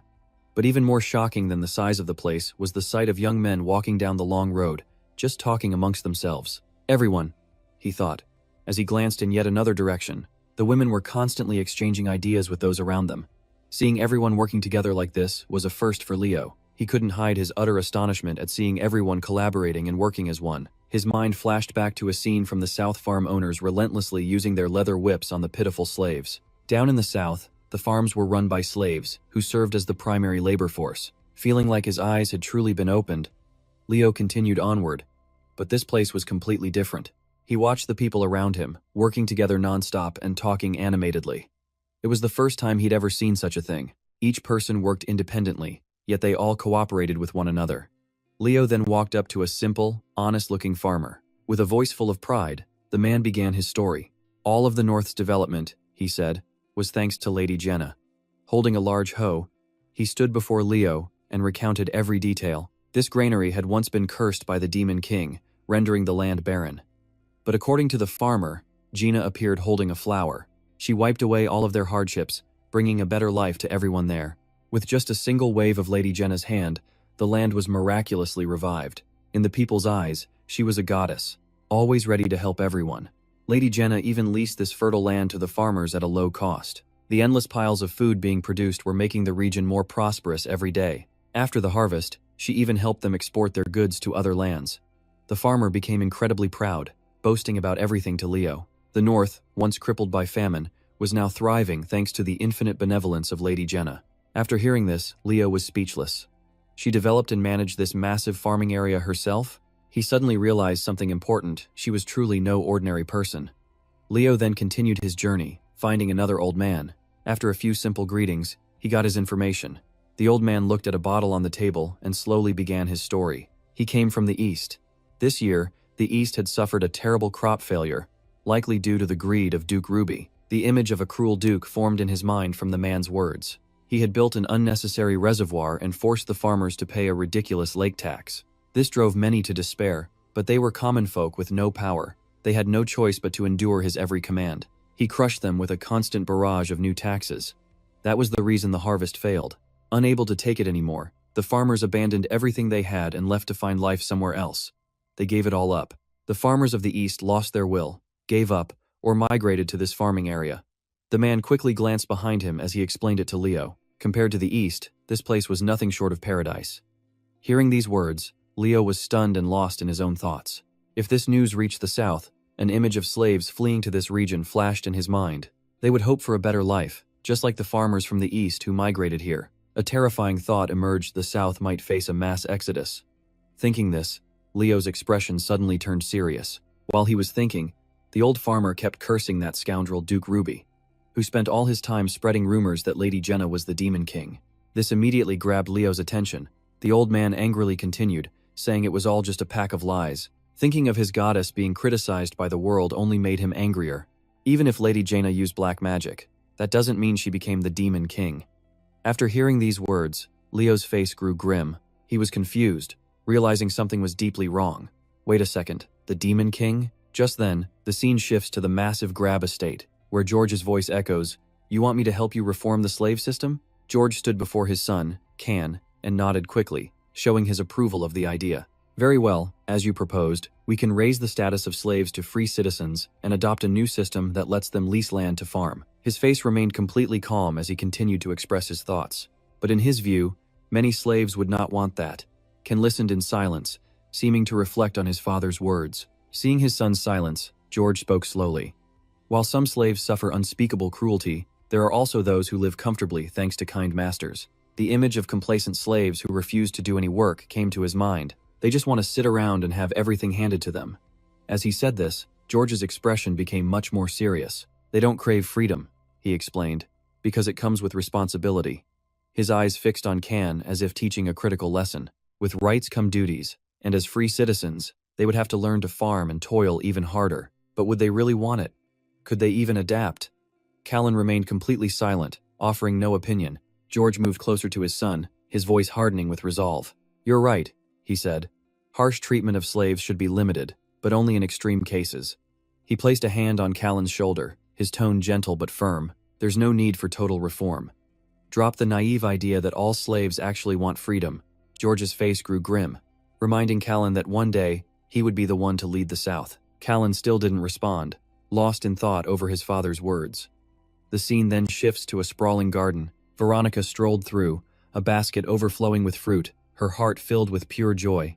It felt like she'd gathered the most delicious fruits in the entire world. This was paradise. But suddenly, her expression turned serious. She glanced over at the gardeners and walked right over. "Excuse me, gentlemen," Veronica began, her voice calm but firm.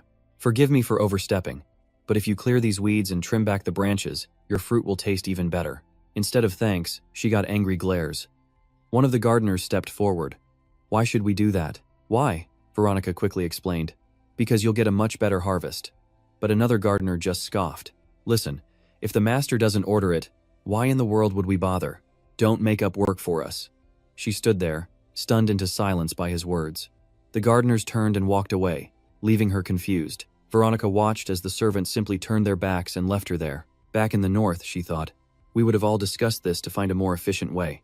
Gina was lost in thought, her eyes fixed on the baskets of fresh fruit in her hands. She quietly observed that while the South was amazing for its fruit, right now she just wanted to get back north as soon as possible. Then, without warning, a massive snowstorm descended, blanketing the entire Roston estate. He announced that Callan's mother had been murdered, a statement that froze Jenna right where she stood.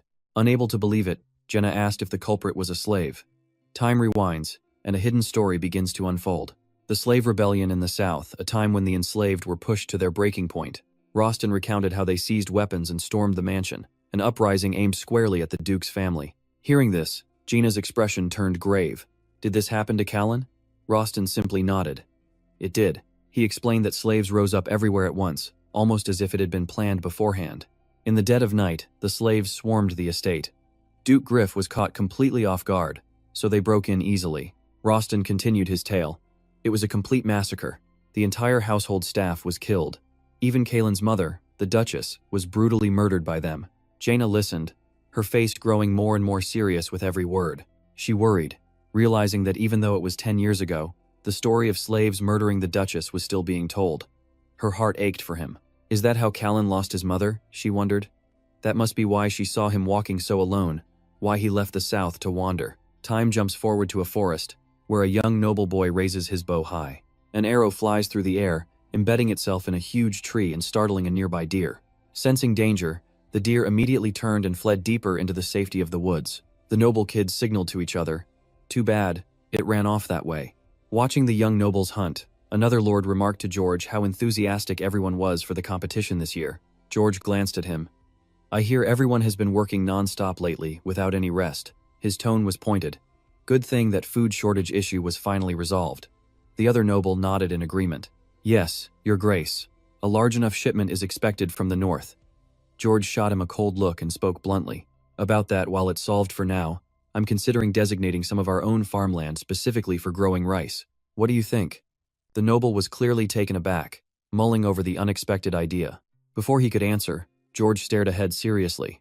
There is no guarantee this won't happen again. The rest of the nobility should have stepped up to help. And then there's the whole issue of how slaves are treated. This clearly irritated the other lord, but he couldn't respond disrespectfully. Soon after, they all gathered at a grand banquet. The noble told the others everything, which only infuriated them and led to a new welfare law for slaves. The very thought of it made the long-haired noble's face twist with annoyance. He sighed, his voice full of frustration. Forced wheat production? And now this slave welfare law? Aren't they meddling with our property rights? Another noble shot a look at the others. This is all his fault. It's because he came back. Everyone seemed to silently agree that Sa Lan was the cause. At this, the noble with his hair tied back simply sighed, unsure what to say. It seemed his personality hadn't changed one bit. The nobles immediately tensed, sharing uneasy glances. They really thought his past experiences would have changed him for good. While they debated, the grand noble seated at the center finally spoke. It's time we seriously consider Callan becoming the Duke of the South. The moment he said it, the entire room fell into a dead, heavy silence. The dukes were completely speechless, and it wasn't just them. Everyone held their breath, imagining the disastrous chain of events that could follow. Seeing the silence that had taken hold, the grand noble slowly continued. But he speared a piece of meat on his plate. The food today is just incredible, isn't it? And the scene cuts to the kitchen. There, over a roaring fire, a pair of skilled hands expertly tossed rice in a hot pan. In just a few fluid motions, a fragrant dish of fried rice was finished and plated. Other servants were busy putting the final touches on equally stunning dishes, and the whole room was buzzing with excited chatter. This dish looks perfect, someone whispered in awe. Absolutely flawless. Only Veronica remained in the back, calmly observing it all. Time passed to a late afternoon. In the sprawling garden, Mia stretched and sighed happily. The South is a total paradise. Veronica followed a few steps behind her in silence. Mia went on enthusiastically about the fresh ingredients, the skilled chefs, and the refined palates of the people. But Veronica was lost in thought.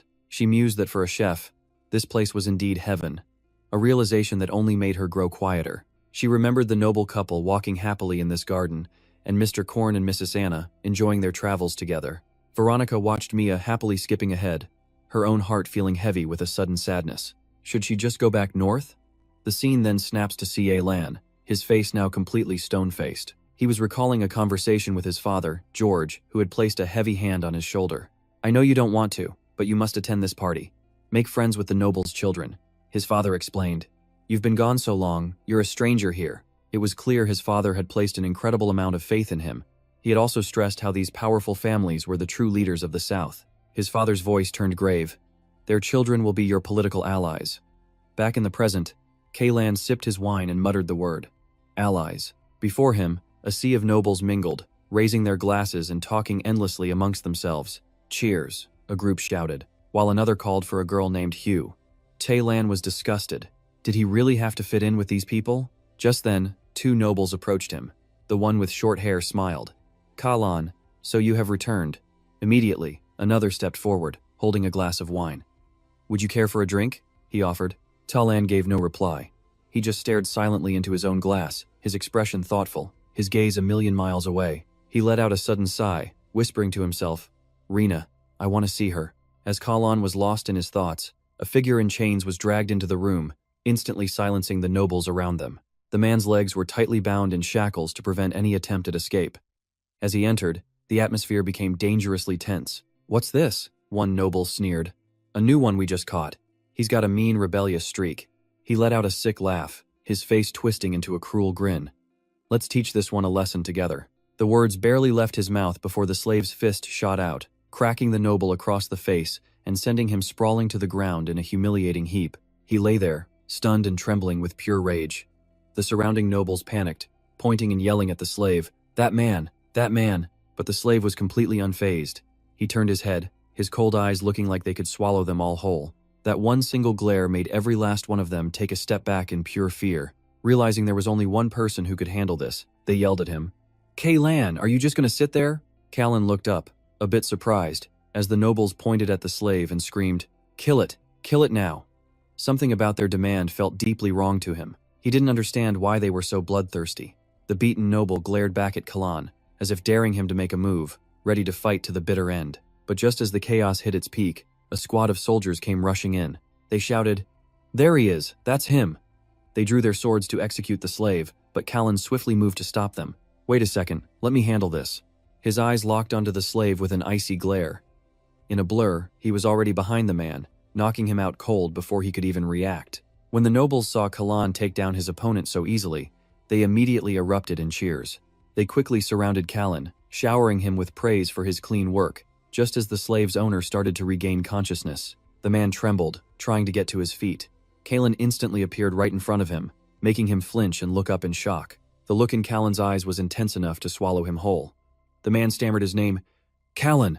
Instead of answering, Callan glanced over at the unconscious slave on the ground and made an offer. That slave? I'll buy him. This caught the nobleman completely by surprise. He started to protest, but then he looked over at the slave, who was still trembling uncontrollably. The slave's eyes had become terrifying, filled with a look that could tear a man to shreds. Feeling a chill, the noble quickly caved. Fine, just take him. Time passes quickly, and the scene shifts to a small wooden house in the Duke's garden that evening. The slave was now devouring food like a wild animal, looking utterly miserable. Seeing this, Mia gently placed a plate on the table with a kind smile. Please, have more if you'd like. Kaylin and Veronica watched from outside. Veronica spoke with concern. He must be starving, and he's covered in wounds, she continued. His old master must have been a monster. Then she complimented Callan. And you even gave him food. You're a good master. Hearing this, Callan just shook his head. Don't say that. A good master?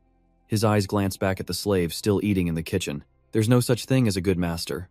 The story flashes back to the past, to an image of nobles on horseback following a man named George. His own story from his childhood begins to unfold.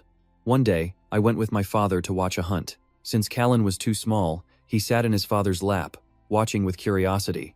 This wasn't a hunt for deer or birds. He saw armed men running ahead. They were his father's mercenaries. And soon, he saw the pitiful slaves they had captured. He watched as that miserable family was paraded in front of him and his father. The strong always rule the weak. For a southern noble, this was just the natural order. But back in the present, a strange smile crept across Callan's face. He smirked, saying, It's weird, isn't it, that I'm the heir in a place like this? It feels as uncomfortable as wearing the wrong clothes. He looked around helplessly before telling Veronica, I just want to get back to the north as soon as I can. This revelation completely surprised her. Callan, you think so too? Knowing he felt the same was a massive relief. She thought to herself, this is a lucky break for me. If Kaylin also wants to leave, we'll definitely get back soon. Lady Jenna, I miss you. She's probably lonely in the Abyss estate thinking about us, and that makes me a little worried. In a flash, Gina's eyes lit up with absolute delight, a mischievous grin spreading across her face. She quickly asked Noel, Are these the people? He just smiled and gave a nod of confirmation. Yes, they are. He then explained that these were the exact people the young lady had been searching for. Before Jenna stood three men, plain-looking but incredibly talented. Noel continued his introduction. They are the finest master brewers in the entire western region. As soon as they heard the words master brewers, all three of them puffed out their chests, brimming with pride in their skills. Noel glanced at Gina, asking with some confusion, "But my lady, why were you looking for them?" Gina just smiled, not answering directly. "I'll explain in a moment." She stepped before the three men, hands on her hips, and demanded, "Each of you, tell me, how much liquor can you brew?" The question caught all three of them by surprise. The first one scratched his head and answered, "It varies, but about 5 barrels. The second man quickly replied, "I make about 3 barrels. The last one smiled with confidence. "I can make 1 barrel of the highest quality." After hearing them out, Gina looked a bit let down. She crossed her arms and muttered, "Is that all you can make at home?" She then asked a few more questions while Noel stood by, looking suspicious. He thought to himself, "I never would have guessed the lady was so interested in alcohol." He remembered when Jaina had first asked him about it. "You want to mass-produce liquor?" She had nodded eagerly. "That's right. I think a partnership with the West would be great." Her face lit up with pure joy as she talked about her plan. "And I believe liquor will be the perfect first item." Seeing the doubt on Noel's face, Jaina calmly explained her vision. "Noel, this is a fantastic opportunity to introduce the West's liquor to the entire empire." She pitched a brilliant future. The West wasn't just known for wine, but also for its incredible artisans. Talented masters there could create unique products, from simple clay pots to the most exquisite ceramics, as Jaina laid out her vision. She argues that if they systematize production, they can build massive companies and help the nation flourish. These products would be distributed far and wide, bringing joy to everyone, she says before turning to Noel. "Noel, a world overflowing with goods will open up, just like a paradise. Aren't you excited?" Noel mutters the word paradise, but his expression is anything but joyful. He glances over at Rena, his tone flat. "No, that will just be a society where people are turned into machines. They'd sell their souls for cheap wages, culture would become monotonous, and relationships would be measured only by money. And the workers? They just find comfort in cheap, mass-produced goods." Hearing his words, Rena just freezes completely. After hearing Noel's bleak prediction, Rena is left completely speechless, just standing there in shock. She's totally frozen, not knowing what to say. Seeing her reaction, Noel suddenly bursts out laughing, his voice full of mischief. "I was just kidding." Rena forces a weak smile, but inside, you can tell a storm of anger is brewing. This kid has probably been living in a capitalist world for too long, she thinks. A moment later, Noel begins to share his actual thoughts. "Just as you said, my lady, the West offers plenty of job opportunities, and tax collection would be easy. Plus," he adds, "we can use your magic to generate energy, which would bring enormous benefits to our plan." He looks up at her, promising, "I'll discuss this with the artisans and get back to you." Rena nods in agreement, her face absolutely beaming. "Yes." Seeing her so excited, Noel's own heart fills with an indescribable sense of happiness. Suddenly, remembering something important, Noel speaks up. "My lady, are you planning to attend the coming-of-age ceremony being held in Gudo?" The question gives Rena pause. She's clearly unsure whether or not to go. She sighs before making up her mind. "I'd forgotten, but since the High Priest himself invited me, I'll go." Noel chuckles. "Is your partner still Rostin?" Rena brings a hand to her chin, thinking for a moment before nodding. "I suppose so. I haven't asked Rostin yet, but it's likely." Noel just chuckles. "Oh, even without asking, the answer is a definite yes." Rena looks at him, confused. "And why would you say that?" But Noel simply smiles, refusing to explain. "It's because Rostin likes you." Hearing this, Rena freezes for a solid 5 seconds. She points to herself in disbelief, questioning him again. "Rostin likes me? Him and me?" Thinking Noel has to be joking, she bursts out laughing. "What on earth are you talking about? Come on, we're just business partners." "Just partners?" Noel stares at her, his expression a mix of shock and utter disbelief. But Rena doesn't seem to care. Her mind is already racing with calculations, remembering the ceremony will be packed with nobles. If she opens a winery, she can have them do a tasting right then and there. The thought of getting rich fills her with pure joy, and she makes a snap decision. It'd be easier to attract the noble ladies if Rostin is the face of the brand. He's pretty good looking, after all. Noel can only stare at her, completely speechless. Meanwhile, Rena is still giddy with her brilliant plan. "I can't wait for the ceremony," she exclaims. Noel just sighs, thinking to himself, "Rostin, you have a difficult road ahead." Time flies, and the scene shifts to a magnificent palace. Inside, a voice rings out with a respectful greeting. "Your Excellency, the High Priest." A group of men quickly kneel before the priest. The Saintess and her holy knights have successfully conquered the Eastern Labyrinth. The High Priest lets out a laugh, his voice filled with fake surprise. Of course, that's the expected result for those blessed by the gods. But his eyes tell a different story, a look of cold calculation. It's all coming together. An image of the saintess flashes in his mind. By now, her level must have reached a staggering 800. He then pictures the saintess and her knights, growing more confident in his plan. With them, facing the Demon King might not be impossible. The thought alone is truly astonishing to him. His mind flashes to a deep cavern in a snowy mountain. It's a real shame, he thinks. The northern labyrinth is gone. If that place still existed, I could have gathered so much more experience. He sighs. But the worst kind of person imaginable stole it all. And just like that, an image of Rena flashes through his mind. And what's even worse than losing that experience, he thinks, fury building inside, is that the one who should have become the Demon King is wasting her time. With this thought driving him, the priest strides toward the light, letting it illuminate his handsome, scheming face. The coming-of-age ceremony is just a few days away, he realizes, the corners of his mouth twisting into a wicked smile. At that ceremony, I will force you to reveal your true dark nature, Rena Ruby, he vows to himself. Once again, time flies, and the scene shifts to a grand noble estate. A purple-haired nobleman shoots up from his seat, demanding, "What did you say? Is that really true?" he presses. The blonde nobleman nods firmly. "Yes. My own servant witnessed it firsthand." He continues his story. "That slave is the one who did this to me," he says, staring at his own swollen face in the mirror. Hearing this, the purple-haired noble gritted his teeth, his anger boiling over. He immediately told his father everything, and the situation escalated. Inside a vast palace chamber, a furious voice roared out, "A slave harms a noble and walks away? Not just unpunished, but set completely free?" The short noble continued to fume, absolutely furious. To him, Callan's actions were unacceptable. He approached the other nobles, urging them to confront the duke. But another noble immediately cut in. "No, I have a different plan. This is actually a good thing." The short noble sputtered in rage. "Good?" The other man just smirked, a cunning, calculating look in his eyes. With this incident, we finally have the perfect excuse to get rid of the welfare policies for slaves. He even crossed his arms with a smug grin. Frankly, I was hoping a few more would get beaten. This only infuriated the short noble more, who yelled, "You only say that because it wasn't your son." Just then, the high noble from the back finally spoke. Either way, this event has made Callan's thoughts perfectly clear. His eyes blazed with fury as he stared ahead. The boy hadn't changed at all. An image of Callan's childhood flashed in his mind, the day he watched his mother and their servants get slaughtered, with no survivors. Even after his mother was killed, his beliefs about the slaves never once wavered. The high noble just stood there, lost in thoughts that no one could ever guess. Back in the present, the high noble's furious gaze remained locked straight ahead. He declared to the others, "From now on, we will use any means necessary to remove Callan as the heir." The scene shifts. A golden sword is plunged deep into the ground of the Griff estate, a family relic passed down through generations. The legendary sword, Robera.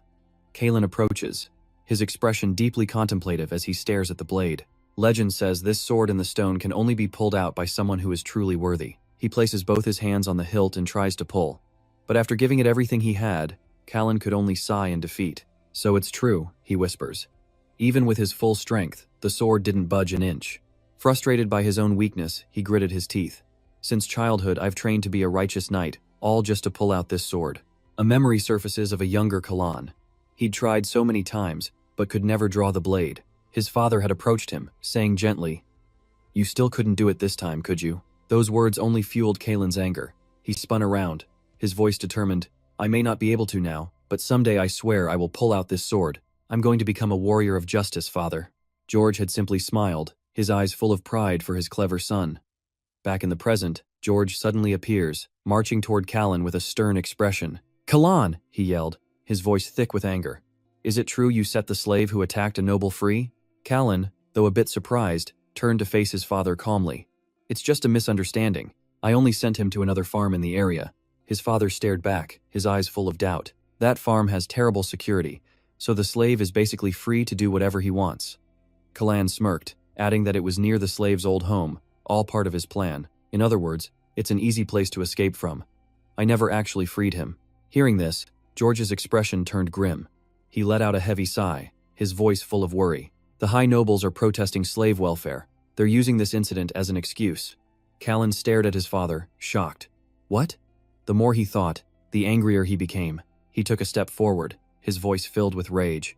"The only reason slaves rebel is because of their cruel treatment. But George put a hand on his son's shoulder, his tone gentle but firm. Callan, we rulers of the South have kept the slaves under very tight control ever since that incident. A horrific image flashed in his mind. Rebelling slaves slaughtering people right inside the mansion. His voice dropped. That can never, ever be allowed to happen again. Callan heard this and clenched his teeth, trying desperately to remain calm. Seeing his son's defiant look, George continued his warning. Callan, abandon those naive ideas. If we don't control them completely, we are the ones who will lose our heads. Callan lowered his head, his gaze thoughtful. Perhaps he had finally realized his error. He bowed low before his father to accept his fault. If what you say is true, if these are just naive thoughts, then I will give up my position as heir and leave the South for good. When George heard those words from his own son, he completely lost his composure. But before he could even react, Callan had already turned and walked away, leaving his father standing there, utterly helpless. He tried to call after him, Callan. The scene then cuts to Jaina's enormous villa. Outside, snow fell relentlessly, creating a picture-perfect landscape. Gina had just woken up. She sat up and looked around her room, but Noel's words echoed in her mind. Isn't it obvious? Roston likes you. The thought left her completely stunned. She glanced away, wondering to herself, Roston likes me? Suddenly, memories from her past life came flooding back. In her first life, she was weak and sickly. Love wasn't even an option for her. She sighed. This life wasn't much different, as she was too busy just trying to survive to even think about romance. Lost in thought, a knock sounded at her door. A maid entered, announcing that breakfast was ready. Jaina simply nodded and slowly slipped out of bed. All right. Stepping into the hallway, her eyes were drawn to a beautiful, fresh flower on the table. She stared in surprise, wondering where on earth it came from. The maid quickly explained that Sir Roston had brought it himself, which only made Gina more shocked. Roston? The man who never cared about these things? She couldn't understand why he was acting so different all of a sudden. Gina sat at the dining table, a bowl of soup waiting for her. It's tomato soup, the maid said with a smile. I heard you enjoy this for breakfast. Sir Roston was the one who told me. Gina laughed softly, confirming yes, that's right, but no one noticed the blush creeping across her face. Roston's warm gestures were starting to get to her, the very flower she'd admired, her favorite breakfast. She tasted the soup, but her mind was stuck on what Noel had said. She felt a wave of embarrassment, barely even noticing the delicious meal. It seemed Noel was right after all, Roston really did like her. With that thought, she shot up from her seat to find Roston, rushing to his room and calling his name as she opened the door. And whether by fate or by chance, she walked in right as he was training, revealing his perfectly toned muscles. He glanced over, surprised. Jenna? The sight made her freeze on the spot, her eyes widening to take it all in. She awkwardly stepped closer. Why are your clothes off? Roston, sword in hand, calmly replied. I'm training. He gave her a serious look. What is it? But staring into his eyes, Gina's heart fluttered, and she nearly forgot why she came. She offered a gentle smile and announced, Roston, I've decided to give you a chance. He looked baffled. A chance? With a radiant smile, Gina decided she would just lay it all on the table for him. Roston, for the royal family's coming-of-age ceremony, I am giving you the opportunity to be my partner. But his reaction was the complete opposite of what she expected. He was stone-faced, looking at her as if she were a total stranger. Without a single moment of hesitation, he flat-out rejected her. I'm sorry, but you should probably find someone else. She had been so certain he would jump at the chance. She just stood there, frozen like a statue, unable to believe her ears. Before she could even process what was happening, he'd already turned away, tossing a cold excuse over his shoulder. I'll probably be busy that day. The blunt refusal left her completely helpless, unable to say a word. What? She watched his back disappear, her mind reeling with confusion. The more she thought about it, the more absurd it seemed. Wait, why would he refuse so harshly? Roston. Meanwhile, Noel had arrived in the north. Gina sighed, venting her frustration. Roston just rejected me flat out. Everything he said was the complete opposite of what I expected. Noel was stunned. He actually rejected you? How is that possible? After thinking for a moment, he suggested, all right, then let's try this. Intrigued, Gina's expression changed. Noel took a golden spoon, scooped some soft pudding, and brought it to Gina's lips with an overly caring expression. Say ah. Jaina, she played along, opening her mouth. Ah. It's so much more delicious when you feed me, Noel. They were really laying on the affection. Suddenly, a shadow fell over them. Roston was there, glancing at the pair with a cold, completely emotionless face. He listened to their fake, over-the-top laughter. Ho ho ho. Gina kept the act up, saying sweetly, "Feed me some more, Noel." But Rostin walked right past them without a word. They stopped their act to watch him go. Gina was in disbelief. "No reaction at all? Time for the next phase," Noel whispered. The two stood face to face, their noses almost touching. Romantic music filled the air, but Rostin's expression remained like ice as he glanced at their ongoing performance. Gina praised him loudly. "Noel, you're so kind and thoughtful. You even practice dancing with me, unlike some people." That sharp remark finally got a reaction. Rostin's hands clenched into fists before he turned on his heel and stormed away. From a corner, Luca popped out, chirping loudly. In response to their little act, Luca's sounds only grew louder. The two just held hands and shared a pained smile. Still no reaction, just chirping. Not giving up, they switched tactics again. Noel ran ahead, laughing playfully. "Haha, try to catch me."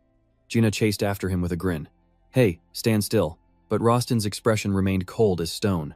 No reaction. The game of chase was also completely ineffective. They moved on to their next little game. Noel, ever the gentleman, offered his coat, saying, "It's cold, you should wear this." Oh, how thoughtful of him. Noel draped the coat over Jenna, but Rostin showed absolutely no reaction. Not even this intimate gesture could get a rise out of him. Noel pressed on, feigning soreness. "All that training's made my legs numb. Here, I'll massage yours, my lady." But just like before, even this more intimate gesture got absolutely no reaction. After so many failures, Jenna slumped into a chair with a helpless sigh. Nothing worked. But she bounced back quick, scooping up Luca for a hug. "Forget Rostin," Noel joked, fanning himself. "I'm way too sweaty. Time to take a bath." "In that case, should we bathe together?" Jenna replied, skeptical. Luca nearly jumped out of his skin, babbling in shock. In a bathroom filled with warm steam, Jenna sank into the tub, completely relaxed. "Ah," she sighed, "this feels amazing." Suddenly, Noel's voice came from outside. "Jaina, I'm coming in." Hearing this, she didn't seem the least bit worried, replying casually. "Yeah, come on in." Noel smiled gently, letting out a soft laugh. Without hesitating, his hand reached for the doorknob, but Rostin moved in a flash, blocking the partially open door. Gina, totally unaware of the drama, urged Noel to hurry. "Noel, get in here before the water gets cold." But Noel was a little overwhelmed by Rostin's intense presence, calling out nervously, about that." He was staring right into Rostin's furious face, a look that could kill. Rostin then slowly drew his sword, making Noel flinch back in fear. "I'll take a bath later, my lady," Noel called out sheepishly. Hearing this, Gina was a bit confused. "Hmm?" she called out. "What was that?" "You're the one who said we should bathe together." Rostin had now planted himself cross-legged before the bathroom door, his face a cold, emotionless mask. Noel cowered in a corner, utterly bewildered. He's literally guarding the door, Noel thought, a confused, defeated smile on his face. This was just ridiculous. He watched Rostin sit there, head bowed in concentration, before finally giving up on trying to understand any of it. Noel grabbed a towel and turned to leave. What a total waste. 2 streams of tears flowed down his face, a perfect picture of helplessness. Here's the truth. This is the Duchess of the West, Noel Temis. And the big secret is that Noel is actually a woman. Thinking about it, she was just bummed out. "It's been so long since I got to take a bath with another girl." Luca, however, having seen Noel's true face, was still squawking angrily.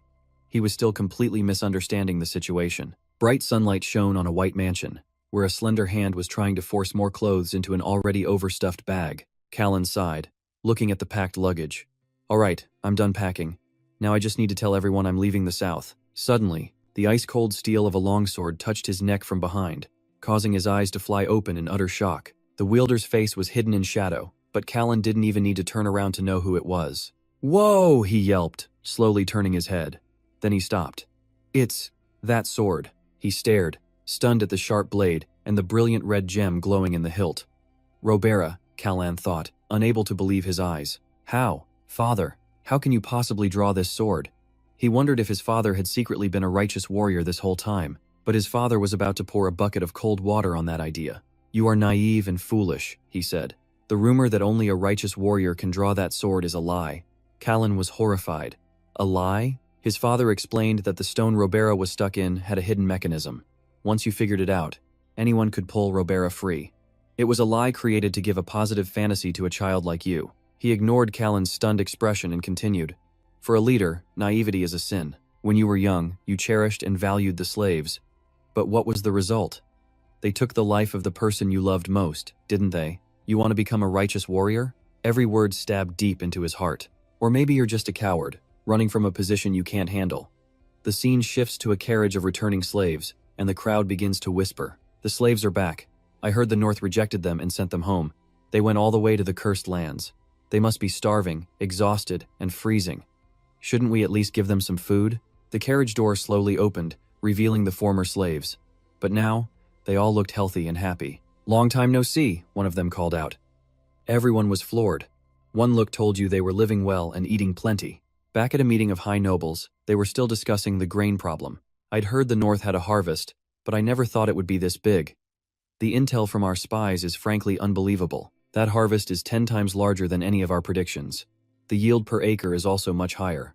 I never expected things to turn out like this, one noble said. But one thing does concern me, this person named Jaina. Cutting back, the conversation between Callan and his father continued. Callan thought to himself, I left the South to become a righteous warrior. But what if father was right? What if it was all just an escape? Perhaps it was due to burdens he couldn't bear.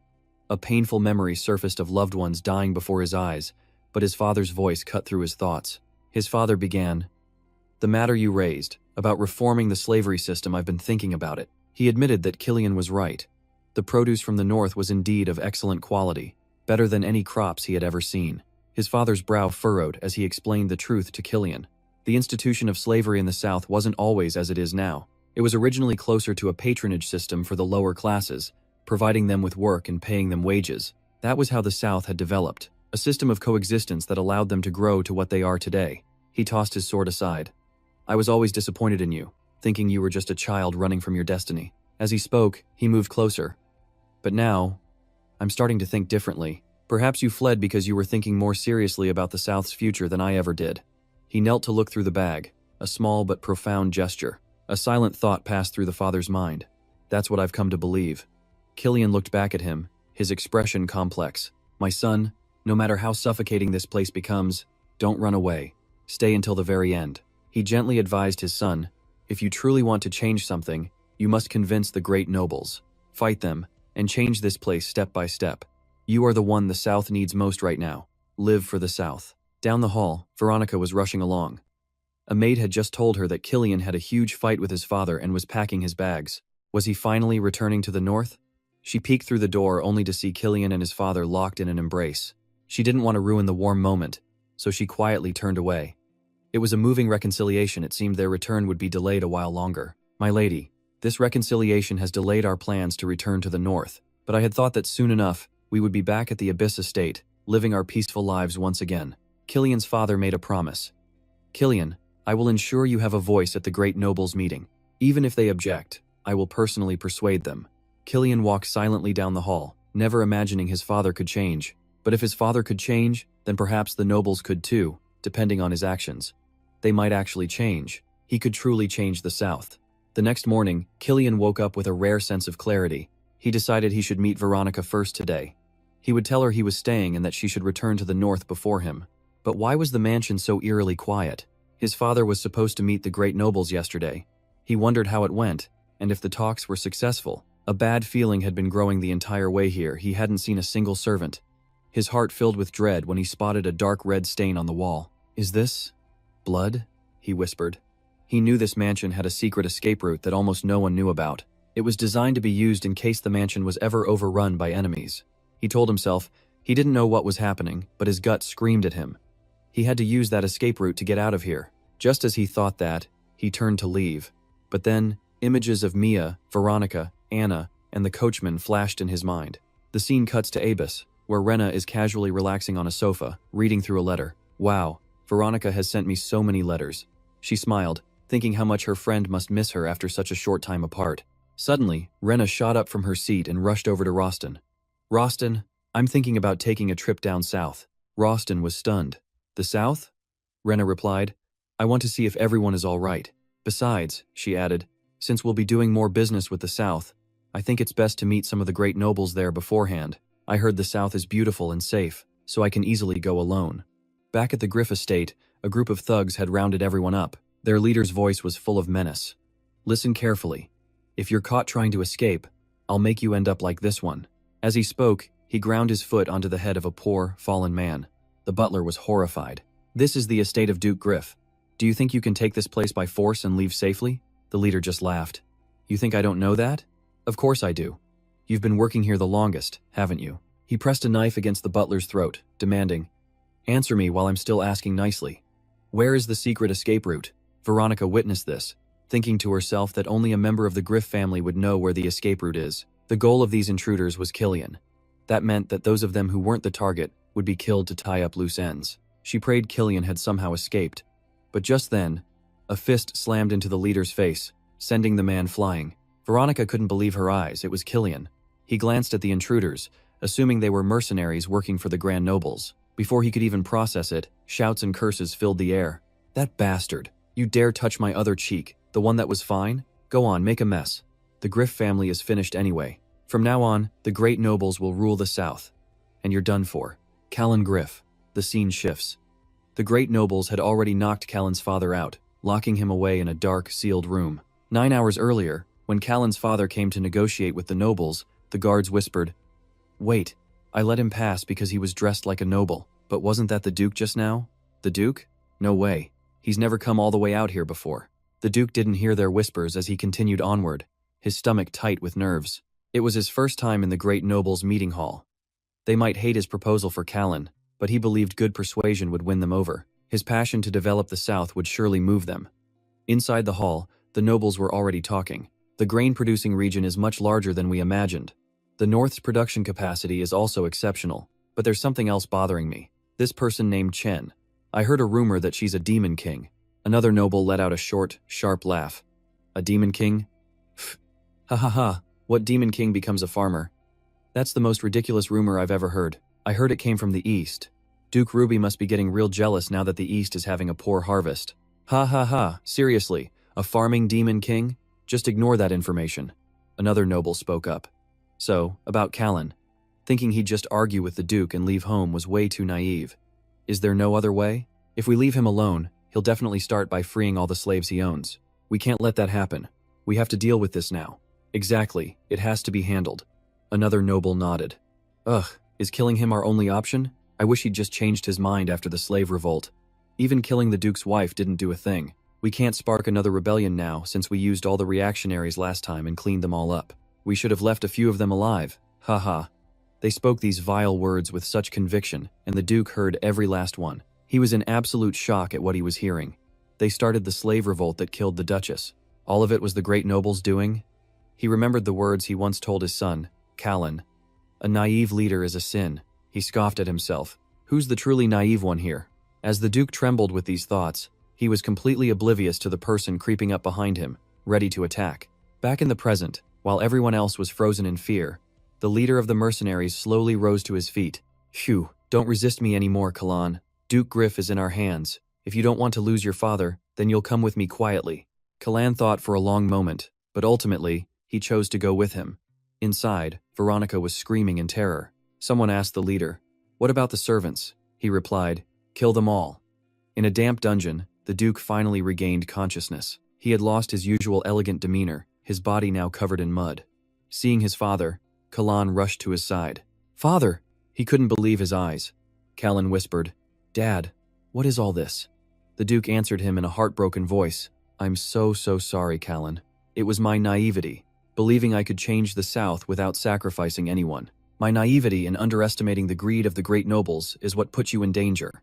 Back in the meeting room, panic set in. Now what do we do? We were only supposed to kill Callan, but now everything is a total mess. We never expected the Duke himself to show up. If we kill them both, the royal family and the Holy Temple will get suspicious. They would never overlook the deaths of the Southern Duke and his heir. Wait, maybe we can use that rumor. That one rumor.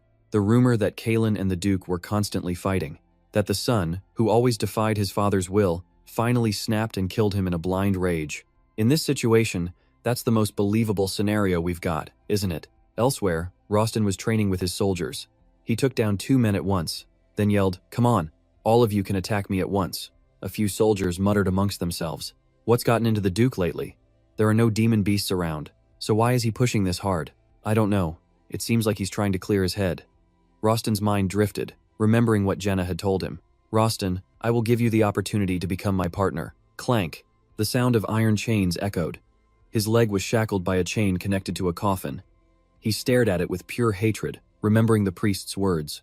Unfortunately, the curse isn't over yet. The one who marries the Duke could also be affected by it. It's best to be careful. Duke Winter Snow. He thought to himself, a demon king must be destroyed, no matter what it takes. He roared at the soldiers. Don't stop. Keep going. You think you can face a demon king with that little strength? The soldiers frowned. The demon king, the one who cursed the North and the Winter Snow family, just where was he? Meanwhile, Rena was having the time of her life, drinking with Noel. This place felt like pure paradise. Noel beamed, explaining that master brewers had agreed to mass-produce all these wines.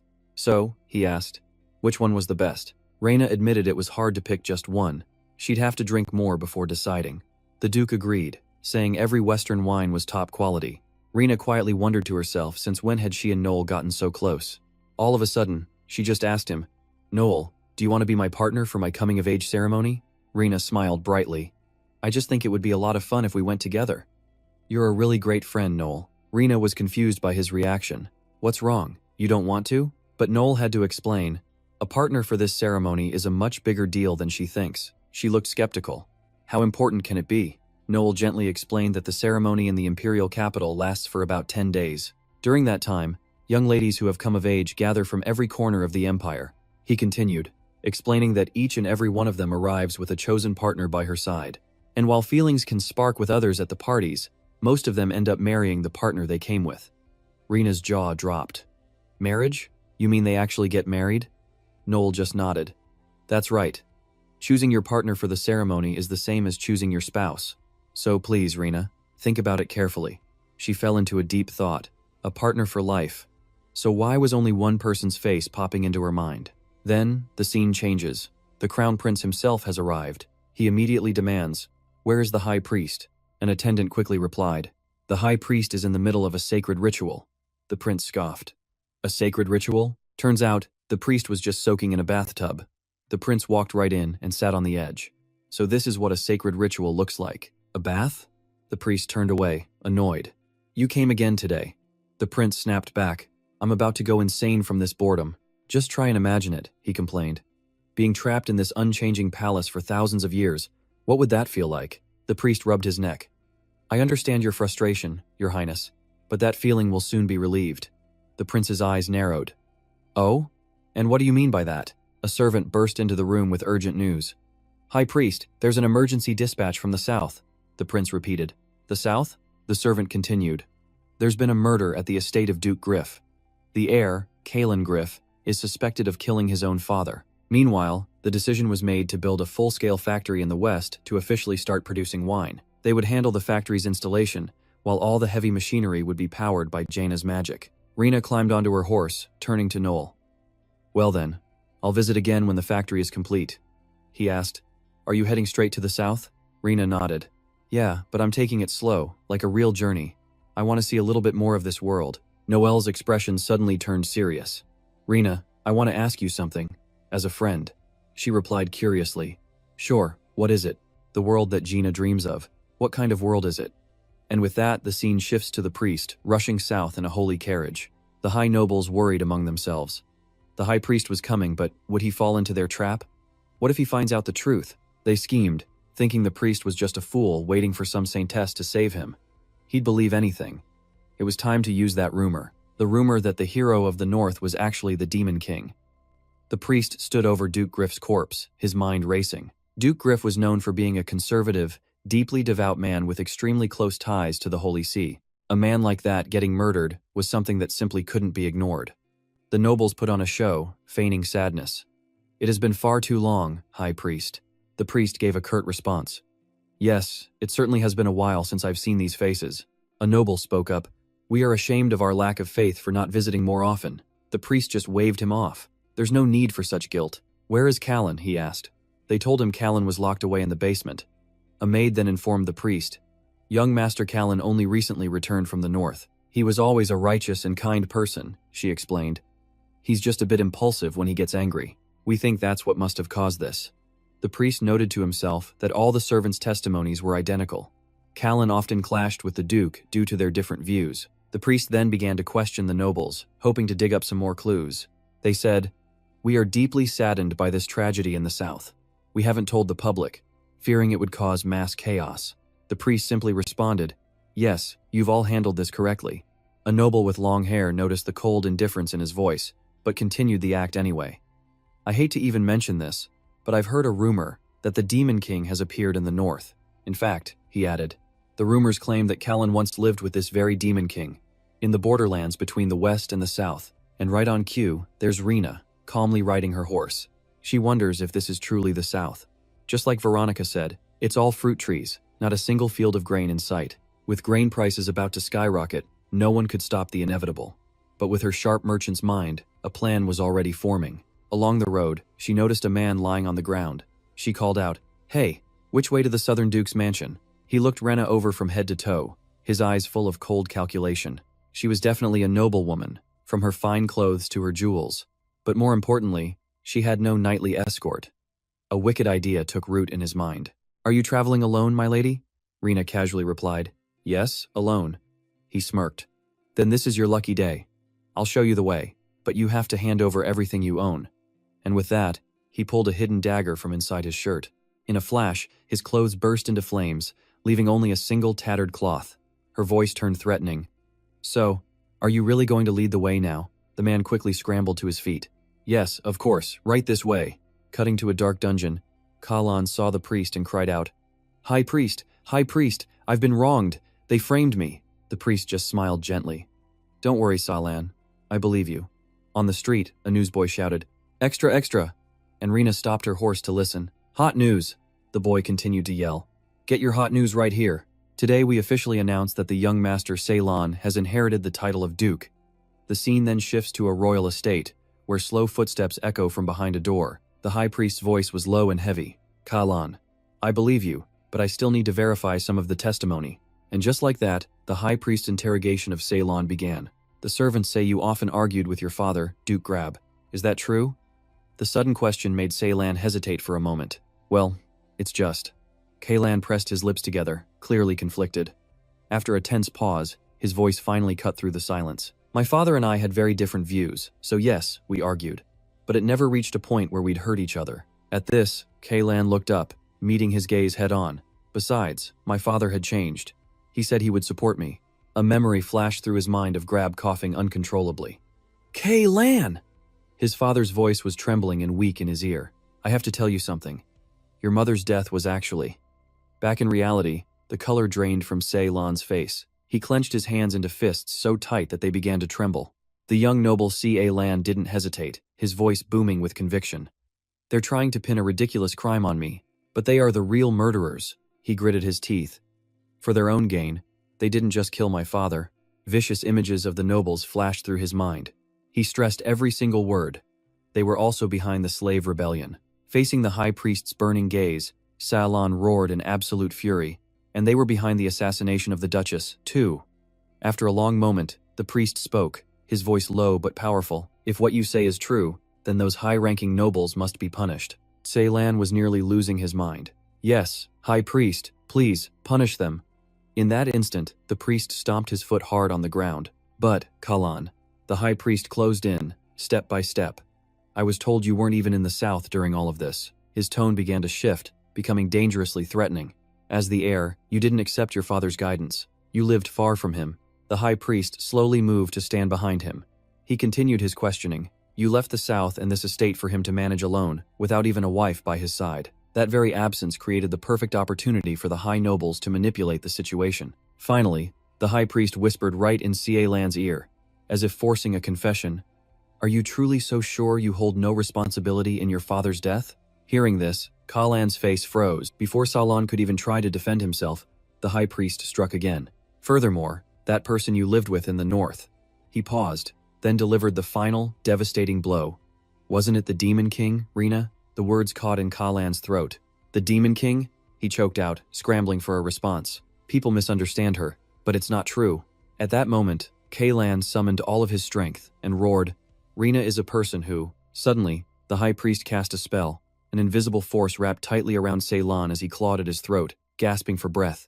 Across from him, the high priest simply watched with a cold, emotionless gaze. "Think carefully, Salan." Saying this, he mercilessly lifted Salan into the air. "Is Rena truly not the Demon King?" In an instant, Callan's face went pale.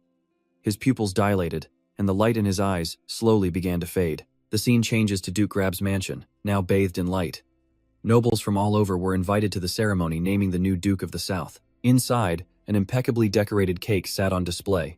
Rena curiously glanced around the dining hall, feeling a surge of awe. She recalled her last visit to the South, marveling at how luxuriously the upper class lived, using her acquaintance with Kalan as an excuse to get inside. As she thought about all this, she glances over at the southern nobles. Even with their duke's sudden death, not one of them seems the least bit disturbed. Rena presses her lips together back in the north. This would have been an absolute crisis. She starts to form a theory. Maybe the high-ranking nobles are the reason for this stability. The South's culture is certainly lavish. In their high society world, there are no food shortages. Even the death of their leader is met with a strange sense of calm. Rena coolly takes a seat, her eyes slowly scanning her surroundings. She notices something strange. Unlike northern soldiers who face outward, the guards here in the South are watching the city itself. Her gaze darkens with a troubling thought. It's as if the real enemy is already inside the walls. Just then, a familiar voice calls out from behind. Claylan suddenly approaches her. It really is Rena. He offers a smirk that's impossible to read. Long time no see. Claylan moves in closer to Rena with a compliment. You've grown even more beautiful. Seeing him there, she can't help but feel a little stunned. Unlike Rena's shock, Claylan's expression is unusually intense. He stares at her intently. I really, truly missed you. Elsewhere, Lawston gives a sudden order. Jay, I need you to take a trip to the South. Jay instinctively places a hand on his chest, blinking a few times. Me, my lord? The request clearly puzzles him. If it's for Lord Claylan's succession, shouldn't you be the one to go? But the Duke is firm. I cannot leave my position. As Lawston continues, his voice drops to a more serious tone. There are rumors of demonic beasts appearing in the north again. Go south and make sure everyone is safe. Jay keeps his gaze fixed on him, but Jay can easily read his master's true intentions. Even though the lady insisted on going alone, the Duke is clearly still worried about her. Understanding the real mission, Jay's response is immediate and confident. Understood. I'll keep a close watch for any worthless southern nobles trying to get close to the lady and report back. Meanwhile, at a grand mansion, Jay peeks from just outside a doorway, his eyes darting around. His gaze locks onto Claylan and Rena, and his heart sinks. Not taking his eyes off them for a second, he wonders, Lord Claylan again. What am I supposed to do now? At the same time, the mansion is full of life as couples glide across the dance floor. Among them, the footsteps of Rena and Claylan tap softly on the floor. Hand in hand, they look just like a perfect couple, lost in the music. But suddenly, she turns to look him dead in the eye. Claylan. A suspicion grows in her mind. He feels like he's changed. Back at the Abyss estate, he was always so hot-headed. More than that, Claylan's passion was often completely reckless. He was also loyal to a fault. As she remembers this, her eyes widen slightly. But now, she's both suspicious and wary. He seems so much calmer, more elegant, and his eyes hold a new depth. Rena looks at him with concern. He just lost his father and inherited the dukedom. It must be difficult. And yet, how does he look even more handsome than before? She quickly turns away, her lips pressed tight as if to hide her thoughts from him. Forgive me for these thoughts, Claylan, she thinks. He suddenly leans in even closer. Claylan doesn't beat around the bush. You seem cautious today. You don't need to worry about my father's death. He and I weren't very close. His blunt words leave Rena looking completely bewildered. Right. It's the same with my father and I. Rena turns away again, changing the subject. Still, I was a bit surprised when I arrived. Her eyes quickly scan the room. The Duke died suddenly, yet no one here is panicking. The suspicion returns to her eyes. How is that possible? Is Southern society really that stable? Claylan immediately cuts in to explain. It's all thanks to the high-ranking nobles. He smirks. They are the fathers of the South and its people. With them in charge, Southern society has nothing to worry about. Hearing this, Rena lifts her head to stare directly at Claylan. Her suspicion grows stronger. Claylan used to despise the high-ranking nobles, so why is he praising them now? At that moment, a voice suddenly cuts in from beside Claylan. A man named Brid speaks with unearned familiarity. So this is the master of the Barley Lands? As he speaks, others appear, starting with the High Noble Riku Zin. He's followed by the High Noble Gustav Ferris, and beside him, the High Noble Zell Breed, and finally, the High Noble Cornelis Publius. With the introductions made, the group eagerly moves in closer to her. It's a pleasure to meet you, Lady Rena. Elsewhere, Vang Ho's brow furrows in frustration. What? Build 10 factories? She roared in absolute fury, her eyes blazing with disbelief. How could they have built so many factories from the very beginning? The North had countless problems to fix, yet he just kept piling on more work. But before she could finish, her heart suddenly hammered in her chest. Wang Ho quickly changed his tune, his hand rubbing his chest. Miss J was truly a generous soul after all. Was his respect and affection for her just because of his cursed heart? Meanwhile, she punched wildly at the air, yelling, "Let's do this, time to fight." But the man beside her was no longer smiling. He just stared down at the ground. His mind suddenly flashed back to a memory. "Reina, I want to ask you something, as a friend. What is the world you dream of?" Reina didn't even have to think about it. The answer came instantly. "A world that has no need for heroes." At those words, Jay's eyes had lit up. If there were no heroes, it meant the world was peaceful. And when there's peace, business thrives. She turned her head, looking out at the distant lands, the corner of her mouth curling up. "I just want to live as a simple merchant." Back in the present, the man quietly repeated Reina's words. A simple merchant. But Jay, would the incredible power she possessed ever let her live a life like that? Meanwhile, Jay hesitated before speaking. "If not for your help during the food shortage, we would have been in serious trouble." Veros quickly chimed in to express his thanks. "All we can do is be grateful." Reina stared at the group of high nobles, genuinely surprised. She watched them with a blank expression, assessing them. She thought high-ranking nobles would be arrogant and difficult to approach. Just then, a man named D snatched a bottle of golden wine. He excitedly hopped onto the table, his mouth running a mile a minute. "I've never been to the north, but I know some northern songs. This one is dedicated to Miss J." Veros let out a strained laugh. "Someone please stop him." Bride offered some helpful advice. "Miss J, you might want to cover your ears." Faced with their friendly style, she was completely taken aback. She found herself drawn to these people. So simple and fun. Reina reflexively glanced over at K-Lan. Now she got it. Now she knew why K-Lan had changed his mind about them. You really can't judge people by your own prejudice. In that instant, she suddenly asked, "But K-Lan, where are the people from the Abyss Mansion now?" As soon as the words left her mouth, his eyes changed. An evil aura flooded his face. Chapter 70. A peaceful village nestled among the mountains. Thanks to the Saintess, who was deeply involved in relief efforts, the Holy Knights had become much closer to the people than ever before. But at that same moment, Aiden looked up towards a window. A strange wooden figure was sitting there. He couldn't seem to look away from it. A wooden statue in a shape like that? The thought left Aiden completely baffled. Of all the gods he knew, none of them looked anything like this one. An unknown god spreading among the people meant only one thing: the temple's power was weakening. Elsewhere, Sarah made an excited announcement. The prophecy was right. The Demon King has finally been revealed. Hearing this, her subordinates just stared at her with blank faces. A moment later, they all quietly glanced at each other. After a long pause, one of them finally spoke up. "We also thought the prophecy was just late, not wrong. Because we have faith in the High Priest." Another subordinate hesitated, his voice caught in his throat. "But Miss Reina, people say she's the hero who saved the North, not the Demon King." Sarah couldn't stop herself from screaming, "That's because the whole world is a trap." Every word was aimed directly at Jay. "She offers kindness to bewitch everyone." Sarah declared it with absolute, unwavering certainty. "And then, the moment we let our guard down, she will reveal her true form and devour the world." She clenched her fists until her knuckles went white. Her voice was as sharp as steel. "Isn't that my plan? Because Jay is the Demon King." Faced with Sarah's horrifying conviction, the group pressed their lips together, no one daring to object. Just then, footsteps echoed on the ground. Aiden appeared out of nowhere, his voice cutting through the tension. "I don't think so." The Saintess flinched at the familiar sound. Without so much as a greeting, Aiden continued, his tone deadly serious. "If the one who told the Saintess that Jay is the Demon King was Duke Rubel, then I don't think you should believe him so blindly." His words echoed in Sarah's ears. Aiden lowered his voice, recalling a bitter memory. "The Holy Knights, we suspected Duke Rubel ourselves once." She was floored. "What? You suspected a Holy Knight?" Back when they were at the Eastern Mansion to solve the maze, the Duke had roared like thunder. "My jewel!" He suddenly threw the door open, bellowing, "You scoundrels, my jewel is gone!" Without even asking questions, he accused them directly. "Did you all sneak in and take it?" His subordinates just glared back at him with contempt. The Duke accused one of them of being the thief, and proceeded to harass his men for days over the missing jewel. Back in the present, Aiden's face was a mask of sheer disgust.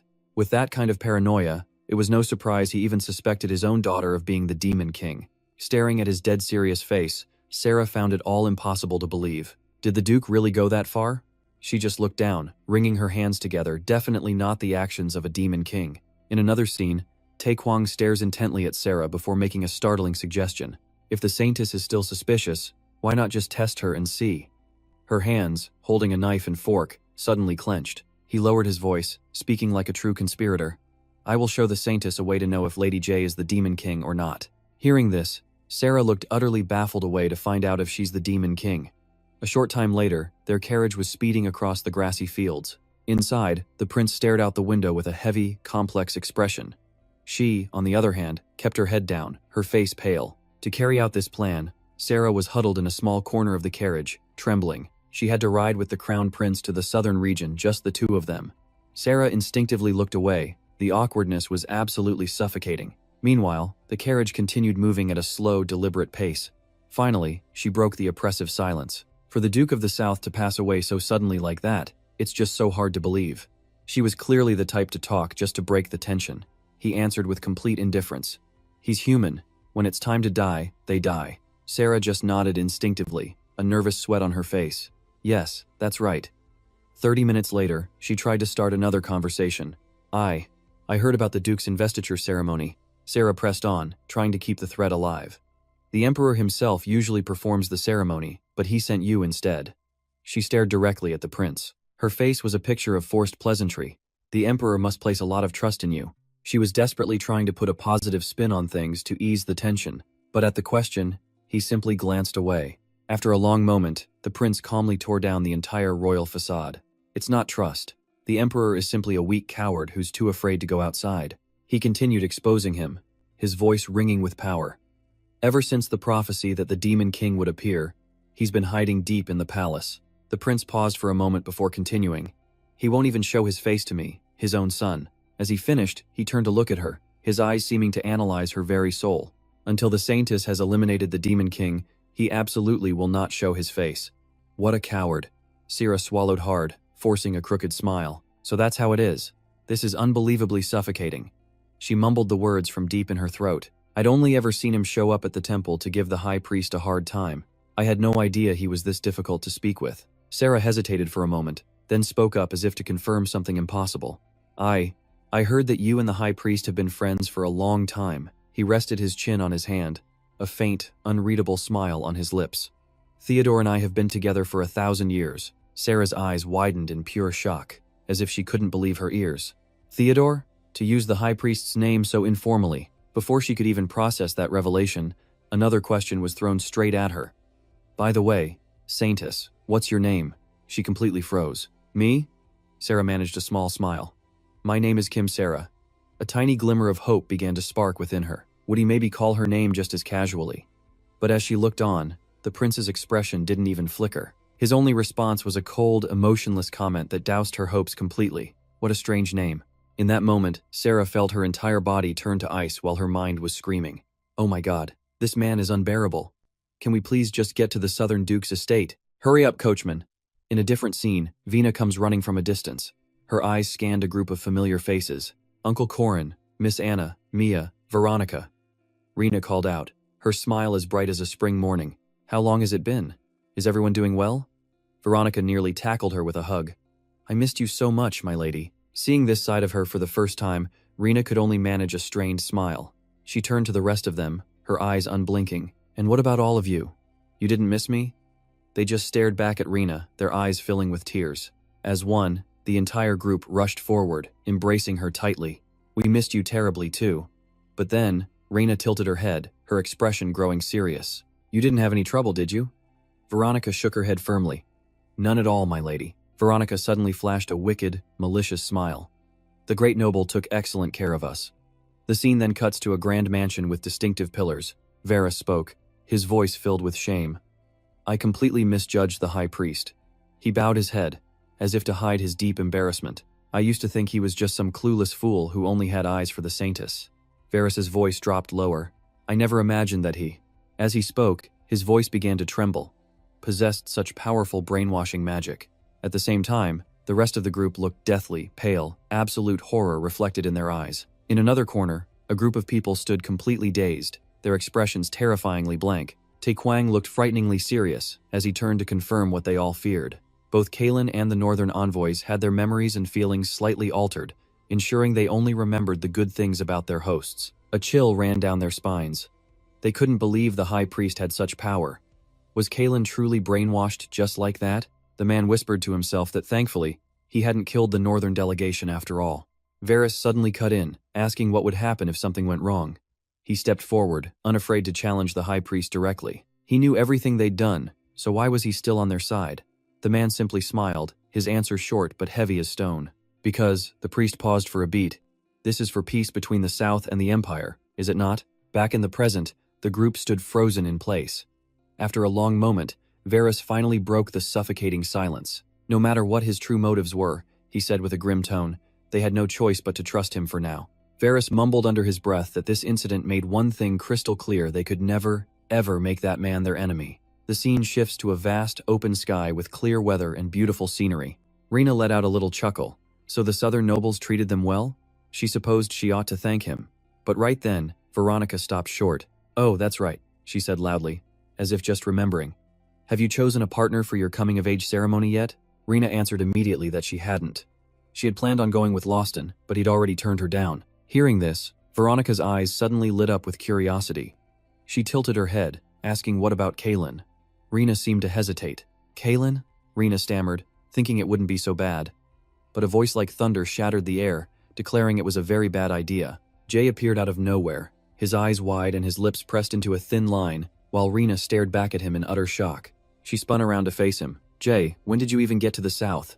He reminded her seriously that she couldn't just choose anyone for the ceremony. But Rena just waved him off with a pout. Well, Kaelin isn't just anyone, she retorted. Jay tried to persuade her, his voice rising, saying Lawston was just too shy to accept. If she asked him one more time, he would surely agree. She cut him off with a look of pure annoyance. Lawston isn't shy. He flat out rejected me. But Jay desperately tried again. No, if you just try one more time. Rena coldly turned her back. That's enough. If I have to, I'll just go alone. The entire group screamed in unison as if struck by lightning. What? You'll what? Veronica was nearly hysterical. Go to the ceremony alone? That has never happened before. Jay's voice trembled at the thought of the disaster. You'll be the laughingstock of the imperial capital's nobility. But she just looked annoyed. What? Can't a single person go? Rena turned her head away, muttering that they said you have to bring someone you could seriously marry, which sounded like way too much pressure. She added that she didn't even know what love was, then walked away completely dejected. For a moment, Jay was at a loss for words. Then, in a flash, Jay loudly declared that love is loyalty. Veronica's voice soared just as high, insisting love is power. He immediately shot her a look of disgust. Not to be outdone, Veronica glared back with an expression of pure disdain. In an instant, they were face to face, sparks practically flying from their eyes. Her tone suddenly became dead serious. My lady, I came to the South and saw clearly how prosperous it is the North can't compare. Veronica continued her speech, saying the cities are developed, the population is huge, and wealthy nobles are everywhere. Finally, she made her point, locking eyes with Jay. If you partner with Lord Kaelin, the future Duke, all your export problems will be solved instantly. Every single word from Veronica was like an arrow aimed straight at Rena's resolve. Was the southern market really that big? And their spending power was that strong too? Rena hesitated, her resolve clearly wavering. Is that really true? Still, she couldn't help but feel a little suspicious. For Veronica, who was always fiercely loyal to the North, to say something like this was strange. Jay quickly jumped in. My lady, what about loyalty to the North? Suddenly, a clear voice echoed from somewhere, addressing the esteemed guests from home and abroad. The announcement resounded through the castle, making a few hearts pound erratically. Please gather in the main hall. The ceremony to appoint the new duke will begin now. The voice was formal, but it couldn't hide its enthusiastic tone. Welcome. As the carriage door opened, Sarah slowly stepped out, finding His Highness waiting for her. The group shouted in unison, Your Highness, the Crown Prince, Saintess. Kaelin waved, welcoming them both to the south. At the same time, Sarah let out a sigh of relief, finally free from that stuffy carriage. His Highness offered a faint smile. It's been a while, Kaelin. He continued speaking, his eyes fixed firmly on the new duke. So, how does it feel inheriting the duke's title after your father's sudden death? The question hangs in the air, and Kaelin's face goes rigid. Sarah's eyes fly open, her mouth agape. What kind of question is that? But Kaelin, surprisingly, just bows his head with a calm smile. He replies, The responsibility is crushing. Honestly, without the powerful nobles at my side, I probably would have run away by now. His Highness simply smirks back. Is that so? His gaze bores into Kaelin, his tone a dangerous mix of playful and probing. If it were me, he continues, I'd be jumping for joy. And with that, Kalen's perfect composure finally starts to crack. At the same time, all the color drains from Sarah's face. After a tense moment, His Highness simply turns and walks off. He tosses a casual remark over his shoulder. "I'm kidding. Now, let's get on with the ceremony." Sarah is frozen to the spot, watching his retreating back. Even though she's off the carriage, a deep sense of unease settles over her. The scene shifts to the palace, where His Highness lightly places a sword on Kalen's shoulder. The ceremony is kept short and simple. And with that, Kalen is officially the new Duke of the South. But in the crowd, a familiar figure is watching intently. It's Reyna, clapping enthusiastically, her eyes beaming with pride for Kalen. Sarah, on the other hand, looks like she's about to snap from the tension. For a split second, Reyna's eyes flick over to Sarah. Her gaze lowers, and a tiny, knowing smirk plays on her lips. Instantly, Sarah's cheeks turn bright red. She wanders through the grand banquet afterward in a complete and utter daze. At that moment, Sarah's entire expression shifts. She stares hard at Reyna, a storm of complex thoughts raging behind her eyes. If Reyna really is the Demon King, then this party is a battlefield where the Saintess and her greatest enemy are in the same room. Sarah lowers her head, psyching herself up. Just act natural. But before she can even move, Reyna is already approaching her. She wears a friendly smile, but it's hiding a terrifying aura. "Saintess, it's been a while, hasn't it?" As she gets closer, Sarah breaks into a nervous sweat. Sarah instinctively recoils. Too close. She stammers out a reply. "Yes, it has been a long time." Reyna offers a strained smile. "What a coincidence, running into you here." Sarah's response is short and clipped. "Indeed." As she says it, another voice echoes in her memory. "If you want to know if she's the Demon King, use this method."